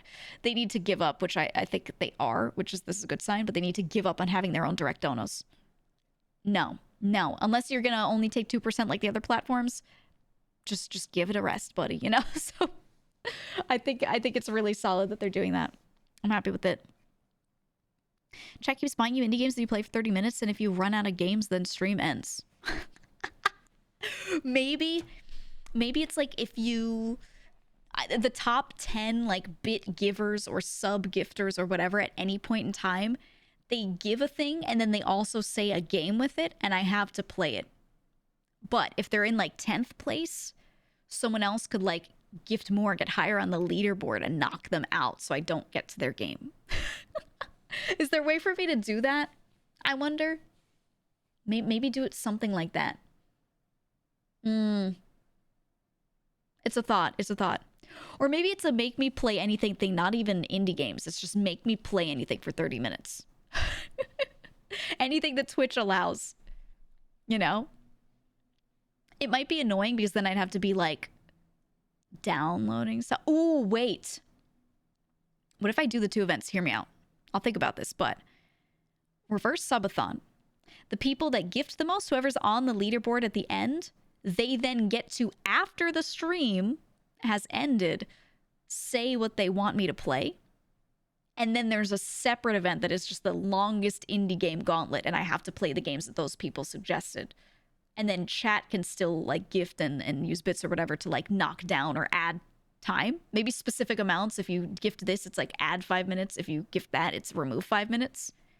So you can be in a power struggle to make me like play things for more or less time.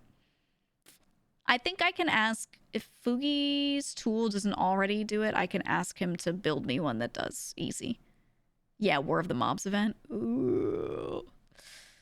I could even have your factions vote on a list of games, and I could play like your list, and then if you go through and you like power struggle it, we could change it. You know? Sammy! Oh shit, I have to re-auth to be able to see mine. Sammy, thank you so much for the dono. Thank you. I appreciate it. I saw you. Thank you so much, man. Thank you. What if 100% of people tell you to play Roblox? We wouldn't. We'll fucking see. We'll see. It does. I use it.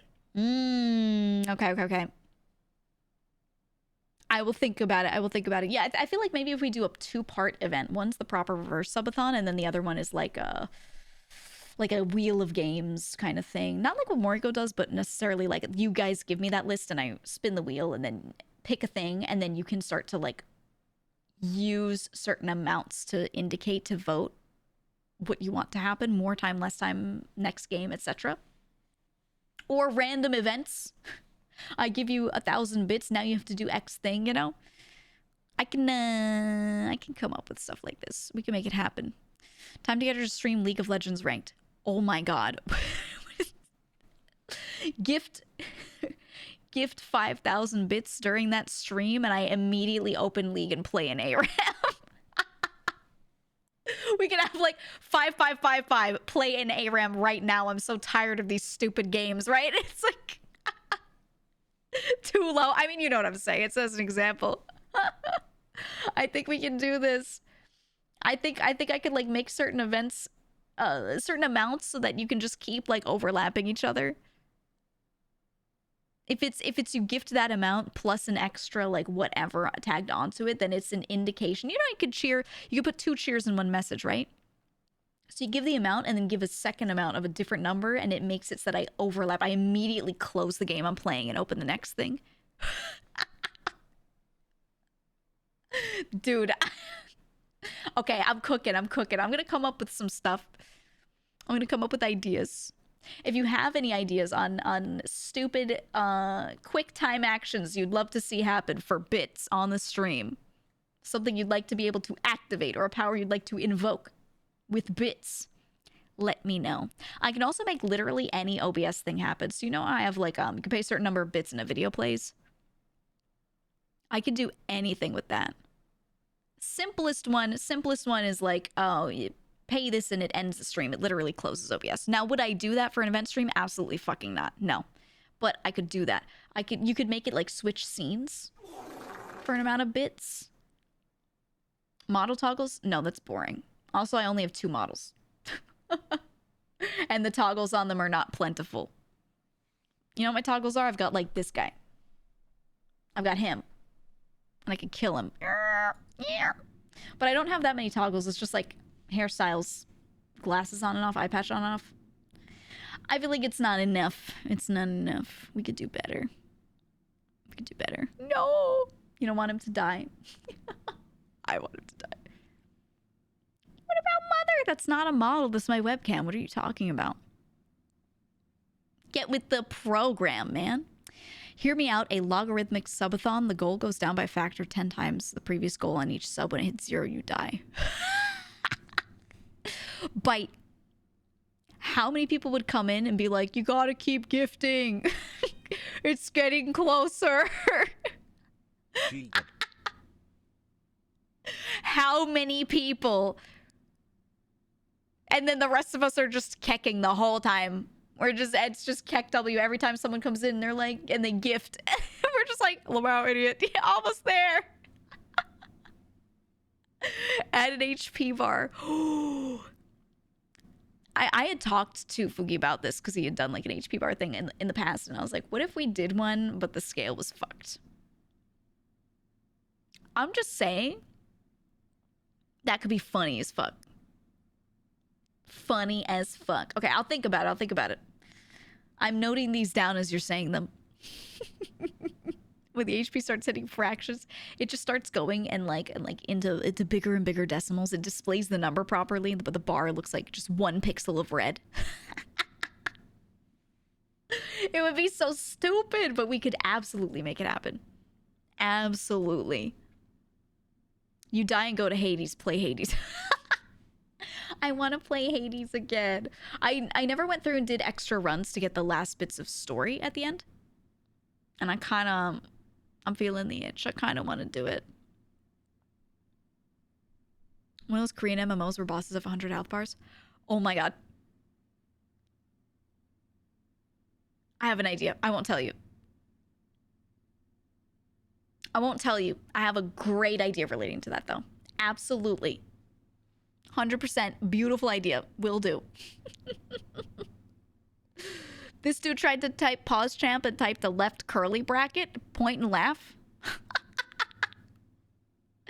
Wow. Wow. 8 more subs and Giga will do a push-up. You wouldn't even be able to see it. Okay, sure. Yeah, huh? Would it be so crazy if you gifted 8 subs and then I did a push-up that you totally couldn't see? Huh, hilarious. That'll show her. Oh, no. Oh, that'd be so... Whoa. Yeah, why don't you do... Oh, no. Oh, that's crazy. I have to do a push-up. I gotta move my shit out of the way. Oh, that's crazy. You're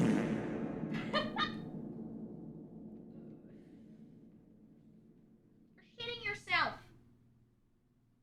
Okay. Oh, my cat's here. Hi, Nookie. Hi, Nookie.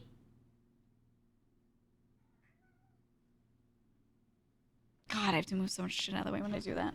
Hi, Nookie. He tried to fucking... This is why I can't exercise outside of like when I close myself into the bathroom. We heard. Did you hear my cat? Did you hear him meow? Did you hear Nucky? He meowed at my head. Did you hear him go meow? Nucky. Hi, baby. Come here. Come here. Oh, good boy. He's visiting. Using your imagination, Giga Chat.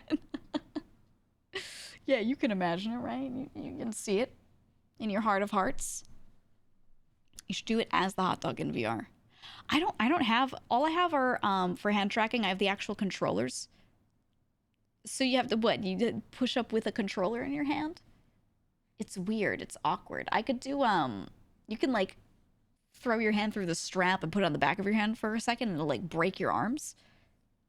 But I could try it. I'll see if I can make it work. Whenever I try to exercise, my broken body makes noise and it scares my cats. How loud is it if it's scaring your cats? What? No. Get that shit checked. Oh my god. You be creaking so much. You said that when we were talking about goblet squats earlier. You were like, oh, yeah, I cannot do a goblet squat. I'll die. My knees, they make so much noise. Look. You're younger than me, okay? But I don't creak. You have no excuse. Get to stretching, okay? Get to stretching. Lubricate those joints. You gotta. Retail destroy my body. She's walking around taking care of dogs all day, fucking creaking and dying. I do. Stretch more. What if she had an underlying illness? Yeah, she's got an illness. That she doesn't fucking stretch enough because she's a sicko. All right? She's a sicko. Take some fish oil, hydrate, go for some walks, stretch. Take the fish oil and inject it straight into your knees. You'll never creak again. Okay? Every physical therapist I've ever seen has been baffled about how tight my muscles are. Okay, so now another mod is trying to brag about their tightness, and I don't like it. I don't like it. It's the baby faces on my knees that scream so loud. Help stretch engage. Ooh, comrade can help you. Are your mods okay? No. No, they never are. Ember's tight as hell. Why? They're always talking about how tight each other's bodies are, and they're like, yeah, look, I'm so loose, I'm so limber, I'm younger than everyone else in chat, says another mod. They're all freaks. You know, they're always kissing in the VC. And you know what? That's fine. Ooh, I'm so tight, check if I know. Newt, please. See? It's always the mods. Giga said I was funny and strong earlier, and now I'm a freak. Thanks, boss. You're welcome. I guess. Not invited to the mod VCJO session. No, gotta be a mod first. The thing is, you do not become a mod and then become a freak. You show up in here and you a freak and then you become a mod, all right? We do the vibe check.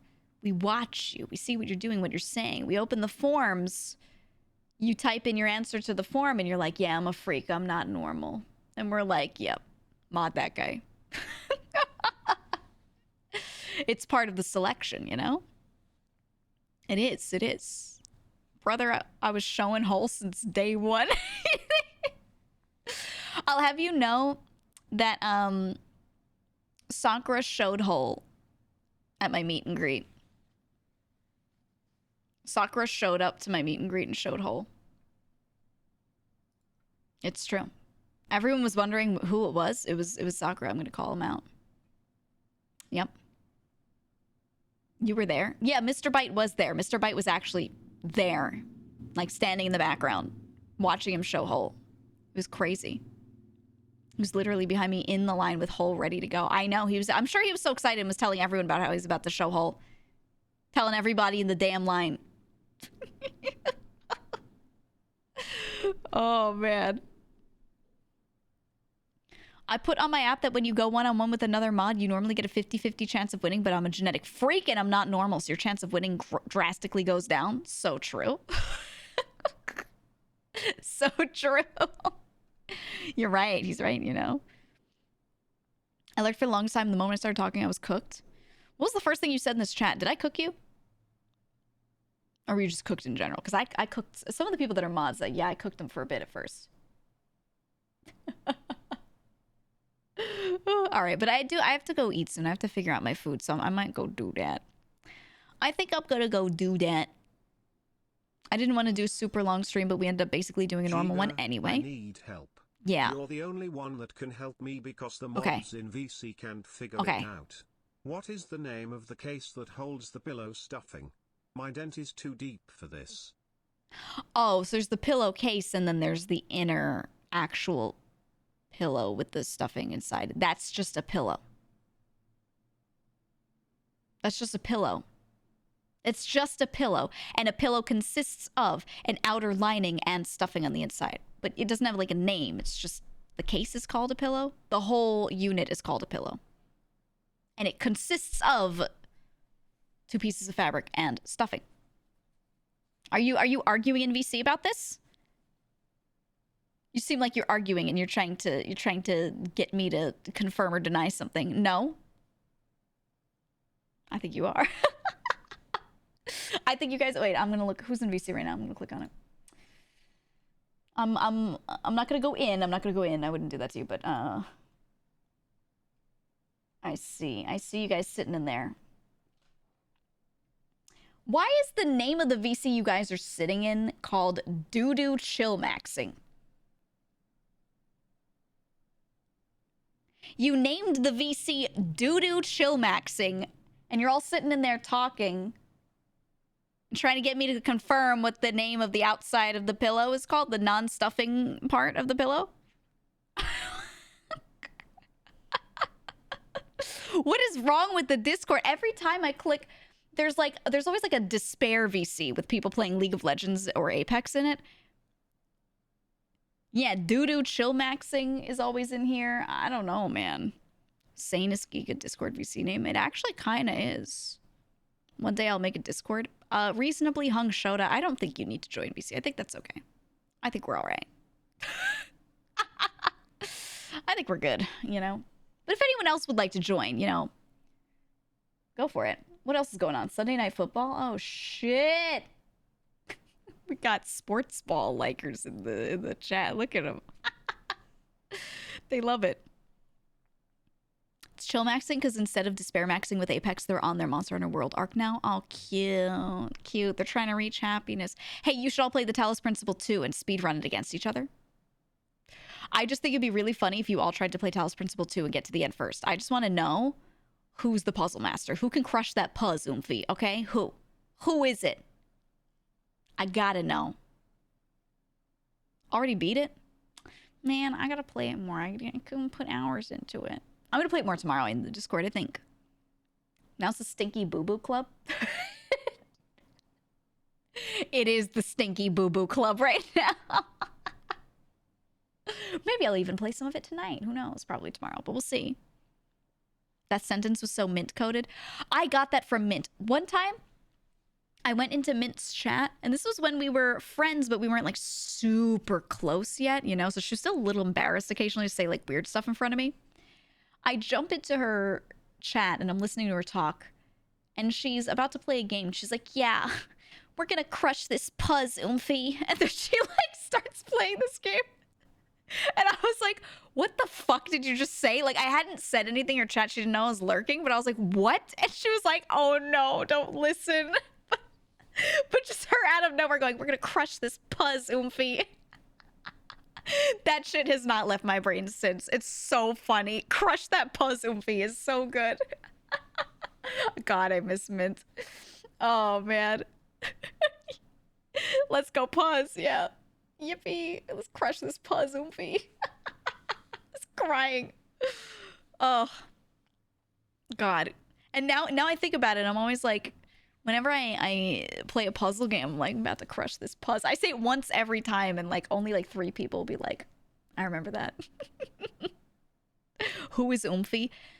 Oomphy is my friend Mint's like equivalent of when Naruto says datebayo all the time. Or like Henya saying dayo. Right? Mint says Oomphy. She calls everyone Oomphy. She says Oomphy out loud all the time. It's how she ends sentences. Sometimes she just tweets and just says Oomphies ... That's my favorite. Just go Oomphies. God, I love it. I hate that word so much. I always hated it. And then Mint started using it, and now I like it. But only if Mint uses it or like our little friend group uses it. You know what I mean? If someone uses it online, I'm like, shut the fuck up. And then Mint says it, I'm like, yes. Yes. I will absolutely gatekeep it and only allow her to do it. Sounds so ooh-woo. Not when she says it, though. She's not like that. You know what I mean? Chia 100 turns out it's called a pillow lining. It's called a pillow lining? Well, I did say it's got two pieces of fabric that are like lining the outside, so I guess that makes sense. I use the word lining naturally, so checks out, I guess. I don't know. But yeah, no, I think when Mint says oomphy, I'm not bothered by it because she gives no energy that radiates Zoomer or like terminally online speak or any of that. She's just a big nerd. So when she says oomphy, it's endearing and I like it. But she's definitely like an outlier case. Absolutely. Absolutely. Galiga, hello. Your first message is Galiga. The only person who calls me Galiga is Mouse. And now when I play games with Mouse, I keep naming my characters Galiga. It's only her. And I love how friends keep having their own nicknames for me. For Zen, it's I'm Gigi. For Mouse, I'm just Galiga. I love it. Anyway, all right, I gotta go. I gotta order food. I gotta get ready and to crush that fucking whatever the fuck I'm gonna eat. I don't know yet. So I'm gonna go do that. I'm gonna find somebody right and send you to him because I was not. I already look. What the hell is? Oh, it's for its cover. Sorry, I had my tab for it open because I was gonna rewatch it, and then the tab just like automatically started going. Watch for its cover, by the way. That was a teaser for you. Unintentional, but please watch it. All right. I am. Let me find somebody to throw you at, and then we'll go do the thing. And now I gotta eat some damn food. I'm checking who's on. There's so many people on. So many people on. Oh my god, everyone's on. Everybody! Ooh, you know who we haven't rated in a while? Okay, would you like to see one of my most favorite facecam streamers? Would you like to get dumped into possibly one of the most sensory overload streams you could possibly get dumped into?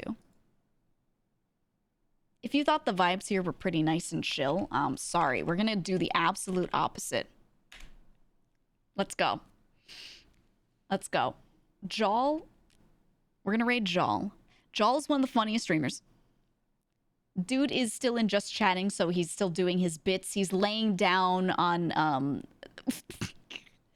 he's laying down on a picnic blanket outside right now, next to a man who's TTSing at him. I think you're very, very, very excited for this. You will be. You are forced to be. I hope your ears do not bleed.